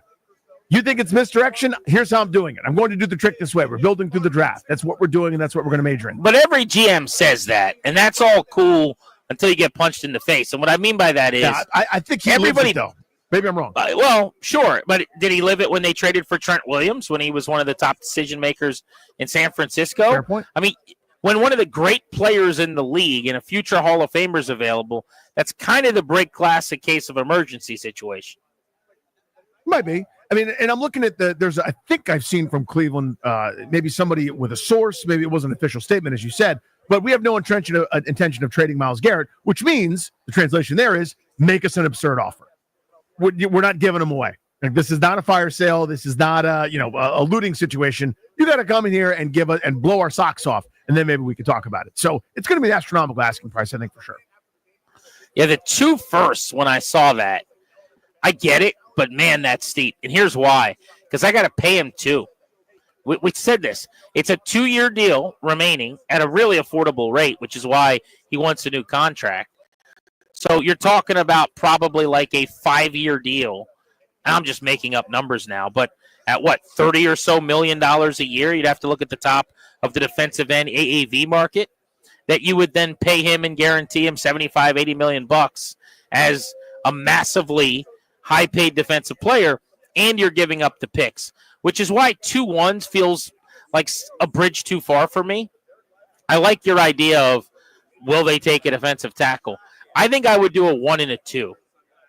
I know I would do a 1 and a 3. I don't think that's what it would cost. But, again, part of the deal has to be, Danny, I'm telling the Browns, I'm paying the freight here, guys. You're getting flexibility. You're getting out of this deal. I'm a first and a second is probably as far as I would go. I don't think I would do 2 ones. But think about how much of a game changer he would be here. I mean, it is exactly what we've talked about them needing. You can say this about any NFL team, obviously, because of how good Myles Garrett is. This is a special pass rusher. This is a sterling defensive player. But for Washington specifically, they are devoid of edge talent. We're all, fighting over ourselves to see how much money we could pay Dante Fowler to hang around after his 10.5 sack season. They don't have anybody who can stop the run. They don't have anybody who can rush the quarterback. If Fowler walks, they need at least 1, probably 2 edges. If you go get him, you now have your best defensive player, the best player on your football team, not named probably Jaden Daniels, if he can continue at this path. And I think it changes the eye line of next season. You're now really good defensively, and you're a Super Bowl contender, legitimately. Whereas right now we're trying to figure out, was that real? Can they get back to the NFC Championship game? If you could get a DPOY candidate, 16 sack a year guy potentially, with Dan Quinn dialing it up, with Joe Witt, a la what they were doing for Micah Parsons, I'm getting excited just thinking about it, sitting here on Radio Row. I mean, it changes everything. Yeah, there was nobody else. When you played Cleveland, that was the guy at the top of the scouting report for that defense. That was the guy in the middle, and that was the guy probably at the end. Who was their second leading sacker, if that's even a turn of phrase? I guarantee you, in your car right now, listening on the Odyssey app nationwide, you have no idea. You have no clue that the guy that ended their roster on the end of the season was Dalvin Tomlinson with 3. I think Zadarius Smith moved after a handful of games, right? So he was their second leading tackler, the quarterback, with 5. 22 tackles for a loss, top of the league in terms of quarterback hits. The impact this dude has, despite the fact that everybody knows that's who you have to limit, just lets you know the level here. It's not like pretty good because of the situation. It's not, hey, this guy's a nice piece, good player in the right scheme. This is wherever you drop him in, he is a havoc-wreaking, nasty SOB who is here to hit you behind the line of scrimmage and blow up your offense. He is a star. How risky is trading 2 ones for a 9th-year veteran who's going to be 30 years old? It's a thing, yeah.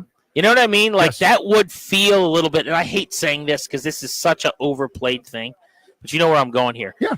Like old Redskins, Dan Snyder, Redskins 1 kind of deal. It would feel a little bit like that to me, where you're going to get the superstar, the easy folder press conference guy that's a future Hall of Famer. In this case, I think it's actually smart because talent is not a bad thing. Acquiring talent is a good thing. We think of it here as scary and ominous and worrisome. But 30 and 9th year, if I'm doing the 2 first-round picks thing, I probably want like a second contract guy. You know what I mean? Mm-hmm. I want the 26-year-old, 27-year-old in his prime. He's, I would imagine, got 2 or 3 excellent years left and 4 or 5 really good years left, which is okay. No harm, no foul there. But 2 firsts is just steep. It is steep. And here's how I think of it. So in general, you and I have gotten to know each other so well over the years, of the 11 and counting. It depends on where you are. Like if I'm, for sake of argument, the equivalent, if I'm the Washington Wizards right now, nope, I'm not giving up 2 ones for anything. There's no player that I'm doing that for, right? But if I'm here, where I now am a couple of pieces away, a couple of marquee blue chip superstar talent pieces away from being in a game where I can beat the Eagles in the NFC title game, now I do it. My eye line changed.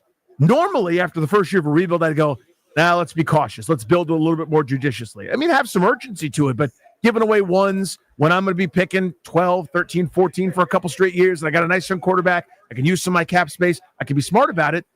You still have to be smart, but guys like this do not become available very often. And Cleveland's already saying he's not available necessarily through a couple of sources. I think he is if he's pried away for the right offer, because he's already expressed that this is we're not doing this anymore, you, me, and Cleveland. So to me, this is one of those, it's so exceptional, it shouldn't be happening. You're part of the cool kids club now. You've got all the momentum. You've got the allocation of draft picks and maybe some talent to sprinkle in as a bit of seasoning. You got a scheme and a design where he can thrive. You've got a Super Bowl opportunity. How crazy is that to say, by the way? I'm going aggressive right here. But this is one of those hard calls where you don't want to, because everyone's going to be interested. If you win the auction over a Dallas, over a handful of other teams or whoever, just thinking of the teams that are favored according to some of the odds. If you win the auction, win the bidding, it's going to be a pretty penny. And how far is too far? Well, here's the logic, too, to your point, because this is significant. I think we have to discuss this angle. They are close. Yeah. Now, whether or not you feel like this past season was authentic is going to guide maybe how much urgency you think they should operate with this year. But the Josh Harris press conference today, when he's meeting with the media, he was asked a couple different ways, a couple different times. Do you plan on being aggressive in free agency? Have you changed how expeditious, how much you're trying to expedite this process in terms of spending and acquiring and adding because you're good, because you're ahead of schedule? When they were a 4-win team a couple years ago, it makes no sense to trade first-round picks for Myles Garrett in a rebuild. Are they rebuilding? Are we sure? It seems like they found North pretty quickly. If you believe, as you listen to us right now today, that this team is NFC Championship caliber good, and if the season started tomorrow that they could be right back in the hunt for a Super Bowl, then you should be advocating for and wanting this trade. Because this is what Chris Jones is to the Chiefs. That defensive player that in big games is going to make the big play to put you over the top. I have a little more trepidation about whether or not they're that team this coming year with a tougher schedule, sophomore year of the quarterback. And that's where my reservations come from. But we talk to fans every single day. I mean, if Adam Peters legitimately thinks they're that good, if he thinks he's got a quarterback who's going to have them in the mix every year, then I would say this is a no-brainer. Because respectfully, at 29, the chances of you getting a player that has a career like Myles Garrett are next to nothing. And it's easy to miss at the end of the first round, by the way. A lot easier than it is when you're picking number 2 like they did last year. So I would have zero problem with them making this trade. I wouldn't do it because I'm just a little more conservative. But I'm also now groomed and developed here in D.C. with a team that's never been on the brink of anything meaningful. Well, let me ask you this. I'm going somewhere with it. If you replayed this season with this roster, how many wins would they have, do you think? You know what I mean? Like, now, I'm not talking about next year with a different schedule and roster adjustments. This team this year. Even the most cynical person would have them at what, 9 or 10 wins? Yes. Right? I would say I don't think 10 is cynical. I think 10's reasonable. Me too.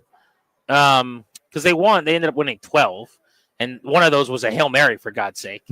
I was going to say 9, but I'll say 10 wins. Yeah, right. I'll say 10. So and then you lose to the Lions probably, or you could lose to the Bucks. Totally. And the point is, you're now past the threshold where it's even if you're the most cynical, like, oh, it was all luck.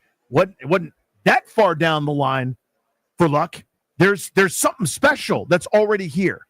You move from the first page of the binder, which is how to establish a culture, how to be a professional organization, how to have a training room, how to have a cafeteria, how to have linemen have their own meeting room. You've done all that stuff. You're now well beyond even the most optimistic expectation, given the fact that they maybe, quote unquote, got lucky in a win or two and ended up with 12 wins. Maybe they should have had 11. Maybe it should have been 10. I don't care. You're now far enough along where these are the kind of moves you make as a playoff team. At worst, they're a playoff team.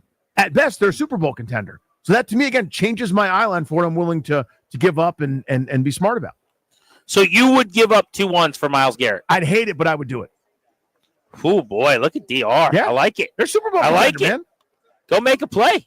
I'm going to say no to that. And I hate myself for it, but I'm just not there yet. I'm sorry. I cannot join you yet in every year is going to be Super Bowl contention mode, but I totally get it. And I'm not that far away, by the way. I'm saying I'll do 1 and a 2. And I'd love to do a 1, a 3, and a player or 2. But now I'm just making up trades that work better for me than the Browns. Right. It'd be more convenient for me if you're able to move on and take one of the guys I'm not that excited about. Sadly, the Browns have to say yes to this, too. That's how these trades work. Forbes? We can get him for you. I don't know if we can, actually. Actually, you're probably right. He's available. Yeah. Anybody gets He is home at this point. He's with the LA Rams. 800-636-1067 is the number on Grant and Danny. We will get your opinions on this next on the phones. You can also tweet us at Grant H. Paulson, at Funny Danny. So Myles Garrett wants to be traded. The Browns, so far, are doing what every team does at this moment, and they're playing hardball and saying, we decide if you get traded or not, and we don't want to trade you. But it actually makes a lot of sense for them to do it if he's going to be an agitator here. If you're Adam Peters, what's your level of interest and how much are you willing to give up? This is arguably your biggest position of need. You've got the third most money. You are a fit. There's no doubt about that. 33rd team says there's no better fit than Washington. So we're not just sitting here spitballing as I'm on Radio Row making stuff up. I mean, the Commanders should be a real factor in this if they're interested. You're listening to Grant and Danny.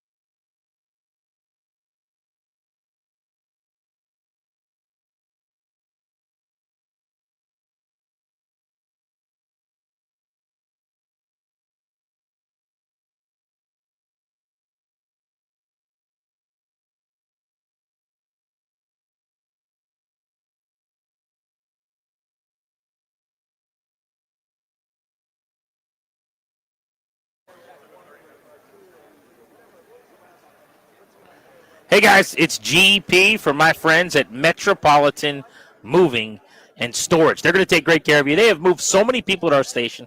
They're our official, unofficial, official mover. JP Flame, Drabby T-shirt, myself, CK, Danny, I believe Danny's dad, my in-laws, everybody. Metropolitan Moving and Storage is recognized as an industry leader in the preferred moving company for savvy real estate agents, DC's prominent move management companies, and residential and commercial clients as well. Metropolitan Moving and Storage is anxious to share their decades of best in industry service and experience with you. Whether you're moving locally or long distance, residential or commercial, does not matter. Take it from your boy GP. Metropolitan Moving and Storage needs to be your number one pick. They are going to help stage your home. They are going to pack your boxes. They will build a custom crate for your chandelier, sculpture, whatever you've got. Metropolitan Moving and Storage. Hit up my guy Justin over at Metropolitan Moving. 301-279-0090. 301-279-0090. DCMetropolitanMoving.com.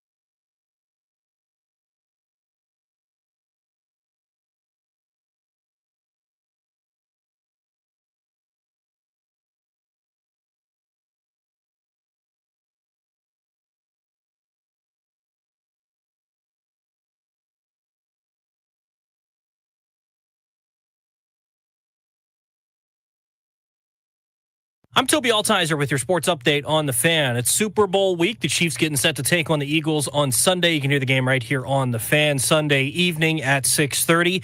Other NFL news, Myles Garrett was requested a trade from the Cleveland Browns. You heard Grant and Danny just discussing maybe the possibility that the former Defensive Player of the Year could be coming here to D.C. Also, some coaching news in the NFL today. The Texans are hiring Nick Caley as their offensive coordinator. He was the Rams tight end coach and pass game coordinator. In the NBA, the Wizards back in action tonight against the Hornets in Charlotte. 7 p.m. tip-off. You can hear that game over on the Team 980. The Wizards snapped their 16-game losing streak Saturday night as they beat the Timberwolves 105-103. College hoops, Florida State head coach Leonard Hamilton is going to be stepping down at the end of the season. He has the most wins in program history. He'll be the third ACC head coach to step down this season, joining Tony Bennett before the season and Jim Larinaga during the season. In hockey, the Capitals fell to the Jets over the weekend, 5-4 in overtime. Ovi scored his 24th goal of the season, number 877. From the Crop Metcalf 5-Star Sports Desk, I'm Toby Altizer on the Fan.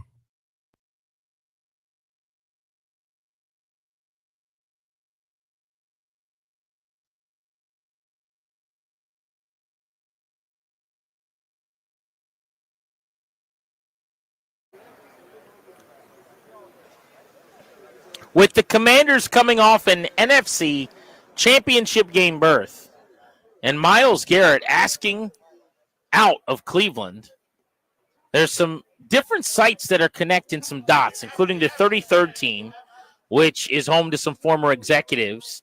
And their panel of experts says Washington is the best fit for Myles Garrett. They are also suggesting that the Commanders would have to trade a first-round pick this year and a first-round pick next year for Myles Garrett. Is that something you'd be willing to do? That is lofty.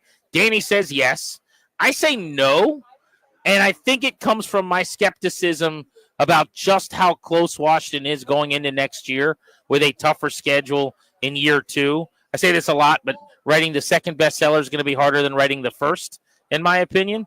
But I'm also acknowledging, Danny, that as you said, forever, this team was nowhere near as close as they are now, and so a deal like this made no sense, and that's no longer the case. If the Browns call about Myles Garrett, this is absolutely something Adam Peters should consider, and if he did it, I'd be excited and I wouldn't hate it. I'll say that. And that's where I'm at. I mean, again, your eye line changes. We talk about this during the season with fans. You're going, are you just happy to be here, or are you going, hey, wait a minute, no, we got something special going on. Let's go all in on this thing. And that's kind of similar to my approach here and now. If you are a 6-win team, you're not a player away. That was the folly of Snyder and Allen and all these guys all these years that were nincompoops. They couldn't properly self-evaluate. If Adam Peters goes, at worst, we're a playoff team next year right now if I don't do very much. If I just do the normal upkeep and roster shifting and rejiggering this, that, and the other, we're a 10-win team. With or without, the schedule maybe knocking us down a peg or we get lucky and it knocks us up one. That's where we are. I can be a Super Bowl contender with that guy. That's worth it to me. Normally, it may not be, right? If you're only talking about a couple years and you're picking at the end of the first round, I plan on picking in the 20s again next year, maybe lower, God willing. So to me, it's not a precious number 4 overall pick or a top 10 pick. It's something in the late 20s. And that makes a lot of sense to me in my program, ready to take the next step. Yes, let's go to the phones. Danny and I narrowly disagree on whether or not we'd be willing to pay a couple of first-round picks. But oftentimes this is catnip for fans. Do you want Myles Garrett? Yep, you want Myles Garrett. Yes, I do. But think about what we're talking about. I mean, this would be a sea change, really, and a shift in where they're at as a program after the NFC title game run, jumping into the deep end here. Let's go to line 7 and Kevin in Arlington on Grant and Danny. What's up, Kev? How are you, brother? Hey, fellas. Good to hear your voices. You know what? So here's the thing. We haven't had a two-way defensive end who is a stud since Charles Mann. Yep. We've had pass rushers. We've had decent edge setters. We haven't had someone who's great at both. Now, when healthy, Garrett has proven to be great at both.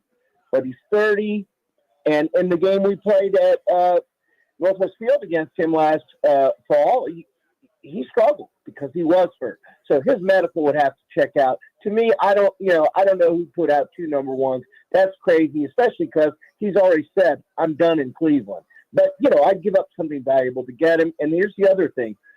Jaden's on a rookie contract.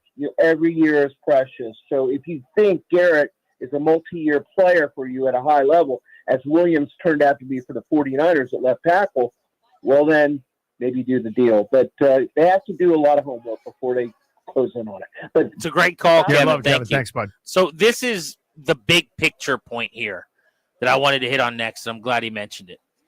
Whatever you decide you're going to do this offseason, you really should go all the way in on that plan as fast as possible and aggressively as possible, because the gift that they have is the rookie contract quarterback sensation. You have to pay Jaden Daniels in a few years. And when you pay Jaden Daniels, it's going to get harder to win. He's going to go from making peanuts on a rookie salary to making, when he gets paid, upwards of maybe $70 million at that time. $65 million easy as of right now. Now, I know the cap keeps getting bigger, Danny, but just think about the difference in terms of expense. So that's another reason why if Peters makes this deal and comes out and says, it's go time. We got a quarterback that makes no money. Sending the message, right? Yeah, we have the flexibility to add a couple of superstars at other positions that we pay the quarterback money to. I actually think that's perfectly fine with me. I would have no issue with that. The picks bother me more than the money, because to me, the money is a symbolization that they understand that there's no greater gift in the sport than the rookie quarterback on the first deal of his life who is a elite player. And there's also other layers of complication that I'll try to be brief with this. But you go, okay, let's say I fill in and I've got 5 needs and they're all ranked very similarly in terms of how important they are to my program. I'm just throwing 5 out there real quick. Another tackle, a cornerback, a receiver, a dominant defensive end, and maybe one other piece. Let's say there's 4 spots. I got to look at my talent pool for where I can fill those other needs. If I go, there's no defensive end that I love in the draft in that spot. I think it's actually a good defensive end draft, but bear with me. Then this makes practical sense. I can get my left tackle here, and here. I get my receiver here, and there. Second round speedster that may not be as well rounded. My Xavier Worthy style guy. I'll do that in the second round. Then I can do this there. It's not just a move to make a move. It's a move with the rest of the football team in mind. So if you go, you know what? We actually love this defensive end class, and we think there's a bunch of guys that are going to be in the 20s that'll help us. Maybe not be Myles Garrett, but are we better with defensive end number 4, again, sake of argument in this class, and and a marquee left tackle, or, we can get cornerback that we love right here, and we're better with these 2 guys than we are with just Myles Garrett, no first-round pick. Those are the kinds of things you have to weigh. What kind of team do they want to be? Do they want to be a team that is Kansas City Chiefs style from a few years ago, built around their quarterback and their offense with weapons, or do they want to win 20-17? I mean, what is their philosophy? And I would say their identity is trending actually toward a run-first, kind of run-the-ball, play defense operation, more so than being, wide open, 11 personnel, spread you out, and try to win shootouts, even though that's what they did much of this year. Is that the narrative? I mean, that's not necessarily the messaging from Dan Quinn and Joe Witt, right? So I think that's an important question. Also, let's not forget, Danny, Adam Peters was in San Fran when they were loading up that defensive line. Remember how they would just they'd go pay a D tackle. You go, okay, well, they're not going to pay another one. Then they'd pay another one. And they draft 2. And then they would trade for a defensive end. Yeah. So I think could be something to be said for, he was a part of that. Was that his philosophy, or did he learn that philosophy from Kyle Shanahan and John Lynch? Did it take? We'll find out soon enough, I guess. Deacon's in D.C. on Grant and Danny. What's up, Deacon? Oh, hail to the Washington Commanders. And I say that with a whole lot of pride, baby. Listen, getting Miles is getting Reggie White 2.0, baby. Listen, you trade a 1, you trade a 2, and if not a 2, trade a 3, and then pay that man the market rate. And what you're doing is now you're hurrying up the opposing quarterback.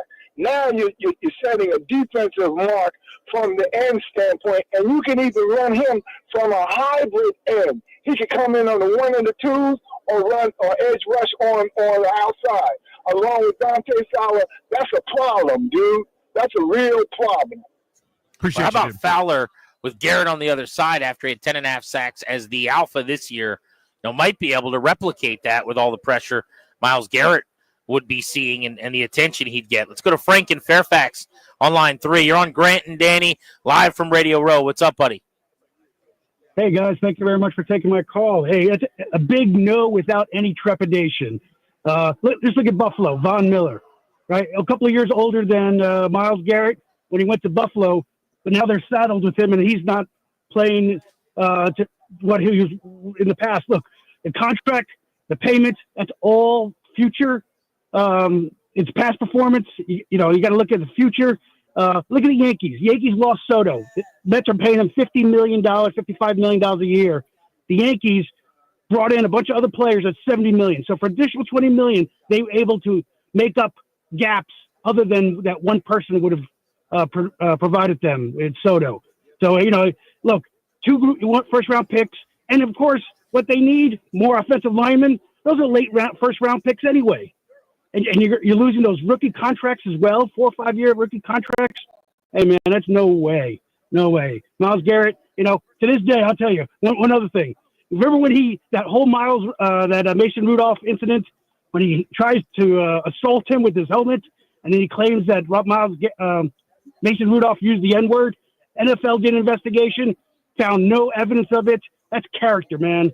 Dude has no character. Well, I appreciate it, dude. He has some. That was a low moment, certainly. That was the worst moment of his career, I would say. So hopefully we're not all judged by that. We got a pretty good track record before, and I would say after, where he's behaved, as a model citizen. But to the point, though, about rookies and about those contracts and how valuable draft picks are, I totally understand that. I think that's a very reasonable case to be made. And it's obviously, again, up the evaluators have to know these sorts of things. When's the expiration date? Because to me, Myles Garrett has not lost a step. Myles Garrett has not lost a swim move. He led the league in tackles for loss this year. This is not a player that's slowing down. Now, you've got to be able to go, I bet you he slows down in 2 seasons, and I don't want to be the one left holding the bag where I give up 2 first-round picks and an enormous contract and it becomes a liability. So you've got to weigh those kinds of things. For me, just, pudgy zilch watching football, I go, that's one of the 3 or 4 best defenders in football, and if I can have him, I'm getting him. Yeah, I think that first and foremost, the comp of him and Von Miller does not work for me.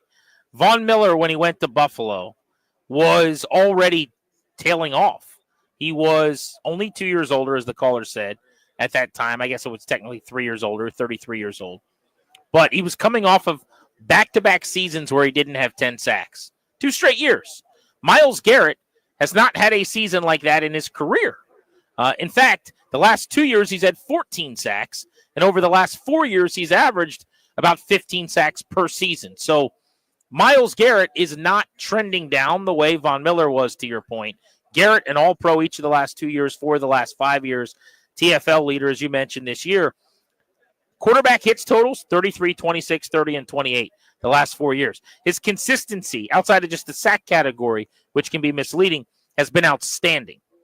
That's number one. Number two, I think that while the incident with Mason Rudolph is going to scar and mar him forever, it has changed the way people view him in an unfair way. Yes, he did it, and yes, it was awful.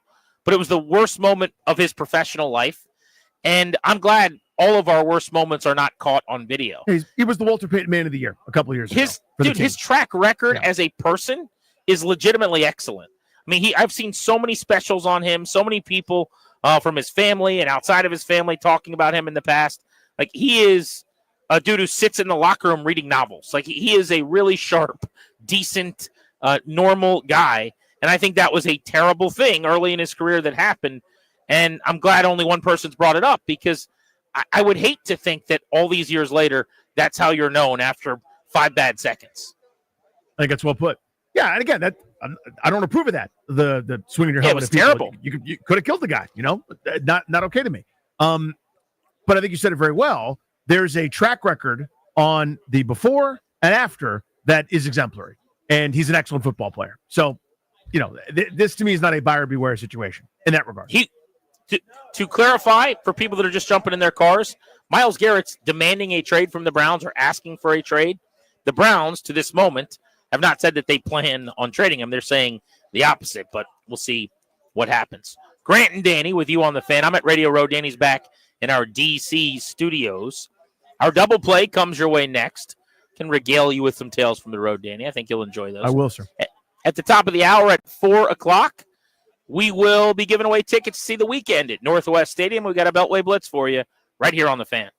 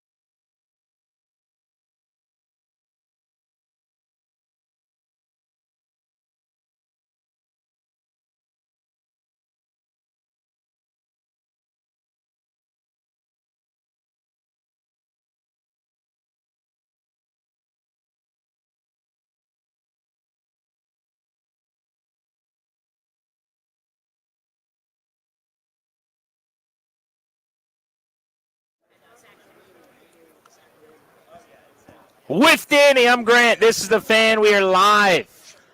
I'm in New Orleans at Radio Row ahead of Super Bowl 59. Danny's holding down the fort back in our Half Street studios with Tobes and Ryan. Hopefully, you guys came out to the big event on Friday night. It was a banger. That was a lot of fun. That was as good a time as I've had with listeners kicking it and everybody just chilling on stage. The whole staff got together in a long, long time. That was perfect. It was plenty of laughs, some great discussion. And as you said, if you were there, I bet you had a pretty damn good time. I mean, it's always, I just, as a quick side, I'm not just saying this because you're sitting across from me on this Zoom or StreamYard thing, but I thought you did an awesome job of kind of like point guarding and running the show and doing all those different kinds of things. But I think a couple of times we were both sort of doing that when we recognized, actually, we had glances to each other going, all right, it's now out of our control.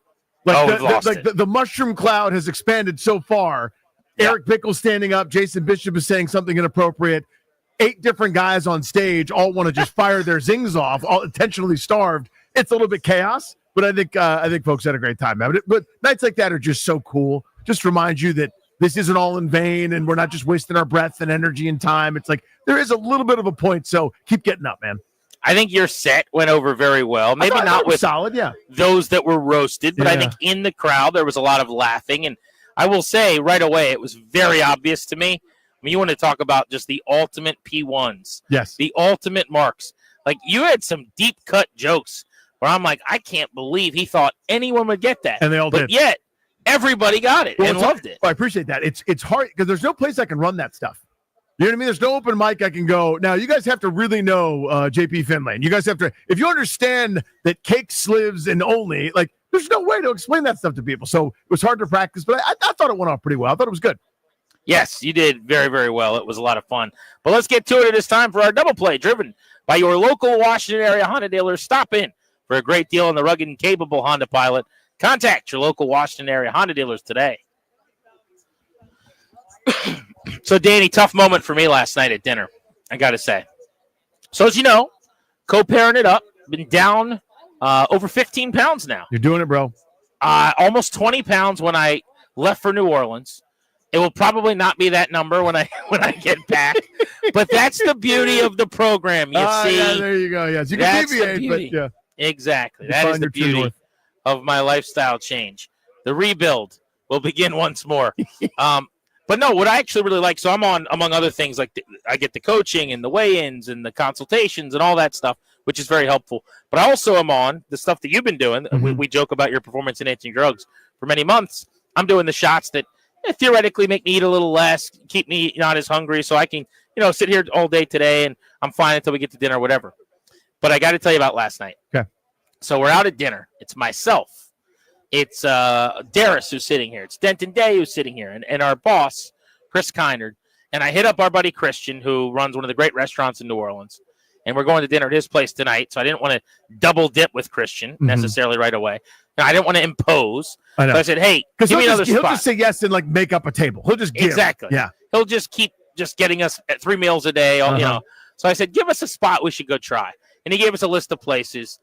And so I went to one of them, and we all went to dinner there. It was unbelievable, okay? My meal, and Darris, you got the same thing I did? I got the same thing, yes. Your mic is not on, so let's see if we can fix that. Got the same thing, yes. There you go. All right, so we got brisket Yep. with a side of what was called deviled egg potato salad. Oh, my God. But, Danny, the brisket was hot to the touch, like burn your tongue hot. Okay. It was in I want to call it like an au jus, but they called it an onion gravy. Yeah. And here's how I know my they eyes called are it. misting up a little bit, dude. Here's how I know they called it an onion gravy, because the fattest thing that's ever happened to me last night. And I since the moment it happened, I walk around with the shame bell just being hit behind me. So I finished my meal.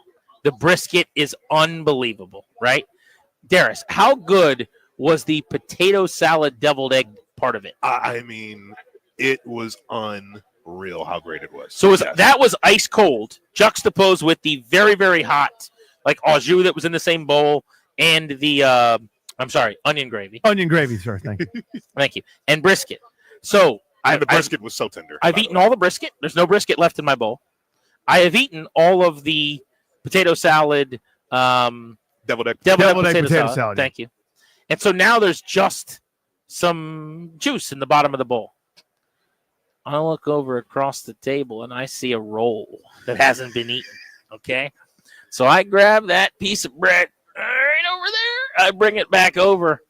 And I thought, look to my left, no one's watching. And I do like this like I just finished a battle in a war. Yeah. And I got a beard, you know. You're like in and I start 13th century Scotland. Yeah. Well, when you go to dinner at like one of these indoor places where the horse run around, you know, they give you like a soup and bread or whatever. You wipe your bowl of soup with your bread. One of those fair things. So I start wiping the bowl with my bread. And no sooner than I start rubbing around the bowl, a waitress comes sprinting over to me. This is not an exaggeration. And she says, sir. And I look over and she says, can I get you some more onion? What is it called? Gravy. Onion Thank gravy. you. Can I get you some more onion gravy? And I said, no, it's gone. I'm fine. She goes, well, would you like some more bread and onion gravy? Just call me a fat ass. It's easier. Just tell me you're disgusted by me. Shame. Can I get you more onion gravy and bread so you can sop it up and keep eating, you absolute disgusting human being? Hey, hippo. By the way, I mean, all they are is so, like New Orleans is whatever that is. She was so earnest. She was so serious. But she like, saw it. She's like, this Portly's in need. I better get there. She's like, oh, he's enjoying his meal. Let me help him enjoy it more. And in my mind, PTSD to the lunch lady going, do you want a second chicken patty? I bet you do. Like, I don't know that she meant anything by it, but it didn't matter. Yeah, it's hard not to take something away. The part that you sleep on is that she was not our original waitress. Oh, no. She actually hadn't surfaced at She all. never came over one time. That was the first time she came over. She's just a lady. I don't even know if she worked there. I think she might have just been a bystander. Oh, it was tough. It was tough. I'll have to tell Kurt at Copair about that one. No. I was like telling a priest about my sins. Hey, this slob, this orc is still hungry. She said, and I quote, can I get you some more? Like, the bowl was dry. Like, they could have gone and put it on someone's table to let them eat, and no one would have known that I just ate a meal out of it because it looked that clean. And she goes, and she just can Noah I get Lyles you that thing. Yeah. some more onion gravy? And I was like, I think I'm good. She's like, are you sure? Oh, man. Come on, you want it, don't you? Don't you, Porky? So that's day one in New Orleans. No. We'll see where it goes from here. Oh, no. Grant and Danny on the Fan. We do have tickets to give away to see the weekend and our Beltway Blitz coming your way next.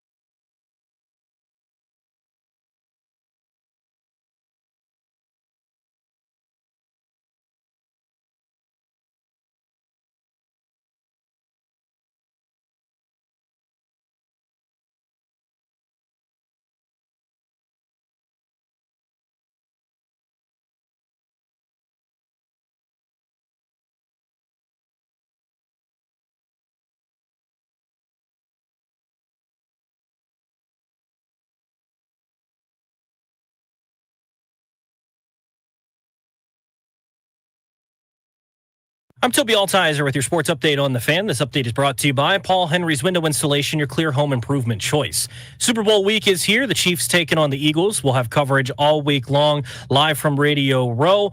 We'll get you set for the game that you can hear right here on The Fan Sunday evening. Other NFL news, Myles Garrett has requested a trade from the Cleveland Browns. Some coaching news in the NFL today. The Texans are hiring Nick Caley as their offensive coordinator. He was the Rams tight end coach and passing game coordinator. Over the weekend, the Raiders hired Chip Kelly as their offensive coordinator. He won the national championship with the Buckeyes this past season, and the Commanders blocked David Blau from interviewing for the Jets job. He'll return as assistant quarterbacks coach. In the NBA, the Wizards beat the Timberwolves over the weekend 105-103, snapping a 16-game losing streak. They're back in action tonight in Charlotte, taking on the Hornets. 7 p.m. tip-off on the Team 980. College hoops, Maryland is ranked 18th in the new AP poll, and Florida State head coach Leonard Hamilton will step down at the end of the season. He has the most wins in program history. He's the third ACC head coach to step down this season. Tony Bennett before the year, Jim Larinaga during the season, and Leonard Hamilton after the season. This month only, get $100 off each window with a 5-window minimum and 10% off doors at Paul Henry's Window Installation. Schedule your no-pressure free estimate today at paulhenryswindows.com, your clear home improvement choice. From the Crop Metcalf 5-Star Sports Desk, I'm Toby Altizer with your sports update on The Fan.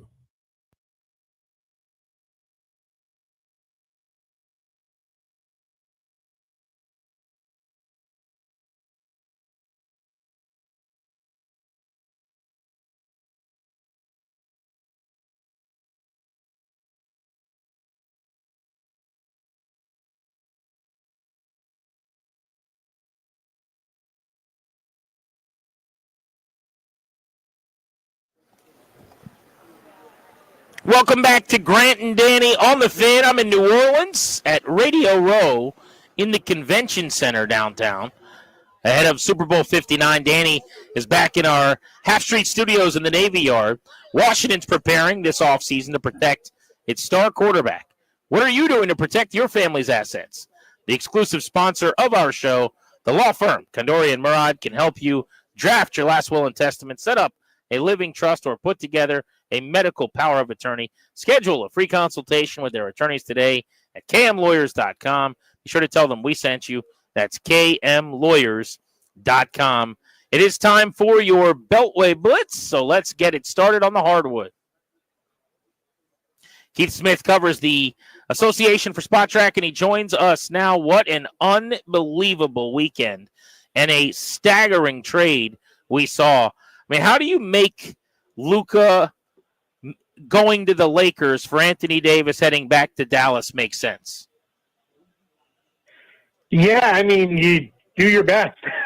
Yes, I mean, this is just a bonkers out of nowhere trade. Anytime a trade starts with the reaction of, did the reporter who broke it get hacked? Like, it's a big one. And that's exactly where we all were. I mean, this for the Lakers, they now have their post-LeBron James future, whenever that may start, in place with Luka Doncic. And for the Dallas Mavericks, they might have been able to get more if they'd done a full-scale bidding war. They really wanted Anthony Davis, and they feel like they're positioned now to compete with Davis and Kyrie leading that team moving forward. So my assessment outside looking in, it's not like I'm following Dallas every day, Keith, but I get the sense that they begged Luka for a couple of years or however long to please get in shape, please take this seriously. And he didn't. And, they probably told him, like, it's going to end up costing you, and it wasn't costing him when he was an MVP caliber player and got him to the finals, et cetera. And now it's maybe starting to catch up to him, right, where he wasn't and hasn't been in shape. And they finally said, we just can't give this guy this super-duper triple, quadruple explosion, end of all things and days maximum. We can't be tied to this guy because it's going to get worse from here. That's my thought. Your reaction? Yeah, I mean, there's certainly been some reporting to that extent that the Mavs have been frustrated with his lack of conditioning, his lack of commitment to getting into better shape. The fact that, there seems to be, a spot where he's been a little bit more injury prone in recent years. And is that related to the other stuff? Probably, but who really knows? So now, we're in a place where I think what the Mavericks were looking at is, yeah, if we walk into him on a 5-year Supermax deal of over $345 million, where that's it. This is our team now going forward. and it's going to be tricky to move it. And if we can get a guy who we love, and that seems what they do in Anthony Davis, let's get out in front of this and make that deal happen. Keith, tell me where I'm wrong. A generational, once-in-a-lifetime kind of player, top of the association talent, got traded, and in a sport where we just saw what De'Aaron Fox netted with like 87 first-round picks over the next 42 years or whatever from 19 teams, Anthony Davis, who doesn't play enough basketball, isn't close to enough for me. Like, I don't know how that was enough for Luka. What am I missing?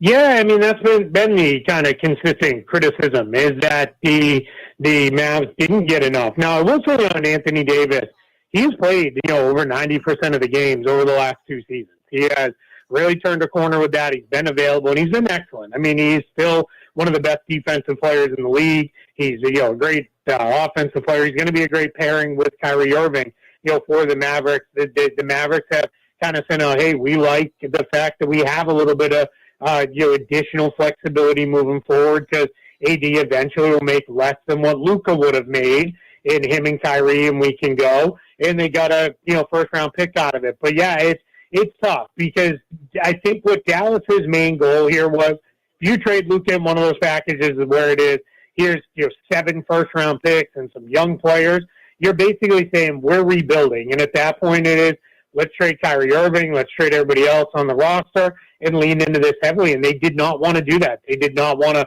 bottom out. And that's part of why they were like, all right, we think Anthony Davis is our guy. I think it's a bit of an overvaluation on Davis, but I at least can respect where they're coming from, even if I, as you do, disagree with that valuation. Keith, great with us, buddy. Really appreciate it. I appreciate it. Thanks for having me. Thanks for hopping on, man. Hit that local 53 center, Tobias. Our guy, Mitch Tischler, who's live and in color down there at Radio Row, I understand, right next to you, GP and Darius and company. Mitch, should this team, this organization, be in the Myles Garrett business? Absolutely, they should be. Absolutely, they should be. He's an elite player, and he's one of the few guys, as you look at positional needs, that I would give up a lot to get, because he's somebody who can change the tenor of that defense immediately when he steps in. 2 firsts. Would that be too rich? That's what the 33rd team has floated as a possible compensatory package. It's definitely rich, and it's a lot to ask, but let's also remember that we're talking about pick 29 this year. Next year, presumably, you want this team to be, you think this team is going to be good again. It's going to be a pick probably in the 20s or later. So as we talk about 2 first-rounders, you're not talking about, top 10 picks, top half of the draft type of picks. It's rich, and it might hurt in the moment to do it, but the second you see Myles Garrett in burgundy and gold chasing after quarterbacks and wrecking opposing offenses, I'm going to feel way, way better about it all. Mitch, forget Myles Garrett for a second. Where would you put defensive end in general on your list of needs and things that this group has to improve heading in the next year? Extremely high, and not just for the defensive end who's going to get after the quarterback and get you sacks and be a wrecker in the pass game. But we saw teams attack this Commanders defense on the edges in the run game over and over and over and over this year. I think if you look at the 9 30-plus yard runs that Saquon had against or 20-plus yard runs Saquon had against the Commanders in the 3 games this year, almost every one was to the edges, to the outside. I'm sorry, I thought you said 9 20-plus yard runs. I believe it was 9 was the number. It's 9 times this semester? I'm sorry, I thought you said 9. 9? You got to get somebody who can set an edge there. You got to get a big body who can set an edge. And they did a good job of bringing in some journeyman defensive ends, guys who had been there and done guys who had been there before. But you didn't bring in guys who were everyday NFL starters. They were more spot starters, particularly in passing situations. And they didn't do a good job of setting the edge. And we saw this defense get carved up by running backs over there. So I'm generally just a little more conservative, I would say, than the average fan when it comes to making these splash moves and giving up big assets. I have no problem throwing money at Myles Garrett. I would throw all the money. They got 3rd in cap space. And Jaden Daniels being on a rookie contract gives me permission to kind of get crazy with my money. It's the picks that bother me a little bit more. I think that they'll be picking earlier in the first round next year than they were this year. But even still, I wonder, is there a path to like one of their defensive tackles being packaged in and maybe less compensation? Deron Payne is someone you would think, even after this year, who would still have some value. And I don't mean just for Myles Garrett, for the record. Right. I mean, like, is there something they could do where maybe it's a player that's not as good as Myles Garrett as an edge rusher, but a nice pick like a first rounder and Payne or whoever still gets you a quality edge that might not be Myles Garrett, and that player plus keeping one of those picks is still a better overall outcome. I mean, theoretically, yes, I would love that to be the case. I think Deron Payne and John Allen have kind of shown you where their value is, and it's not particularly high. It doesn't match the dollars that they're making. And so I think when you start talking about packaging those guys in trades, they're big names, they're nice names, but I think the film speaks for itself when you look at those guys. Allen did play well in the playoffs. I'll give him that. Allen had 3 very good games in the playoffs, and he's getting better as it was going, but that doesn't erase the multi-years of so-so play or sometimes bad play that we saw out of them. And so I like the idea of trading somebody. I just don't think that there's a lot of value of guys that you are willing to let go to try and bring back, a Myles Garrett type player.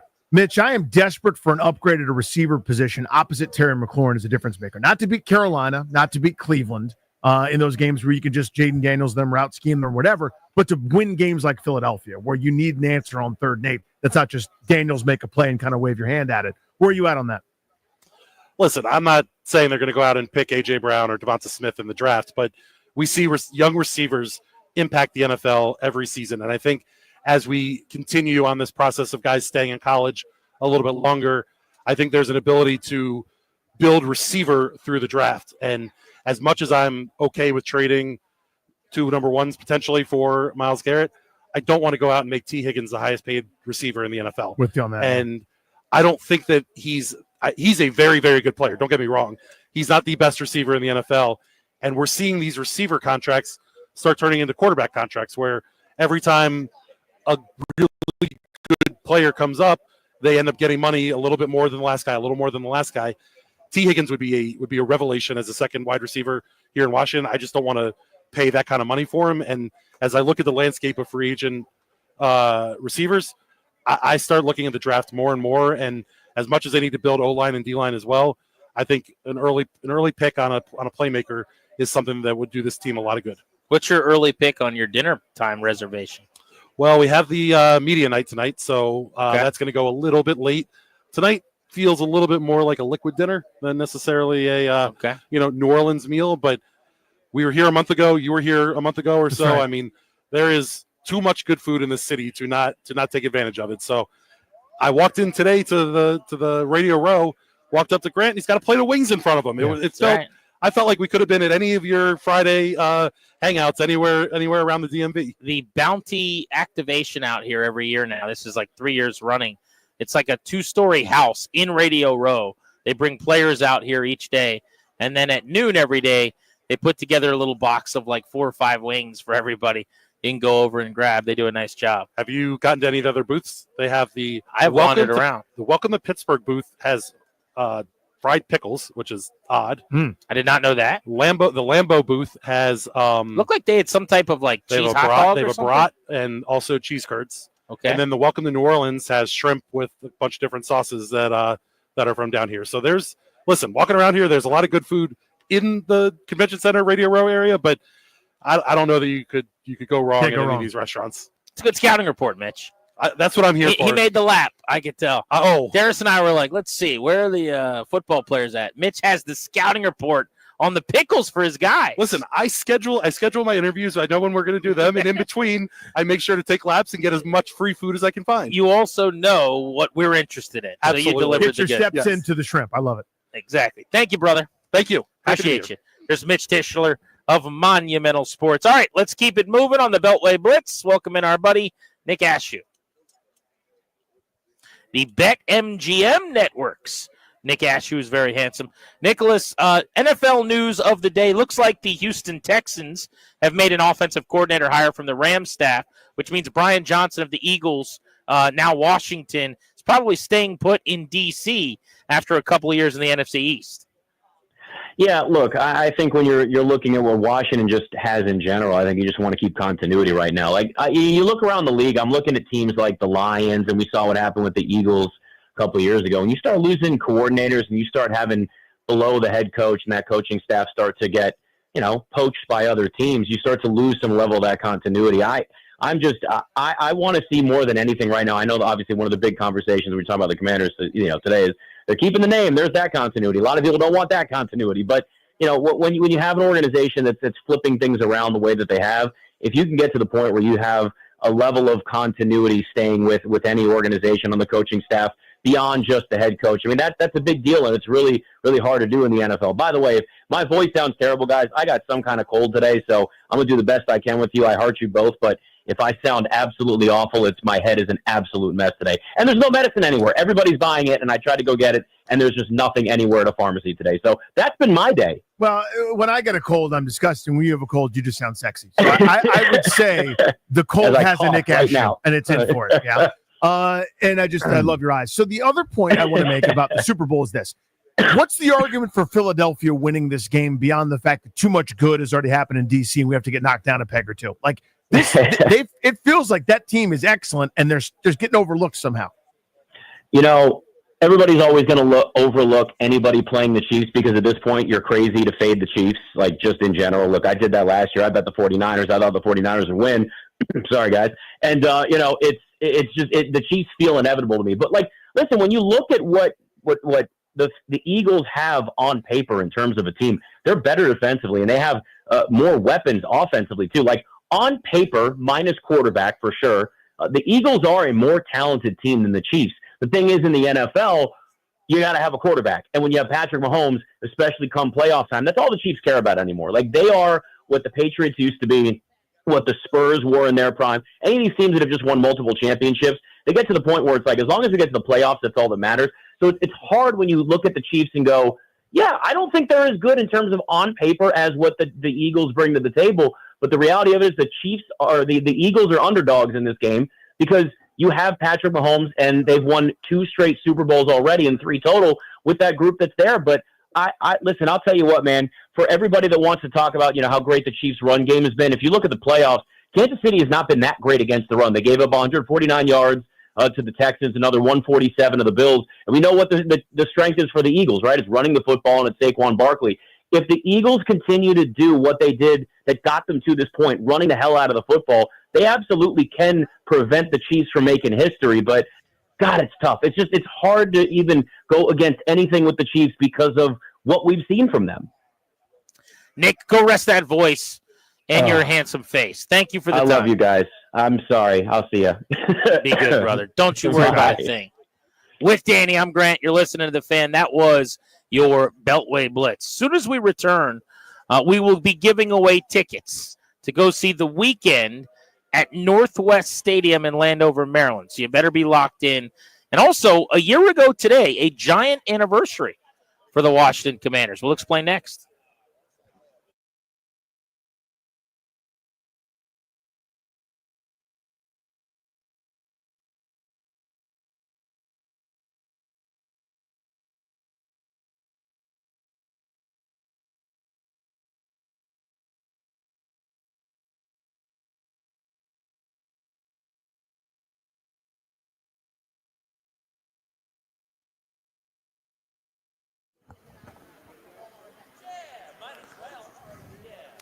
Hey, guys, it's Grant. The FanDuel Kick of Destiny is back. I love the Kick of Destiny. They've done this, I think, the last 3 years. I've really enjoyed it. Gronk was involved. Now it's the Mannings, every Manning for themselves this time. This Super Bowl, 2 legends are going to take the field in a sudden death field goal showdown. Peyton versus Eli, live from New Orleans. 1 kick to claim ultimate family bragging rights. Here's how it works. Pick your winner, Peyton or Eli, now in the FanDuel app. If you bet the right brother, you earn a share of $10 million divvied up to all the people that bet on that brother after the kicking contest. FanDuel Kick of Destiny, going to be fun. Make your free pick. It's free. It's fun. It's easy. 3 p.m. Eastern, you'll watch the showdown on Fox on the pregame show. FanDuel.com/GP, promo code GP. FanDuel.com/GP. Got to be 21 in Virginia, no purchase necessary. Bonus issue now withdrawable. Bonus bet expires in a week. Restrictions apply. Void where prohibited. See terms sportsbook.fanduel.com. Gambling problem 1-800-GAMBLER.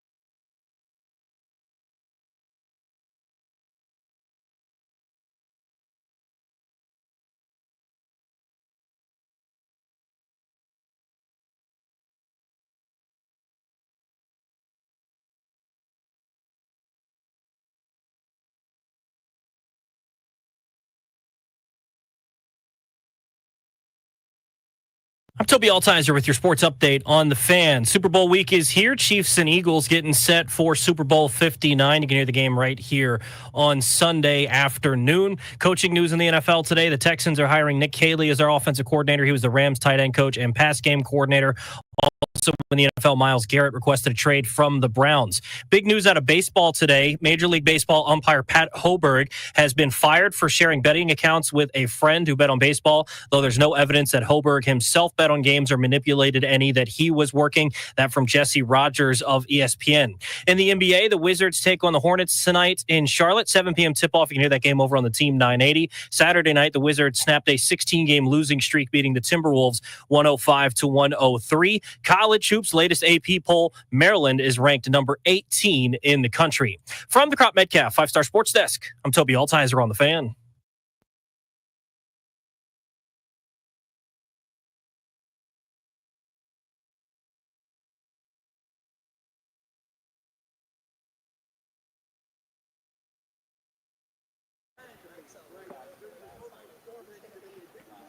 As promised, right now, caller 10. Dial 800-636-1067. You're going to win a pair of tickets to the weekend after hours tour Saturday, August 2nd, Northwest Stadium with Playboy Cardi. I don't know. No, I don't know Playboy Cardi, but the weekend I know he's very good.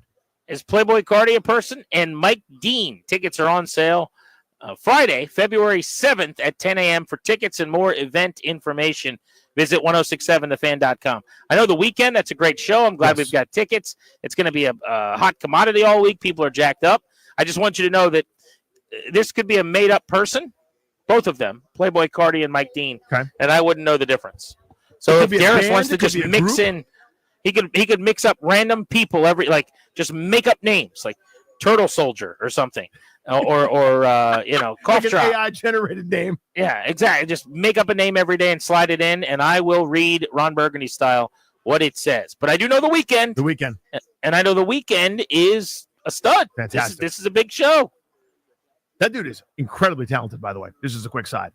He's got, obviously doesn't have like the dancing chops of Michael Jackson, rest in peace, but it's that same unbelievable sound and like a huge variance in catalog that reminds me of Michael Jackson.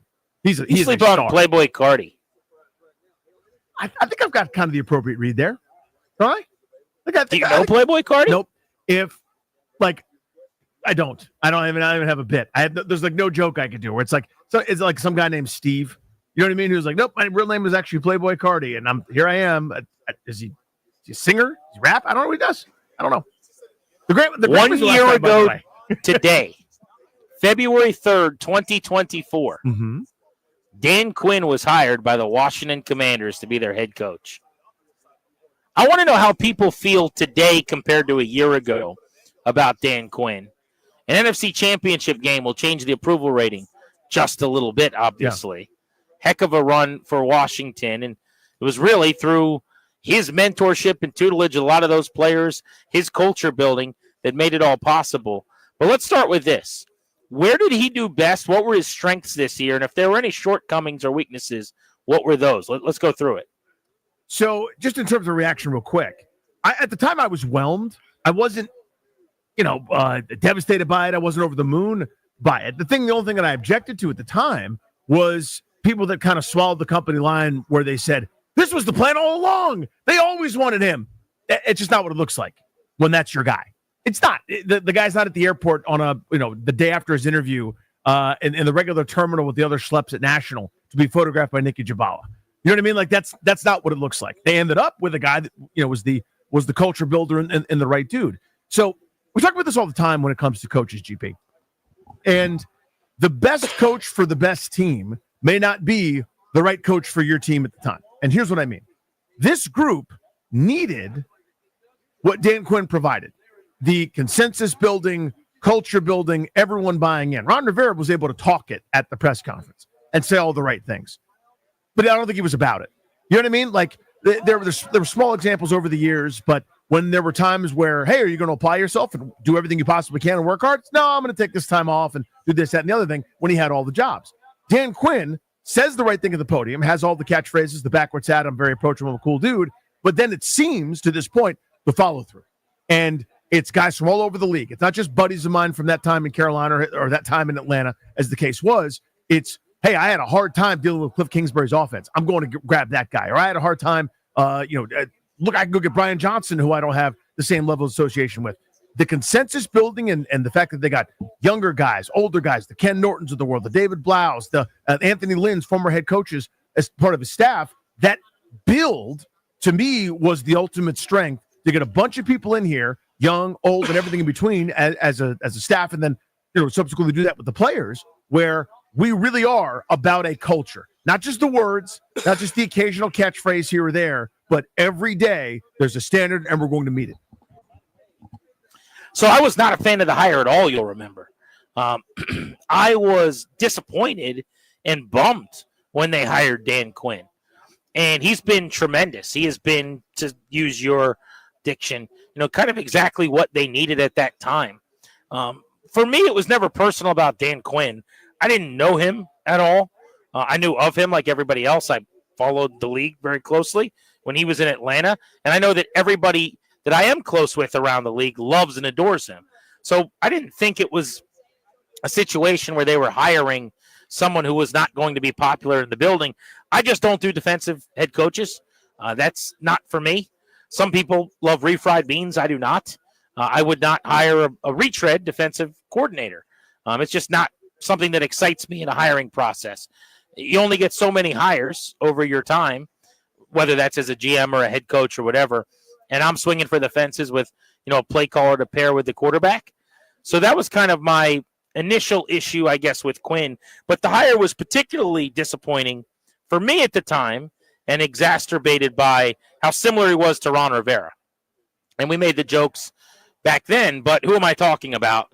The DC head coach who had not finished on a high note in the NFC South after a few years of 500-ish football, who got blown out, who had gotten to the Super Bowl that time. And I kind of thought him and Rivera, while not the same guy, are sold on the same shelf. They are similar products. When you go to the grocery store, they're both on aisle 7, so to speak. What I would say is that Quinn did everything, and I mean everything, better than Ron Rivera as a head coach since he got here. He also benefits immensely from a real GM in Adam Peters, a real front office structure with Lance Newmark and Sosna and all the guys underneath of Adam Peters, a real ownership group, which Ron didn't have early on. And, of course, the quarterback, Jaden Daniels. I don't want to take away from Dan Quinn, who I think had an amazing job, but I think if Ron Rivera had Jaden Daniels, remember when he had Cam Newton, he probably would have been more highly regarded around these parts as well. So the ownership group being an A, the GM being an A, and the quarterback being an A+, probably all helped Dan Quinn as well. But here's what I want to give him a lot of credit for. Frankly, everything. But the staff he built was amazing. When Rivera got hired, Danny, he brought all his guys from Carolina that had coached with him with the Panthers and said, hey, let's do the 7 and 9 staff from Carolina here and see what happens. And then weirdly, they won 7 games a few times. Dan Quinn went around the league and hired some of the best assistants that were available in every capacity.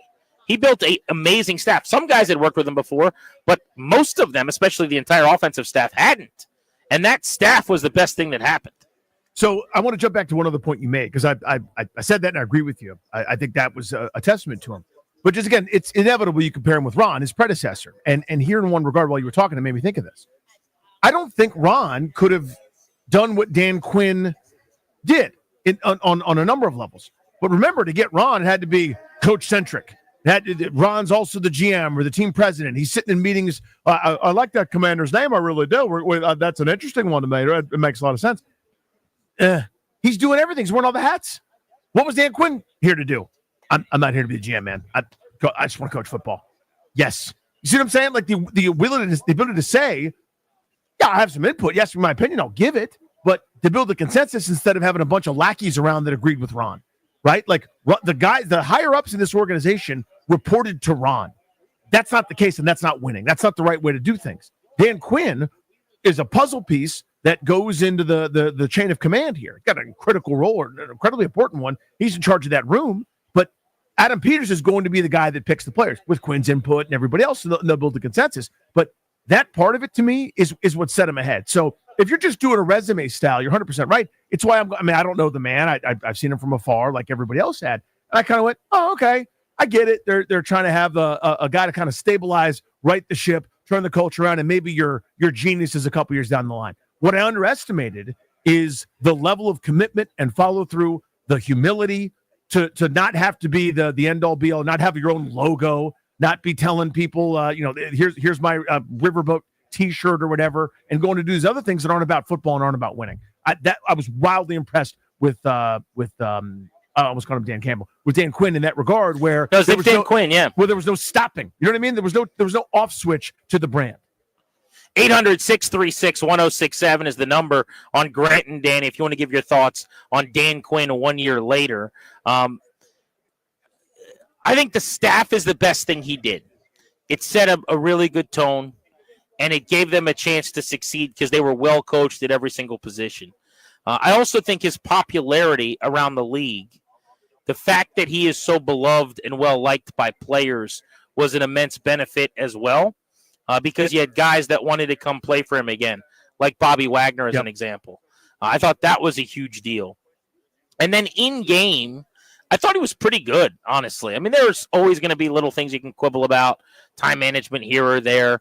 But his obsession and seeming 2020's makeover to be Mr. Fourth Down guy that you were just kind of referencing. I mean, I don't know where that came from. But God bless it. I love it. Like, that was his way to my heart, man. It's like a neighbor bringing over brownies when you move in or something. I really grew to enjoy him rolling the dice and going for those fourth downs and being ultra aggressive and understanding I've got a cheat code of a weapon at quarterback, and my offense is very, very hard to stop in short yardage. So I guess if the question is how much differently do you feel about Dan Quinn now than a year ago, I mean, for me, it's significant. In that I didn't want him to be the head coach here a year ago, and I was wrong. He did a great job this past season. Now, I still have my own proclivities that I'm not going to be able to untrain myself from. I wish that they had an offensive-minded head coach that was paired with Jaden Daniels that, like, just as an example, if Cliff Kingsbury was their head coach and I knew those two guys are going to be together for the next 12 years potentially, I would feel better about that than Dan Quinn is their head coach and the offensive staff going to inevitably be in flux here in the next year or two. But the hire by Adam Peters clearly was a perfect fit, and he's built a tremendous culture, and you can see why he's so popular. You can see why players love this guy. Yeah, I mean, where the rubber met the road, it wasn't, one OTA or one training camp or whatever. It was this constant and consistent on message. This is who we are, and this is how we do it. It didn't go away when, again, I can't help but bring up Rivera. We're going to do this. We're going to behave this way. We'll arrive violently, and we'll be aggressive. First game against Arizona, they stopped calling timeouts and stopped trying to win because it was like, this one's probably not going to happen. So you're about it until it's not exactly convenient. This group took on that personality. They were never out of games. They were always relentless. They always competed. They did everything they possibly could, and you squeezed every ounce out of each stone here with this team, with this organization. Took on this personality. Huge credit to Harris and Company, Adam Peters and Company for figuring out this is what this group needed. And, my opinion went from, okay, it's fine, let's see, to hell yeah, they got the right guy. Yeah, he was the right guy for this year, undoubtedly. I mean, and I think just the culture building part of it is going to be a win next year too. I wonder really about the long term and the ceiling, but I'll say this. If Jaden Daniels is a top 5 guy, if he's a Mount Rushmore quarterback in this league that's trying to knock off Burrow or Jackson to be up there with Allen and Mahomes as an example, then it probably doesn't matter that much who your coach is. Or a lot of things really don't matter that do for everybody else because you've got the answer key, so to speak. But let's hear from you guys next. 800-636-1067 is the number. Dan Quinn just had a tremendous first calendar year as the head coach of this team. He has a legitimate chance to win Coach of the Year, and it would be well-deserved after Washington went from not winning 11 games for 33 years to a 14-win regular and postseason this year. Where have you grown to enjoy him the most, and how do you feel about him now compared to 1 year ago? We're Grant and Danny.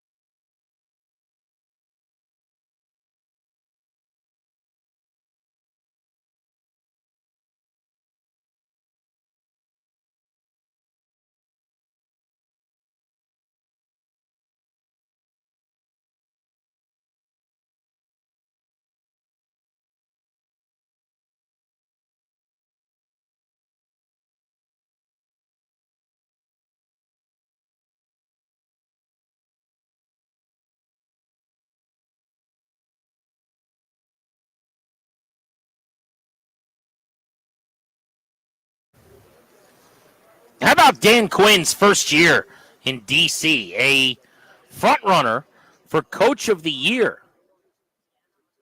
The NFL award show coming up ahead of the Super Bowl this weekend from New Orleans, which is where I am right now, live on Radio Row. Danny is in our D.C. studios. You're listening to The Fan.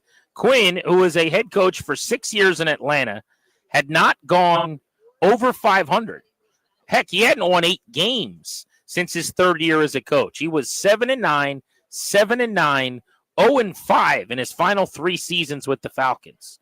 So you'll have to forgive me for not having been all that excited when he was hired and brought in here to Washington. But a 12-5 regular season and a couple of playoff wins later, Dan Quinn is beloved by this fan base. And the question we have for you, 1 year to the day after he was hired, what grew on you about Quinn the most over these last 365 days? Let's go to Jared in Rockville on Grant and Danny on The Fan. What's up, Jared? Hey, guys. I have a comment and then a quick question for you, Grant. My comment is I think the biggest thing that's won me over so far is just his humility whenever he speaks to the media. Like, it just seems like he says the right things in a way that you want them to be said. I don't feel like he's lying every time he talks like I have with coaches in the past. And then my question for you, you're a much smarter football guy than I am. And I understand the concept of a defensive-minded head coach versus an offensive-minded. What would happen if Dan Quinn had to call offense for a game? Does that mean like he couldn't be able to? How does that whole thing work? It's a great question. So could he call plays for a game? I'm sure he could, but there's a difference between the scheming and the designing of an offense, which after decades of stopping offenses, he would know how to do.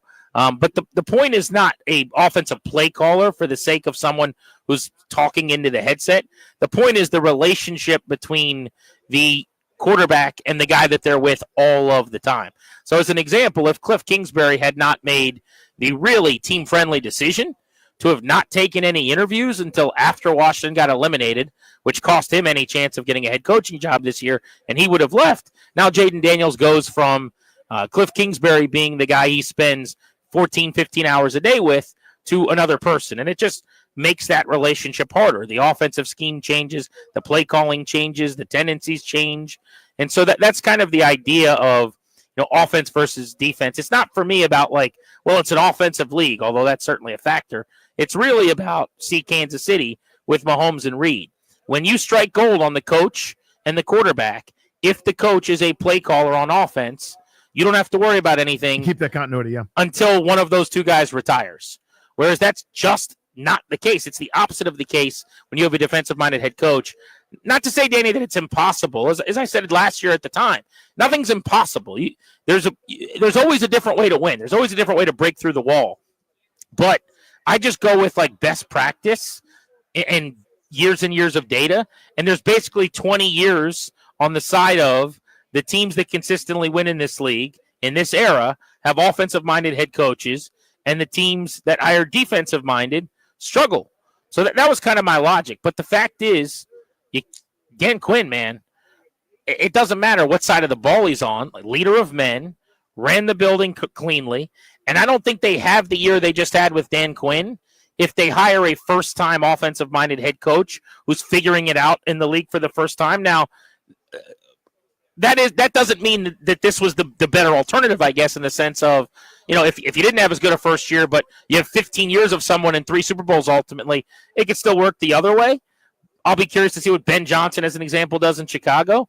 But it's a good point. I think he could probably call plays. I mean, guys know both sides of the ball when they've been around as long as Dan Quinn has. Sure. And it's not as if he's, poking his head in on a Friday going, so this is the offensive room, huh? Like, he's involved in a lot of ways, but he's the sort of, I don't know, not the GM because you have a role like that, but he's almost like the football coach's GM where he's involved a little bit of everything. He's a sounding board. He's an influencer. He's a consensus builder, etc. When you go around, you look at the playoff teams, right? There are a handful of teams that are coached by that sort of the central casting thing you're talking about. Offensive coordinator, offensive genius who, then gets the head job. There's also a bunch of teams that aren't. And there's challenges with those teams that aren't, that are just sort of, again, different than what you're talking about. That's the easiest road. Offensive genius head coach, that's it. You don't have to worry about anything else. The staff under him will change. His apprentices will get head coaching jobs or promotions elsewhere. But you look at Buffalo or Baltimore or Houston or Tampa, even Detroit is kind of in this vein. They have offensive geniuses, but Campbell's an offensive background. But I don't think of him as like an offensive guru. I think of him as kneecap biting leader of men type guy. It can work. It certainly can. But just your point about best practice, I'd almost translate that to simplest, least resistance practice has always made sense to me. But it doesn't change what Dan Quinn did this year. Yeah, but I think it's important to note, like, it's not like he doesn't know offense. That's not my point. Right. No, totally. It's really about the relationships and the restarting and the camaraderie of being in one offense for many years. How many guys have been claimed by, like, what could Jason Campbell, just to name a guy that was here, have been if he didn't have a new OC every single year? Now, he wouldn't have been Jaden Daniels. I don't think he was special. But whatever a player could be, if they had one quality play caller and designer and coach for 10 years versus 6 or 7 coordinators and offenses over 10 years, I guarantee you player A I just described has a better career than player B, even if they have an equal amount of talent. Let's go to Musan Falls Church on Grant and Danny. How are you? Hey, guys. Thanks for taking my call. Appreciate it. You could just see it, the camaraderie in the locker room, the high fives, the hugs he was giving the player. A true player's coach, and Dan Quinn, he is. And just the fact that he brought back the winning mentality. I mean, the W's speak for themselves. The guys want to play for him. You can see it. You can feel it, man. And all praise to him. He deserves that Coach of the Year award, without a doubt. I hope he gets it. It looked, Danny, like Kevin O'Connell was the front runner for a long time. Yeah. The NFL, they have the opportunity that a couple of weeks into the playoffs, you can still kind of add to and bake into your assessment before you have to vote. So I think there is a chance, honestly, with the Vikings collapsing in Week 18. Not that it was O'Connell's fault, but he got outcoached by Aaron Glenn. And then they got destroyed by McVay in that playoff game offensively as well. You can make the case that they crashed and burned, and maybe, Washington with Dan Quinn finishing the way they did, then winning 2 playoff games, maybe he overtook them. There's some betting markets where he's actually the favorite for Coach of the Year now. Which is Well-deserved. I mean, there are a couple of markets where they're making this case. A couple guys that deserve it. He is on the list, is the point to me. Whether he wins it or not, I think, he is one of those deserving guys. So if it goes to Kevin O'Connell, I'm not going to gripe too much. I personally would vote for Dan Quinn, given the fact they're 4-13, have been a hot garbage forever, and now they're not, and they're thought of as one of the teams to beat going in the next season in the NFL. He's central to that, so I'd vote for him. But it wouldn't be a crime if he doesn't get it. Roger Goodell was just asked about the Commanders playing in D.C. at the RFK site. I want to get into that when we return, and you will hear from Bob Fesco, who does morning radio in Kansas City, who's out here with us on Radio Row in New Orleans, who's ready for yet another Chiefs Super Bowl. Does he know that everyone thinks that they've never actually won a game without the help of the officials? And at what point does he think that the Chiefs fatigue is going to set in around the country, or has it already happened? I will ask him about that. Grant and Danny with you from New Orleans ahead of Super Bowl 59 on The Fan.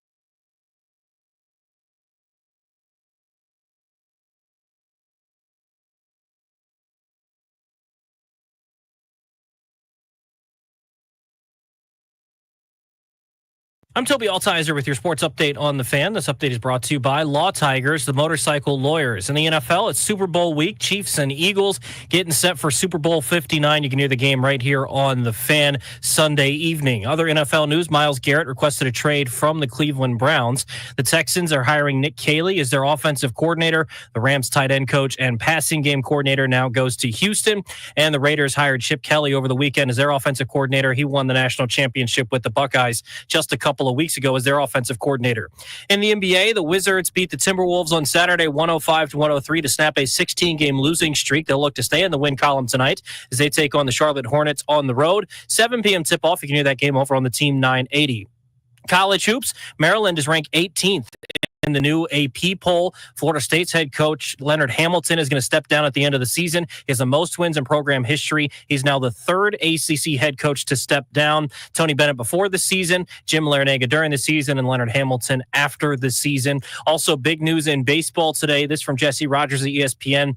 Umpire Pat Hoberg has been fired for sharing betting accounts with a friend who bet on baseball, though there is no evidence Hoberg himself bet on games or manipulated any that he worked. Hey, Caps fans, the Law Tigers and Harley-Davidson of D.C. are giving away a one-of-a-kind 50th anniversary Washington Capitals Harley-Davidson. Check it out in person at the D.C. Auto Show or enter now at capsfansbike.com. From the Crop Metcalf 5-Star Sports Desk, I'm Toby Altizer on the Fan.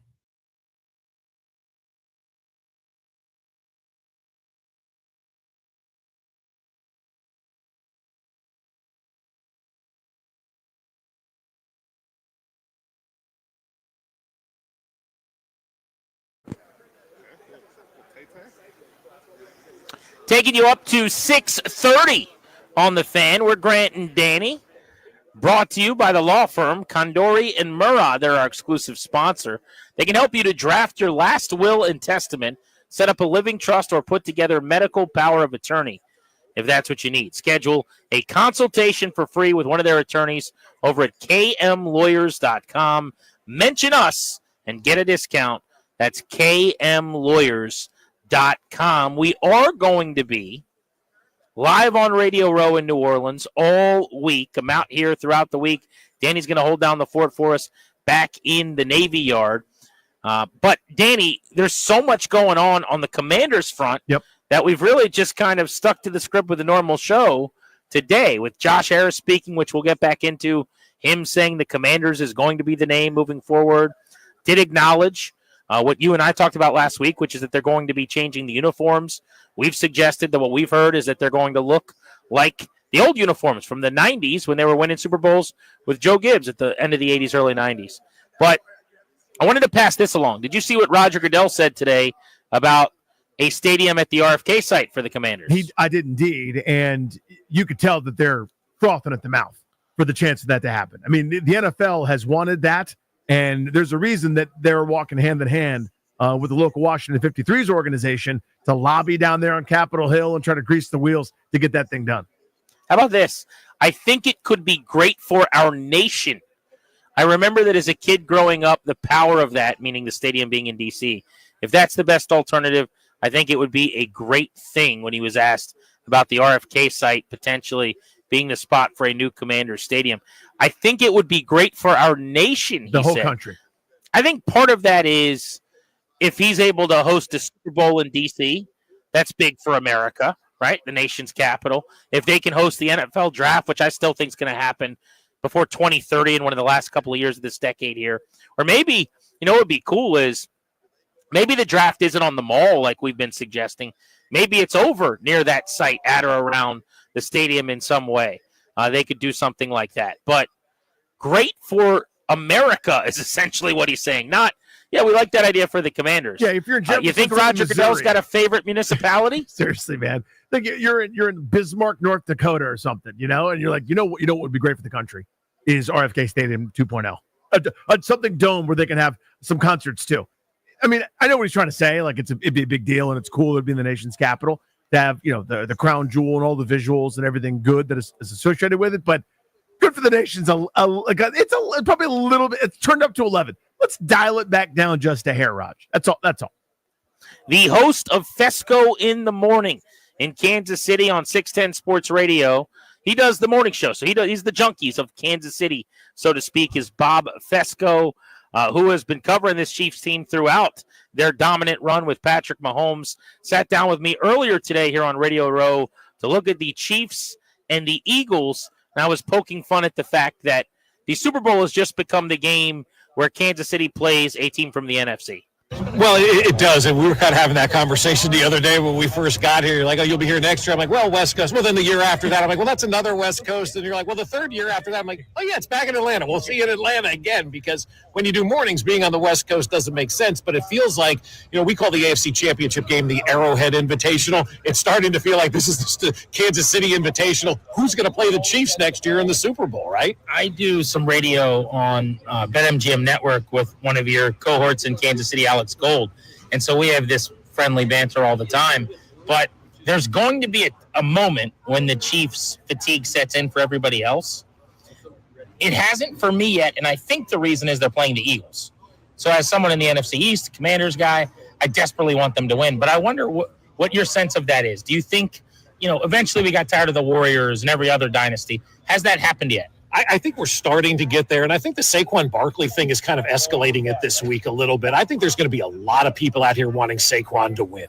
See him get a championship after being, in New York and having such nothing go his way, and now he's such a great guy and everybody loves him. I think he's going to be the central figure for why everybody's rooting for Philadelphia outside of Kansas City, New York, and Washington, D.C. I think that's why people are going to be rooting for the Eagles, because of Saquon Barkley. And I do think we're starting to see some of that Chiefs fatigue set in, but I don't understand why. I mean, this is greatness that we're witnessing. We've never seen this before. There's never been a team go to 3 straight Super Bowls. There's never been a team try to win 3 straight Super Bowls like we're witnessing right now. And I think also some of the fatigue sets in is because they just are such a really good team, and no matter what you do, you can't beat them. They're just better than you at everything else. Bob Fesco, mornings in Kansas City covering the Chiefs. I find Patrick Mahomes immensely likable. You're way closer to it and him than I am. We see him as a player. What about the guy? I know he comes on your station every week. What kind of interview is he? What kind of person is he? Well, he's awesome. I mean, he gives so much back to the Kansas City community. You would think this was a guy that was born and raised in Kansas City his whole life and now is playing for his hometown team, right? He bought a soccer team. He's part owner of a baseball team. He's trying to bring the WNBA to Kansas City. I mean, everything that he touches turns to gold. And all of those teams that he's involved with, the Kansas City Current, the Kansas City Chiefs, and the Kansas City Royals, are all coming off playoff years. Those 3 teams alone, with their 6 playoff games in Kansas City this year, generated $53 million in economic benefit for the town. And so what does Patrick Mahomes mean? Everything to Kansas City. I mean, we went 50 years without having a true superstar outside of George Brett, right? And not to take anything away from George, but this is the NFL now. And even he will say, Patrick's much bigger superstar than I ever was. And he is. He's the greatest player in the NFL, and he's in our town. And it feels like he's been there forever. And with his 15 to Mahomes Foundation, he's always giving back, making lives better for people. Like, he has ingrained himself in Kansas City as much as you possibly can. We forget that. There was a time not that long ago when you guys were the team that had never won. Right. I mean, correct me, they'd never won a Super Bowl. Well, right? they won Super Bowl 4, right? Okay. Which was, now we're at Super Bowl 59. So when we won that first one in Miami, it was a 50-year drought. And it wasn't a 50-year drought of making Super Bowls and losing like Buffalo, or like no Super Bowls since Super Bowl 4. And so we finally get back. And of course, everybody in America is rooting for the Chiefs at that point in time, right? It's the new team. It's Patrick Mahomes. It's Andy Reid. Everybody's going to root for the Chiefs. And then they win. Then they took a year off, and, they lost the Super Bowl. Then they lost to the Bengals in the Arrowhead Invitational. And then they're back and won again. And they're back and won again. And now people are like, all right, enough. And I think people are mad because it really is like it's boiling down to people complaining about referees. And when you get to that point in time, you're just doing something right. And that's out coaching and out playing everybody. So I am not going to subscribe to that conspiracy theory that anybody at the league office is getting officials to call things for Kansas City. But I was just talking with a couple of guys here about this. I do think there's something to, we see this in sports. When you're a superstar, you're probably more likely to get calls. I think Mahomes gets more of those roughing calls, sideline stuff, maybe than the average QB will. I don't know that that's necessarily unique to the Chiefs or to sports. But I do think you're in the most games that matter. you're going to get the most calls by quantity. So I think there's a little bit on both sides of it. I mean, do you see any of that, or do you think it's all foolish? Well, I look, the Chiefs are on national TV all the time, so everybody's watching every one of their games, whether it's a Sunday afternoon at 3:25, Sunday night, Wednesday, whatever day of the week we'll play, we'll beat you is kind of their mantra. So everybody's watching every Chiefs game. They've become the national brand in Kansas City. Dallas is no longer America's team. I don't think anybody would mistake that slot mess for America's team down there.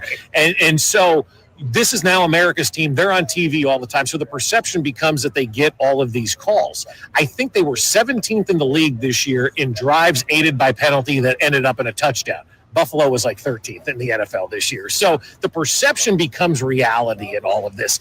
I'm not a ref truther, just never have been. Like in my entire career of doing this, whether it was, the Royals baseball or KU basketball used to be a big one. Oh, the referees. I'm like, you were 3 of 17 from three-point land. Like, you got to do better than that. You're missing free throws. And, Josh Allen going to the left twice in a row. The Chiefs have said, we knew he was going there. He does it all the time. They didn't change anything up. So they're better coached than you. And being better coached than you in all aspects of the game makes people feel like, oh, my God, they're cheating, because people can't tangibly grasp how coaching makes this team better than everybody else. Bob Fesco, radio in Kansas City. I want to get to their coaching in a moment. But do you think Patrick Mahomes would have been Patrick Mahomes in any organization? Or is this in some way an Andy Reid Chiefs creation where sitting him out the year and watching was a great benefit, or, Reid helped create him? Or if he was, went to the Ravens or the Bengals or the Browns, would he have just become this guy and those teams are in all these Super Bowls? No, he would not have. I use the Giants analogy all the time. If he was drafted by the Giants, he'd be on his third head coach, 15th offensive coordinator, and it would probably be a mess. Would he be good? Yeah. But I think Patrick Mahomes and Andy Reid both needed each other. And Andy Reid needed that guy to get him over the hump as a coach, and Patrick Mahomes needed that guy, that leader, and Andy Reid to guide him through the NFL. I don't know that there's been a perfect match ever in sports than what we're watching right now. Both offensive guys, both football dorks, both always looking for ways to get better and working hard. And when those two guys walk into the room and they're the hardest workers in there, that raises everybody else up. Because if you're on that roster and you see Mahomes and Reid doing all this extra stuff, how are you not going to do all this extra stuff? So I think the marriage has been perfect. I don't think Andy Reid is a Super Bowl champion right now without Patrick Mahomes. And I don't think Patrick Mahomes is as good a quarterback as he could be if he didn't have a guy like Andy Reid and Alex Smith that first year to really learn from. Andy Reid is closing in on 70? 66, I think he is right now, 65, 66 years old. So, yeah, I guess. Younger than I thought, by the way. There's really no reason to believe then that he won't be coaching for several more years, or that Mahomes won't play at a high level for several more years. I mean, if those two guys continue to be Batman and Robin, whichever way you're looking at it, what would stop this from continuing? Retirement, I think. I mean, you bring up a great point. Andy's got 4 more years unless you talk to Florio. He'll tell you he's retiring tomorrow or yesterday or whatever the case may be. But he signed a 5-year contract. That puts you till you're about 70 years old, right? Like, what's going to stop it? Everybody just saying they've had enough. We've won enough. We're history. We're leaving. Because the minute they won last year, they were on the field talking about a three-peat. And so I said all along, I said, they're going to go 3 in a row. Just book it right now. Let's get our reservations made. They're going to go back, because when you watch these guys, they actually accomplish what they say. Like, it's not hot air. It's not sports speak. It's not nonsense. It's like, we're going to go to the Super Bowl. Oh, okay, here we are in the Super Bowl. Like 13 seconds left in a game. Let's go win a football game. Like, it just doesn't matter what the situation is, where they are on the field, what time of game, where we are in life. If they have a goal, they're going to accomplish it. So if they set a goal of winning 5 straight, who's going to tell them no? Well, you talk about the idea, too, of, nothing matters. Tyreek Hill goes to Miami. Right. And I'm thinking, well, that's a game changer. They go from being elite and scoring 40 and putting up 500 yards a game and 5,000 yards, 50 touchdowns for Mahomes, and then they become Isaiah Pacheco's Chiefs or whatever. Now it's some defense and it's short passing, whatever. I think Travis Kelce, even though he ramps it up in the playoffs, and you know better than I do, I mean, he looks like a slower, older version of Travis Kelce. He's not the same. Still enough, but he's probably their best weapon, and it doesn't matter. They don't lose. It seems like nothing weaponry-wise matters with this team. No, because they have Patrick Mahomes. It's just like New England. You invested in Tom Brady, and then you built around him, and he made everybody better, right? And that's what Patrick Mahomes is going to do. They're not going to pay wide receivers. You don't need a dynamic wide receiver if you have Patrick Mahomes to go out there and win the Super Bowl. Or we can draft a couple of dynamic wide receivers in Rashee Rice and Xavier Worthy and just backfill and not never have to write that big check to a wide receiver that will crush you from a salary cap standpoint. You trade Tyreek Hill, you get Trent McDuffie back in return. You're able to get George Karlaftis. You've just solidified your defense for the next 5 years. Brett Veach is a genius at what he does. And I learned very early on in this that nobody on this team matters. I mean, I was even advocating to trade Travis Kelce years ago because I knew how the organization operated. It was Patrick Mahomes and 52 other dudes that are expendable, right? Let's see what happens. So when they won that first Super Bowl in Miami to where we are today, only 5 years, there's only 7 guys who have been on this team the entire time. 2 of them are the kicker and the long snapper. So there's 5 position players on the Chiefs that have been here through this entire run, and they just keep turning over and winning and winning and winning, and that's because Patrick Mahomes and Andy Reid. So who's the unsung hero? I've got a guy in mind, but I wonder if it's the same. Like, who's the guy that doesn't get enough credit in the operation? Well, there's Brett Veach, who I just don't think gets enough credit for what he does. Everybody talks about Howie Roseman like he's the second coming of the greatest general managers ever. Brett Veach about ready to win 3 Super Bowls in a row, and Howie Roseman has built this great roster. Brett Veach will never get the credit that he deserves because he's behind Andy Reid, and Andy's such a big figure in the NFL. It's Andy Reid and Patrick Mahomes, and meanwhile, Brett Veach is getting rid of Charvarius Ward and bringing in L'Jarius Sneed, getting rid of L'Jarius Sneed and getting Justin Watson in here, getting rid of Tyreek Hill and bringing in Xavier Worthy. Hell, they won a Super Bowl with Kadropius Toney. I mean, like, it's unbelievable the way that they just, like this year alone, the offensive line wasn't working. Joe Tooney, you're now playing left tackle. It's been the best offensive line they've had in years. I was thinking Spags. Spags is another one. Yeah, you could put Spags on that list too because he dials up defenses. And even Dave Tobe, who I was kind of busting his chops the other night. I don't listen to your show. I said, I don't watch your special teams either. You know, he gives me a fist bump. But having the wherewithal to understand where the weak link is on the Denver offensive line when they're kicking a field goal, to exploit that, to block a field goal, to stay undefeated, like, it's the most unbelievable regular season game I've ever been a part of. The coaches on this team are just so awesome. Bob Fesco, Kansas City Radio. So I'll let you go on this. I guess I don't need to ask you who you're picking. I'm even at a point now where I'm not going to pick against the Chiefs or Patrick Mahomes. But what thoughts do you have on the game other than that somehow they'll have one more point at the end probably? Yeah, you know, for the last 5 years, I pick every game 35-0. You know how many times that's hit? 0. I'm still going 35-0. It's tradition. So, but no, I think it's going to be a close game. I do. I think Saquon Barkley is the biggest X factor in this game. He scares me. You know, he's such a good dynamic runner. But the last time the Chiefs had to face somebody that was this dynamic of a runner, Derrick Henry, AFC Championship game a few years ago, and they held him to like 69 yards rushing, and he wasn't a factor in that game. And so the more people talk about Saquon Barkley, I think the more fired up the Chiefs defense is going to get to make sure that Saquon Barkley doesn't go out there and beat him. I would say soak up the experience, but if not, you could soak it up again next year or any of the other years after that. Thanks for the time. You got it, my man. Thank you so much.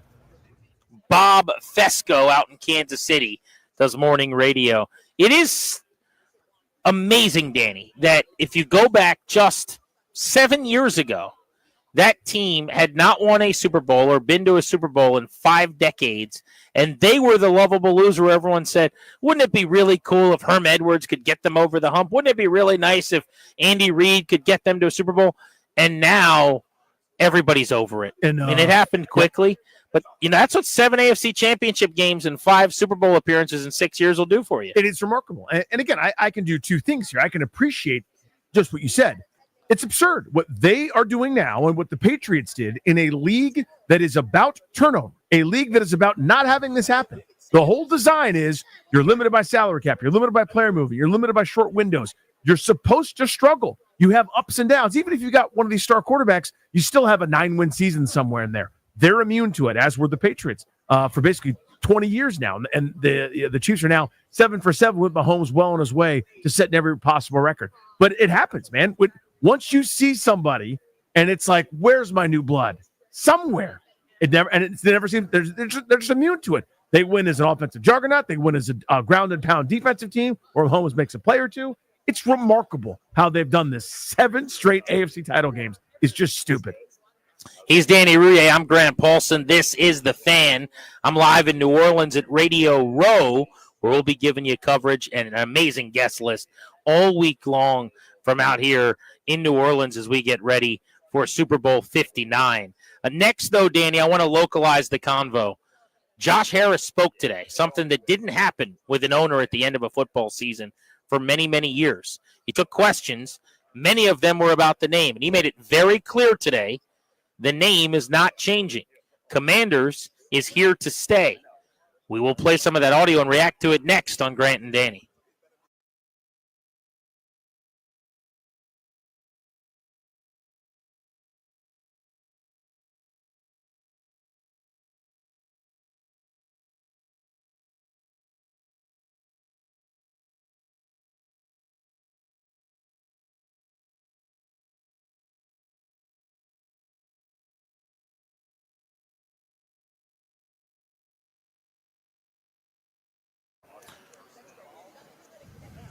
What's up, guys? It's your boy, GP. You know, I'm back on that weight loss train. Just didn't look like I wanted to. Wasn't feeling like I wanted to. It was time to drop some LBs in a big, big way. So I called up my friends over at the old EMP 180. It's now called Copair. And I said, I got to get on a program. I got to drop weight start of the new year. And I'm already down nearly 20 pounds, and I'm feeling better. Well, GP, that's awesome. And it's my turn now. So I saw the success you were having, and I've been stuck. We have different needs. We're in different spots. I have been stuck at this one weight. I cannot break through. I've been trying so hard on my own. So I, too, am making the jump back in to see our friends over at Copair. I need that little push, that extra guidance, that extra bit of conditioning to help me get down to where you and I were before. And that's kind of the beauty of this thing, right? There's a million different ways to do it, and Copair is there every step of the way. You know what I love is when I have to go buy a new belt before I go to New Orleans. Had to do that. Yeah. Because I made my own hole in my belt because my other one was too big. And so I said, I'm just going to go get a new belt. And now I'm wearing a smaller belt, already making some changes to the wardrobe. But, Danny, I'm excited that you're on the train with me, bro. This will be fun. We did this before, kind of motivating each other. So this will be a good thing to do Copair together.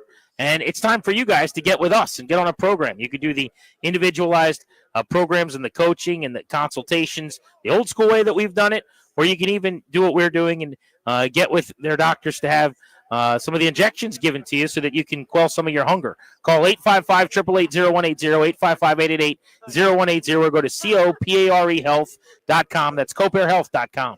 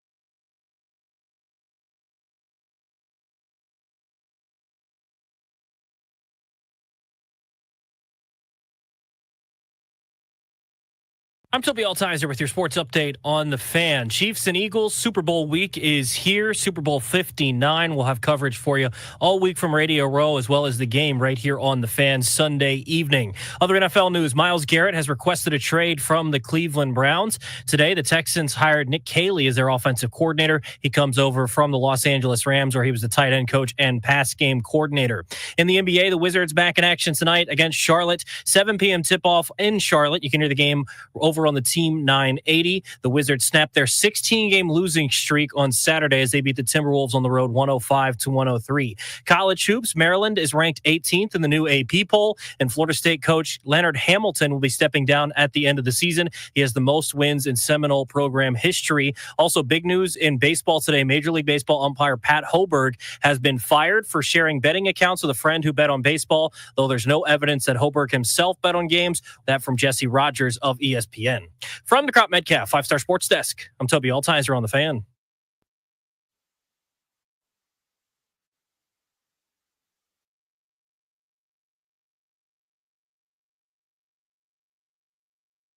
Following up on John's question earlier, is it safe to say the Commander's name is around just to stay? Is that safe to say from your standpoint? Yes. And we're actually, I think it's now being embraced by our team, by our culture, by our coaching staff.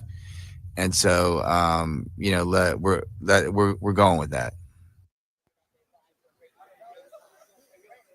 For the first time since he took over ownership of Washington football, Josh Harris today, very definitive with an answer on this team's name and the future of the name Commanders. No bones about it, Danny. Sorry about your luck, buddy. Get used to it. The name is here to stay. Fatality. The C word wins. Done. That's it. Stick a fork in it, man. I mean, I don't like it, but it's kind of the end. I can't hold my breath till I turn blue or anything else. There's sort of no point to the struggle. So no more being tagged on some petition, hopefully, or whatever. The owner himself, the guy that's making the decision, who you're trying to appeal to, just said, this is what we're doing. I want to look back at this press conference in 2 or 3 years and feel like Josh Harris at that time meant for now, but I don't think that's what's going to happen.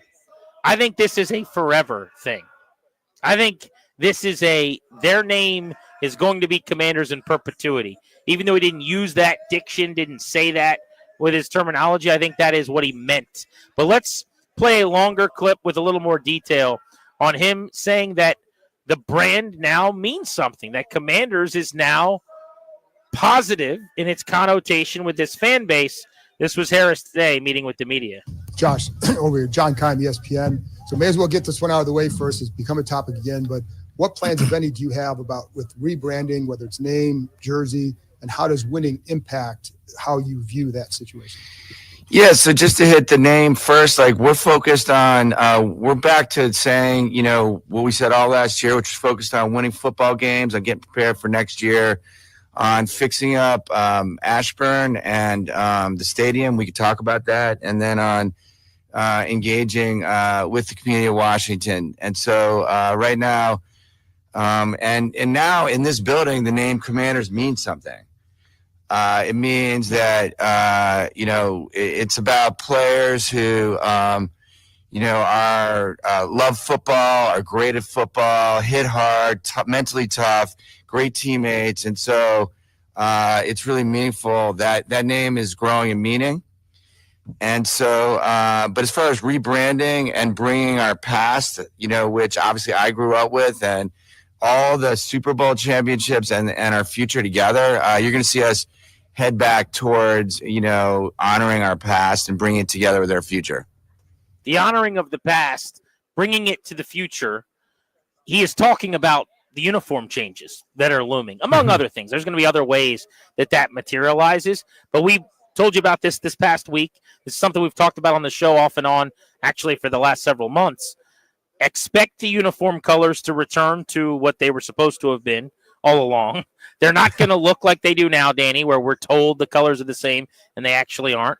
The uniforms we've been told that they've been working on for some time are actually a lot like the jerseys they wore when they last won a Super Bowl with Joe Gibbs back in the end of the 80s, early 90s, right? With the correct burgundy and gold. So I love that they're going to keep throwing it back to the past. They're trying to extend an olive branch to. They're trying to appease that lost generation, that group of fans who said never to the Commanders. And that's a smart idea. Yep. But I also think it was smart that Josh Harris finally spoke and did say we're not changing the name. And the reason why, sadly, is what a lot of us said. I hope you enjoyed the run because they won. They sold some merch. People hate it a little less than they did. And now there are some positive memories that go along with the name that didn't exist a year ago. Yeah, and I think that's at the core of it. And the unwritten part or the unspoken part there, and I don't begrudge it because this is a business after all, and that translates into a lot of interest in money for us, right? As we paid $6.05 billion, and not like we just had that in the bank, by the way. There was a lot of capital calls and a lot of scrambling together to get that absurd amount from this ownership group to put you over the hump to meet this outrageous asking price. So we need at some point to start turning a profit for this thing because we're going to be pouring in money to fix the stupid stadium, which stinks, to make Ashburn, at least as good as most D1 programs that these guys are coming from, to be frank with you, to get that up to stuff. There's been a lot of They got a long ways to go. Yeah, and I give them credit. They're putting their money where their mouth is, right?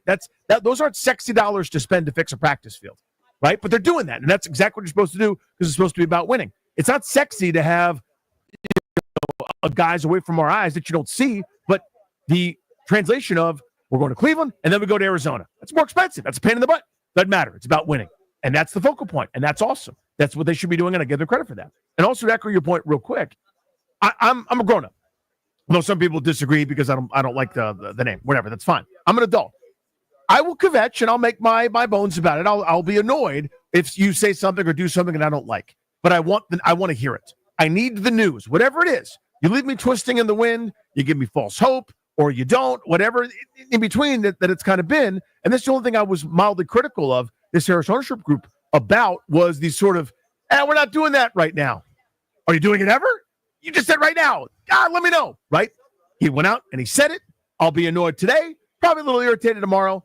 I'll be annoyed every once in a while when I think about how stupid the name is and what it reminds me of. But in general, I need the news, good, bad, and different. I will react accordingly. I give him a lot of credit for doing that. I want to go back to something you said at the beginning of that answer, which was, about this idea that basically, Harris and this ownership group have to stick with this or are sticking with it because they can now make more money because Commanders is now popular enough to sell merch. Can't you argue that they could ride with Commanders for another year or two, make all the money that comes from people getting used to this name and this merchandise, and then you would benefit even more from a rebrand financially, again, because now I need my Daniels, my McLaurin. I've got this really good team that is perennially a power, right? And they've got a new name that's better than Commanders, so now I need that gear. Like, you might be able to double dip. So I don't actually think the making money off of the Commanders name part resonates for me as to why they're doing it. So I respectfully disagree there. I think the value of a brand doesn't diminish once it's got the momentum. And that was said poorly. I guess what I mean is now that it's acceptable, and his point, there are good thoughts when we come to it. The reason everybody was pining for Redskins wasn't because they stunk in the 1960s. You know what I mean? It wasn't because they struggled with Jack Pardee. It's because they won the Super Bowls and they were awesome. We now have our first version of that with this current stupid name. So that's now your base. That's your building block. To undertake a rebrand with all the costs and everything that's associated with it, it's not just going to Dick's Sporting Goods and printing a few shirts. It's a complete overhaul of everything and anything and all materials and all the research, everything that goes with it. And maybe long term, you could climb out of that hole that you're creating for yourself and make more. But if you've got something that's working and you don't have to spend all that money, go through the hassle, that's what you do. Do you agree with me that if they would have gone 6-11 this year, today's answer would have been different? Yes. They would not be sticking with the name. Yes. I think this is 100% could be strong. Nothing's ever one thing. I think today and this decision that they've come to over the last football season, that Commanders is here to stay, and he essentially said this, is based on the fact that they won. It was a good ride. Yep. They got to the NFC Championship game, and I think it also bolted this name down because now those memories that you have from the Hail Mary, from the win against the Lions, from the win in Tampa Bay against the Bucks, those things have replaced what was any kind of anguish or annoyance or frustration with a bad name with some positive memories. But here's the question we can ask on the MGM National Harbor listener lines about this now on Grant and Danny. You can hit us up at 800-636-1067. I know a lot of you guys don't like the name and won't be happy that they're sticking with it. Will you come around if they keep winning? We already saw, Danny, what one season did for the name. One, going from bad to pretty good and then hot into the NFC Championship game. That one season means that the name's here to stay, that a lot of people decided to get gear, that had sworn off the new name and said they never would. What if they go to 3 NFC Championship games in the next 5 years? What if they win a couple of Super Bowls thanks to Daniels and this operation? Are you still going to be hating the name Commanders? I mean, is that something you're really confident you can say? 800-636-1067. If they win, will the name grow on you? Yes or no? That's the question on G&D.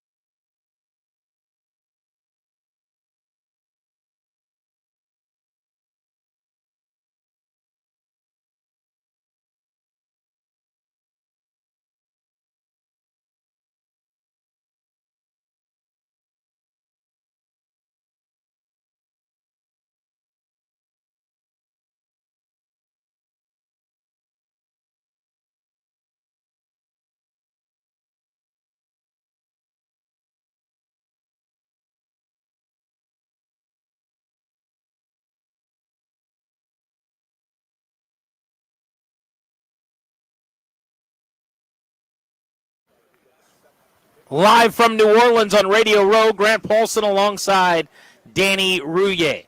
Toby Altizer, Ryan Clary working hard for us back in the studio. Darius is out here grinding in Nolens as we give you some quality Super Bowl radio leading up to the big game this weekend. Back home today, Josh Harris had a press conference, and the owner of the Commanders took questions about the name. He said, Commanders is here to stay. The question we have for you guys is, if they win, will you like the name eventually? For all of these never Commandersers, how sure are you about that? I mean, it took one season of them winning a little bit early on, and then it became a lot when they got hot and ripped off some victories and won a couple playoff games. And people were going out to the team store to buy a bunch of gear. So what's it going to look like in 3 or 4 years if they're great? Yeah, let me spin 2 plates here. I'll speak for myself super quick, and then I'll get to my understanding.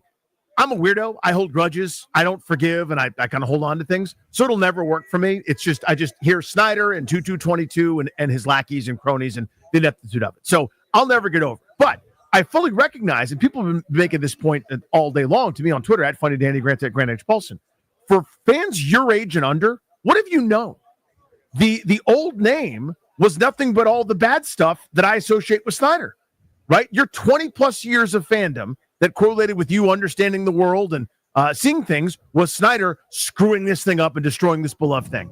So you don't really have that association. You don't really care that bad about what old heads like me were talking about. So it's not a big deal. No love lost there. And I think it will grow on folks. I think so, too. I think that with all of these names, Danny, the further you get away from their birth or their infancy, so to speak, the more they just become part of the fabric. Yep. It's the old conversation we had where every name is dumb initially if you really look at it as just a word. And at some point, history happens, and it just becomes the norm, right? Yeah. What are they dodging in LA? But it's still, you know what I mean? Like that means it becomes more accepted. That means it becomes more part of the fabric. That means it becomes less weird to say. I don't think it's ever going to be a good name, but it doesn't have to be necessarily, right. And it doesn't matter if they're winning. Let's go to Drew in Graysonville on Grant and Danny. What's up, Drew? How are you? Hey, guys, I'm good. And, look, I'm a fan of the team. I'm not one of these guys who think it's going back to the old name. And I went to the playoff games and really, we had a great time this year. But none of that makes Commanders a good name. It was the cheapest, most expeditious thing Dan Snyder could have done. And it's always going to be that. And it's always going to remind me of that. And look, I hope we have a ton of success. I would have loved them to change the name again. But and the name is not the biggest deal. But there's no, we can't put lipstick on a pig. But Drew, Mm-hmm. let me ask you, if they become the Chiefs because Daniels is Mahomes, and we're doing a show from Radio Row in 5 years, and they're in their 3rd straight Super Bowl looking to win for the 2nd time, do you really think that you're still going to hate the name Commanders?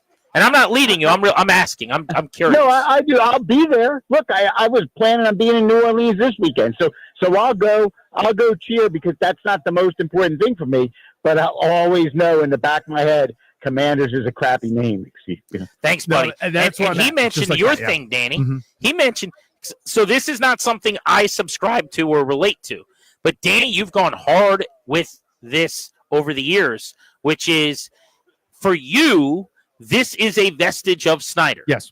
And when you see Commanders, you think of Dan, and that's one of the reasons you wanted them to break out the alcohol and scrub the floor with the right? power washer, the fire hose, the actual flamethrower, whatever you want to do to get rid of that stench. Because to me, it was all about his watch, his a lack of care for this thing that was so precious. That 2222 rollout with a bunch of consultants who no longer work here, the whole 9 yards. Everything about it just screams him. And this is such a fixable thing to remove him. You're not going to remove every player that was signed or drafted when he owned the team, but the controllable outreach stuff to me was such a bit of low-hanging fruit to change that. But again, I understand. I may not like the outcome, but I get the process. Let's go to Kevin, who's in Landover. Kevin, how are you? Hey, gentlemen, I'm great. How are you? Good, buddy. Good. Hey, so I want to thank you for your great coverage all the time. And I think it would be really great if we could just discuss the greatness of the team this year instead of have this conversation again. it's like it's not good enough for us, right? It wasn't good enough that we had the Rookie of the Year. It wasn't good enough that we made it to the NFC Championship. We had to start talking about the name. Well, we're not just doing it for our health, dude. The owner addressed it today. It's a pretty big deal. No, we can spend more. I'm not talking about you guys. I'm not talking about you guys. I'm talking about in general. Okay, the national media will not address the success of the Washington football team, the Commanders. Okay, they would rather have this story out about the name again. There's never positive news about the Washington team that plays football in the NFL here. Kevin, appreciate you, man. Thanks for making the call. Respectfully disagree with that. I mean, I actually think. Well, let me say this, then jump in. Elsewhere, I don't think they care about the name. I don't think it matters to them at all. So national fans are doing or the media is doing. Daniels is great. Dan Quinn's a genius. This is awesome. The name thing matters to us as fans. Tag, you're it. Well, that's the point. Nobody nationally talks about the name change. You watch Football Night in America, they just call them the Commanders. There's nothing really else said. The conversation is massive in this town. Yeah. The local media talks about the name change because it's what local fans care about.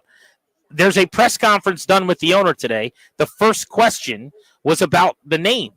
It's not because reporters are fixated by it and no fans care. It's because it's all the fans talk about when they interact with the reporters. It's the number one thing I'm asked about. In fact, it's the number one thing I've been asked about by people here in New Orleans when I'm in an Uber or I'm at a restaurant and I say which team I cover and where I came from in D.C.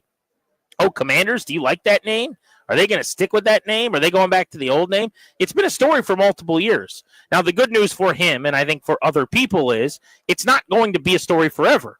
The problem was, until today, literally this day, this is a pretty big day, February 3rd, 2025, ownership has kept kicking the can down the road. We're not going to address it. We're not going to address it. It's not on our radar yet. We got other things to do. Today was the first time the owner said, basically, no need to ask me about it because it is the name. They could have done that a year ago. They chose not to. Could have done it 6 months ago. They chose not to.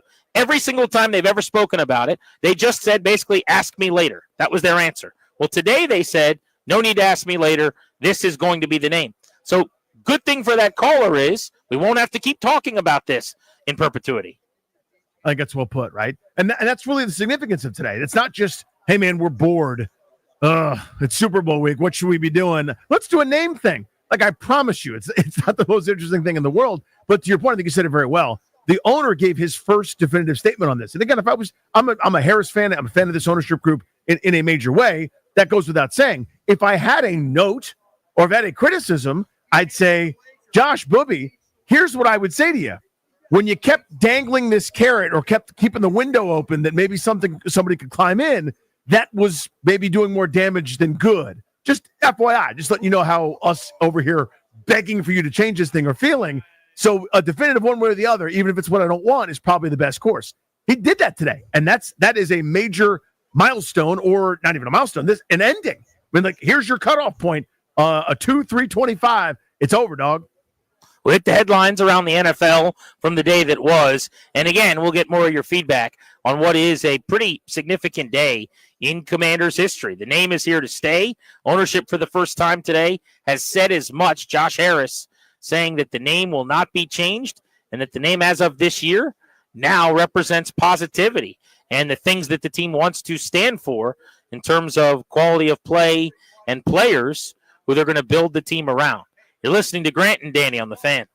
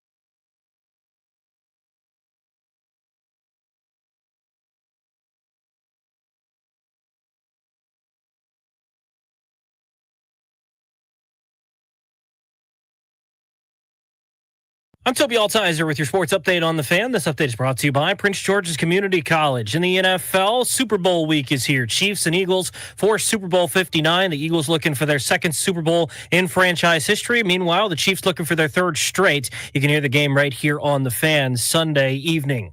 Myles Garrett requested a trade from the Browns. Other NFL news, the Texans are hiring Nick Caley as their offensive coordinator. He was the Rams tight end coach and passing game coordinator.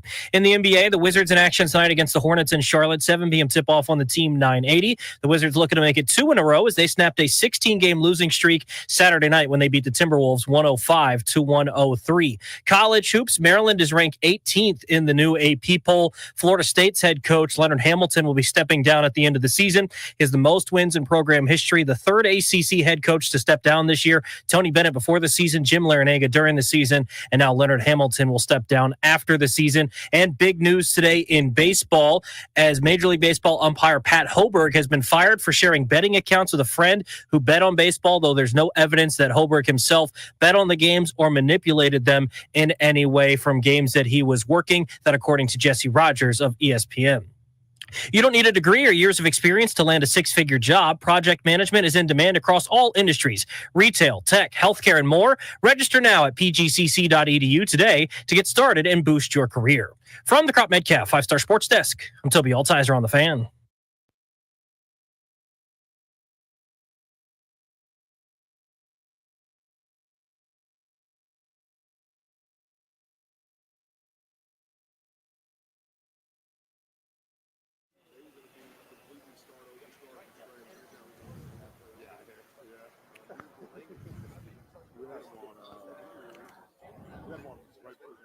Stretch run of Grant and Danny, taking you up to 6:30 live from Radio Row in New Orleans. Danny's back in our DC studios. Danny, you will be surprised to know that all the other shows that start at 2 o'clock ended a few minutes ago, and those guys have just left Radio Row, and we still have a half hour. I'm looking behind you. I actually see some tumbleweed going by. I think there's a barn door kind of slowly swinging open and shut with the wind. It's empty behind you.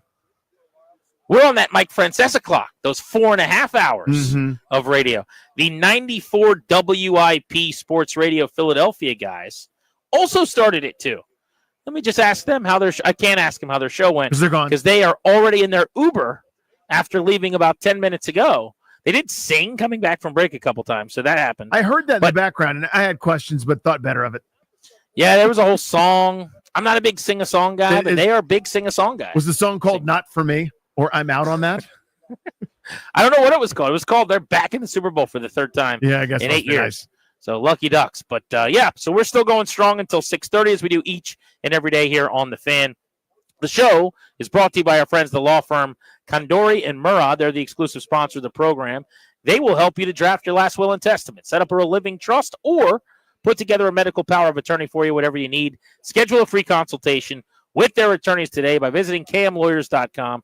Be sure to tell them that we sent you so they can give you a discount. That's kmlawyers.com. Danny, I'm going somewhere with this, okay? Okay. I want you to start thinking about what you would ban from weddings. If you got to ban one thing from weddings, what would it be? Now, for the story here from the Daily Mail, Will Ferrell was being interviewed for an upcoming movie he's in with Reese Witherspoon. And Rory Scovel, my pal. And at one point, the star was asked what he thought should be banned when it came to weddings. And he simply replied, the cash bar, which I think everybody can agree with. Sure, yeah. If you're having me at your wedding and I'm coming and giving you a nice little gift, I think you probably can just go ahead and get us that little bar. So all we got to do is tip the rest of the night, right? The cash bar is pretty antiquated anyway. I don't think I've been to a wedding with a cash bar probably, I don't know, it's been 7 or 8 years. Does that still happen at all? I went to one lifetime. One. That's tough. And everybody, had that rude awakening where it wasn't advertised as such, right? Because listen, I'm not trying to be rude or whatever, but if you're going to a wedding and you know that that folks in question may not have a ton of resources and it may just sort of be, and it's like, hey, there will be a cash bar. It's like you can make your educated choice, and it's not great, but you understand it, right? Like the more important part is the love and the nuptials and the blah blah blah. So if you go and it's like knowing it's a cash bar, it just sort of changes how you do things. It's the ambush. Because the expectation is not cash bar. And when you roll up and the guy's like $7, whatever, $8 for my scotch and on the rocks. Oh, hold it. What are we doing? Wait, what? And That's do I the have rude cash? awakening. Yeah, and I don't. Right, that can be rough. So here's what I'm getting rid of at weddings. I am getting rid of. I've always found this to be weird. I wonder if there was a time when it wasn't creepy. There's like times have just changed. And 30 years ago, a lot of things that happened that are weird now were normal and reasonable. Uh-huh. Maybe this is one of those things. You're older than me, so perhaps you can shed some insight. I have always found the wacky bit where the groom gets down on a knee with the bride in a chair and like she lifts up her leg and then he digs into her wedding dress, like all up under the dress. And he's like looking around at the crowd like he's been Mr. Funny Guy. And then he like reaches way up under her dress and he finds the garter and slides it down her leg and some song's playing. And then we're going to throw it and someone's going to catch it. And whoever catches it, I don't know what happens, but something happens. I want all of that gone. And I will say, I think we're trending that way. I've been to more weddings where that didn't happen than that did happen. But I have seen it enough times to know that I am really uncomfortable sitting there watching that whole thing. Because the dad of the bride is 15 feet away, and this creep groom is feeling up the leg and all the way up the dress. And But then isn't it down the whole point that it's not the groom, that it's like someone else is doing that? You know what I'm talking about, or am I nuts? Like, is the best man does it? That would be even weird. Maybe I don't even remember. I can't remember. It's been long enough. I think. Are you saying that the guy that catches the garter? You might be right about this, actually. Right, where the whole guy that is like, catches how the far garter is it then gonna puts go? it And on. it's like woo. And it's No, like, here's what I think happens. Yeah. I think you're onto something. I think the groom goes up under the dress and gets the garter. Okay. And then he tosses it back to a guy. The guys are all lined up. Someone catches it, and then they have to put it on back a girl. on. Yeah. No, they put it back on like a girl who catches the flowers or something weird like that. The whole thing is weird and creepy, is my point. Yeah. It's like that needs to not happen anymore. 100% agree. So I love that one. That's a good thing to ban. Here's mine. I need an ending. I mean, 100% never again, okay, to the choreographed dance call and response songs. In other words, like where it's like everyone's dancing to tunes that they like. It's a good playlist, or maybe it's a band. But the next thing we're now doing 2 hops this time. Right on the bit. Turn around. Cha-cha this time. Into the So sun. you want cha-cha slide gone. Electric slide, chicken dance, all of these stupid things just destroyed, burned, and devastated so that no one can do them ever again. You talking about cringeworthy things? They're like, my skin is crawling thinking about those things. Just where are you on the conga line? Out. Where everyone lines up and puts their hands on the person's shoulder in front of them. Then you go around the whole room. For almost 4 seconds. Oh, fun. But now we're like still doing it. And how many laps am I doing? And now that should be over. You see what I mean? Like, I've done it. It's fine. But now we're just like, somebody now has their hands on my side fat, and like we're just walking around for 7 minutes. It's not that tough. great, you know? One of my favorite scenes in The Grinch, every Christmas, watching that movie, it always pops me, is when he's trying to be holiday cheermeister and he comes down to Whoville. And for whatever reason, they're doing the conga line, and he's so into it. Yeah. And he's got his hand, like someone's on him and he's on someone else. I don't know why that always pops me so hard. But it is just one of the cheesiest, like, camaraderie bits at a wedding. It's tough. I could do away with that for sure. Yeah. But I would, in a draft, cash bar goes before it, and the let's grab the garter from under the dress thing and everyone can watch us thing. I'm gonna put that ahead of it in the draft. Out on those, because there's still some things about weddings, and people can make fun of me. That's fine. There's still some things that, like, the traditions are beautiful and awesome. Like the daddy daughter dance, or the all in. The first song is first time as a couple. They introduce these people, because the whole point is you're celebrating this couple's love. And then where are you on the first dance as a couple? I'm into it. I'm out on that one. We didn't do it just because our whole point was like people came and let's party. Like once we do the part where you got to pay attention and listen to us gush about each other, let's not stop the party for any reason. Like let's go eat the food and kick ass. But I don't mind that at all. Like where you pick a song that you like and everybody's there and everyone's taking the pictures of you and it's cool. I liked you guys. I had fun. Yeah, it was good. I mean, mother-son is definitely a thing. I love that. Father-daughter should definitely be a thing.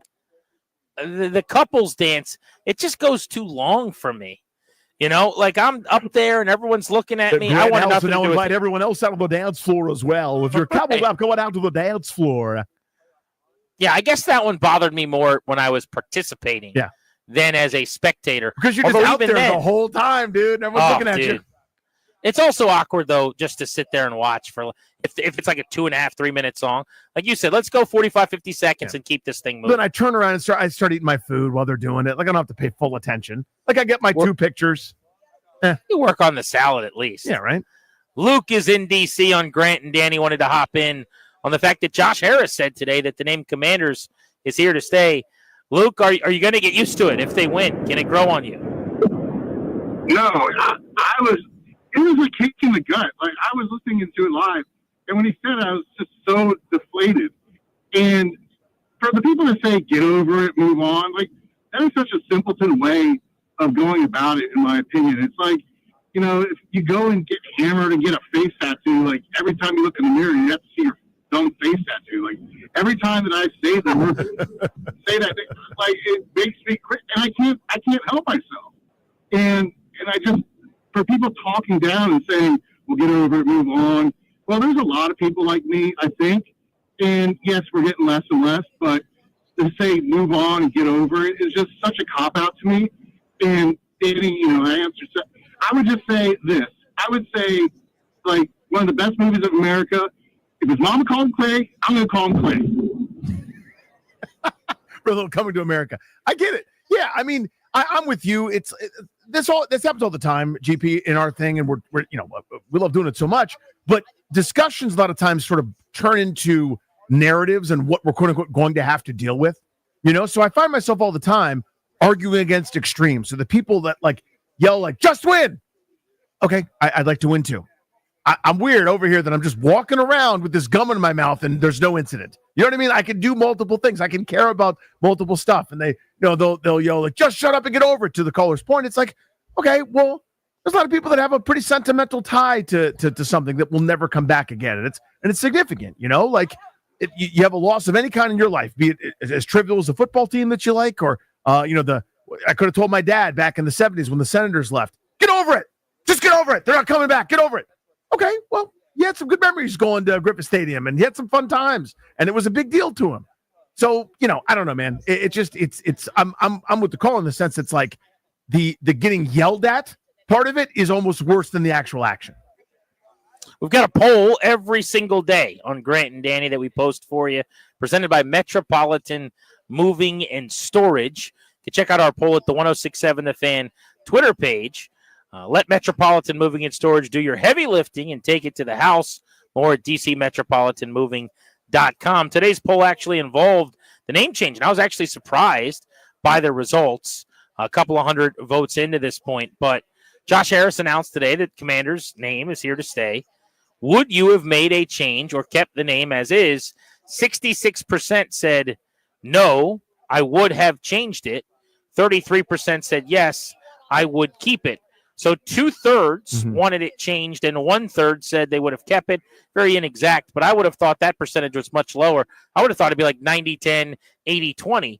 But for what it's worth, 2/3 to 1/3 saying they would have changed it one more time. Wonder what that'll be like in 2 years, 5 years, 10 years, kind of to the point that you've been making sort of throughout the show on this, right? As it, a huge thing happened this year. That name and that team had a lot of success, more than they've had in decades. You repeat that a couple of times, that 33 is what, 45 or 60 or, even more than that. And there's going to be folks like me, stubborn, who, just put your head in the sand or draw a line and say, I'm never crossing it, and that's that. And I understand that because that's how I feel. But I think more and more for younger fans who don't have any great association with the old way or a brand or, only associate anything in the past with bad and this new thing now with good.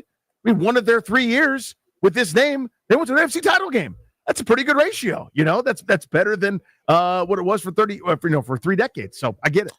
For you and for our last caller a couple minutes ago, and the people that are still annoyed by and disenfranchised by this name, I mean, you're going to have to accept your olive branch of peace. You're going to have to accept your consolation prize, which is going to be uniform changes and tweaks that look a little bit more like the uniforms that you cared about way back when Joe Gibbs was winning a Super Bowl in the 1.0 era of Washington football. Josh Harris did not corroborate our report, I wouldn't say, or confirm it, but he did certainly lend credence to the fact that what we were talking about on the station and on the show last week is absolutely a thing, and it is absolutely happening, that the uniforms are going to be part of their quest, as he said. While they're not going to change the name back, they're going to do everything that they can to make sure that they honor the past. And I think they're going to be really careful here, especially on a day when you're saying it's Commanders, suckers, deal with it, losers, or whatever. That's how a lot of people heard it. Yeah. It's also, I think, a good time for him to remind everybody, yeah, but we're doing this other stuff. If you're a Redskins fan, we're going to make you happy too. Don't worry. And he did mention that today. I think the uniforms will be a big part of that. And it's a good point. And it's one of those things where it's like, this is, we can't give you everything, but we can give you a little something, right? So I know it's not enough, and it doesn't change everything for me. It's correct. I'd like an extra step, by the way, which is to get rid of the current name too. But this is very, very good, right? That is undoubtedly on a binary. That's a 1, not a 0. That's a positive development that they're going to be doing that. So yeah, it is a nice thing. I think, by the way, just as a quick side, I wonder how you feel. The saying like, we're obviously going to stick with Commanders, but we're going to honor the past a lot. How do you do that exactly? You know what I mean? Like how do you thread that needle? Where that's been the difficult challenge since the moment they changed the name. And it's like if the door slams on any name change, which it sounds like it has, I think we're both in agreement there. And how do you thread that needle of honoring the past without sort of acknowledging that this thing now is not that? I think it's hard. Oh, it absolutely is. Yeah. This has been their biggest issue. And it's not just the Harris ownership group. They're new to this. I mean, they're the latest to have to take this on, but this started with Jason Wright. They failed miserably at it because they didn't have any institutional knowledge. But I think just by having an ownership group that was a bunch of fans that went to games, they're way ahead of the curve. And then they've got a lot of people around, number one, really good, legitimate people, but also people that I think a lot of them do know the history and do care about the team. So they won't make some of the same mistakes and step into the same foibles as the last group did.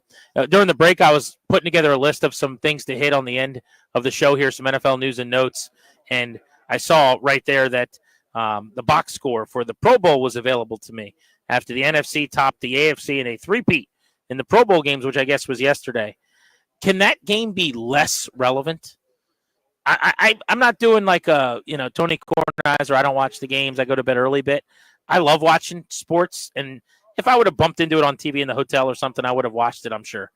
But is it just me? I mean, I don't ever remember a Pro Bowl being played and me not knowing, even for 1 second, that it was coming up, that it was about to be played. I never thought about it once. It's flag football now. I haven't seen one highlight. I don't know who called it, what channel it was on. Could that game be less significant in the grand scheme of things? And it'll still outdraw any other sporting event that's not football this year, by the way. But it's not relevant to me. I've found it unwatchable for a long time. I used to would check it out, just sort of see what do the uniforms look like this year or whatever. And I remember the moment of sort of line of demarcation for me. I don't even remember who the players were, to be honest with you. But a defensive end beat the left tackle, had a clean shot on the quarterback. This is Lawrence Taylor sack fumble stuff. This is, change the game type stuff. He pulled up, in fact, kind of jogged by him, and the guy completed a pass. And I went, it's not football anymore. And that's okay. Seriously, I'm not going to do they're ruining the game or whatever. I get it. It's Pro Bowl. They're keeping each other held up, and they're not, really getting into conflicts. And I mean, they're just going actually through the motions. playing flag football, and it's now flag football. They've fully gone that way. But I went, okay, this is not just another NFL football game with the stars. This is something else entirely. So I think in general, by the way, we have an all-star problem in sports. Like Totally. these games are just are like however our entertainment proclivities have moved, these games have not matched them, and they're trying to figure something out. Well, here's the problem: is it's about the protection of the players. I'm not saying it shouldn't be, but that's what's ruined All-Star games. The only sport that is a really, really good All-Star game is baseball, where you don't have to worry about the physical element. But in basketball, nobody wants to risk injury by D'ing each other up and bodying each other and going to the floor and fouling each other. Hockey is just a wide open. They do a tournament with 3 players. Same thing. We're not hitting. We're not checking. We're not actually defending. It's just skills challenges, essentially. So as we've gotten smarter and we understand what you're putting your body through and the risk of injuries, both head trauma and physically to other body parts, and with the money on the line for these players now, nobody wants to risk the injuries. In hockey, it's at least super entertaining. I even think you can make the case as flawed as basketball's All-Star game is. There's some value to it. I literally think if the NFL just never had a Pro Bowl again right now, I would not. I know I wouldn't miss it, but I don't think most people would miss it.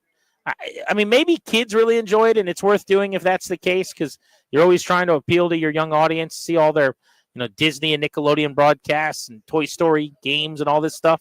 And if kids are into it, if I was 10 or 12, I'm sure, especially if I was playing flag football, it'd be the coolest thing ever to watch the NFL players do it. But for grown-ups, I can't imagine there's a dude listening to us driving around in their car in D.C. right now that was excited to watch the Pro Bowl yesterday. Not one. Well, but I'm with you. I think you actually said it perfectly. Where it never occurred to me at any point during my activities yesterday, the Pro Bowl's on.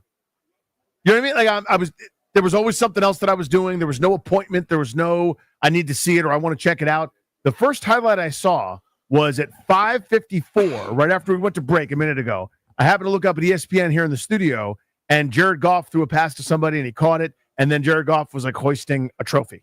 So I was like, okay, I guess the NFC won. Jared Goff was the MVP. Clary's got to be steamed up. Yeah, big day.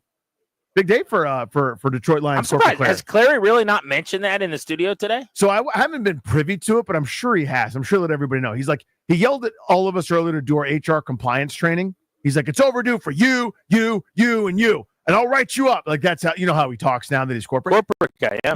Yeah. And once he was done with that, then he was also sort of sitting there, just crowing a little bit about Jared Goff. And I walked out of the room for that part. Joby, you have been in the very small room with Ryan all day long. Has he mentioned Jared Goff's Pro Bowl MVP?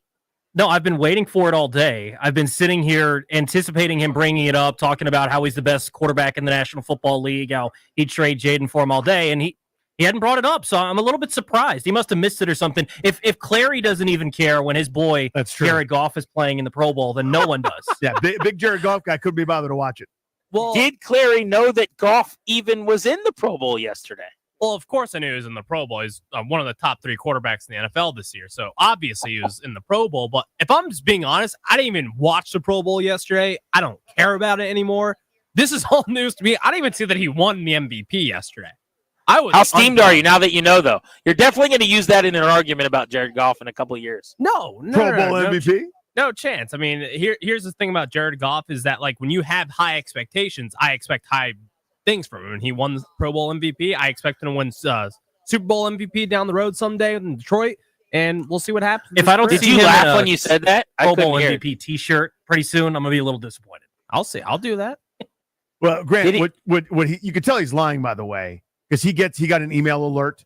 It's Jared Goff wins Super Bowl MVP. It's right there on his desktop. I walked right by it and saw it. He knew. When he said he knew Super Bowl MVP for Jared Goff, did he have to fight back a smirk? I can't see him. No, totally serious. He was serious? 100% serious. 100% wow. serious. Yep. By the way, that's a tough offseason so far for your Detroit Lions, bud. I'm sorry. I mean, the Commanders over here have everybody coming back right now. Cliffy didn't go. Brian Johnson didn't get the Texans job. They blocked David Blau. So the continuity's working out. The worst-case scenario right now for Detroit and Jared Goff, he's losing all of his coaches. I mean, it's Jared Goff that makes that magic work in Detroit. So, I mean, they've subbed Jared Goff. I don't know what to say, but we have Jared Goff. Yeah, somebody has to hand the ball to Jameson Williams on that reverse, and Goff is that man. He's Danny, really good at it. How rude is the awakening going to be? without Ben Johnson and Antoine Randall and that staff this coming year. Now, they might still have the best line in the league, and they'll have some weapons. And they'll be good again. He'll be fine, but I don't think it's going to be anything like it's been the last couple of years. No, so I'm going to do the thing that I accuse people of doing, and I hate when they do it, but I'm going to lay in wait. I'll be sitting there just waiting for that Jared Goff game where he looks like the praying mantis quarterback that we all know he is. He doesn't have that friendly nest of offensive genius and infinite tools supporting him, and he just can't get out of his own way. Oh, I'm going to be insufferable that day. Look for it. I just want Ryan to be happy, other than when Jared Goff thrives. Other than that, yeah. Yeah. Otherwise, he can be happy. Well, when he's happy, the corporation's happy, and they're looking, they're smiling That's a good down. point. And all the benevolence, like computers work and stuff. Yeah, no, the Odyssey bosses come over and just give us raises because Ryan's happy. Yeah. Big thanks to Tobes and Ryan and the crew behind the scenes back in D.C. Linnell's got overtime coming up on the Fan, so keep it right here, live and local into the evening. We've got an outstanding show planned for you tomorrow. We are jacked up to be on Radio Row in New Orleans, getting ready for Super Bowl 59. Among our guests tomorrow, Solomon Wilcots, Thomas Dimitrov, and a cast of stars out here in New Orleans. So make sure you're listening at 2 o'clock tomorrow. For Danny, I'm Grant saying so long, and thanks for checking us out.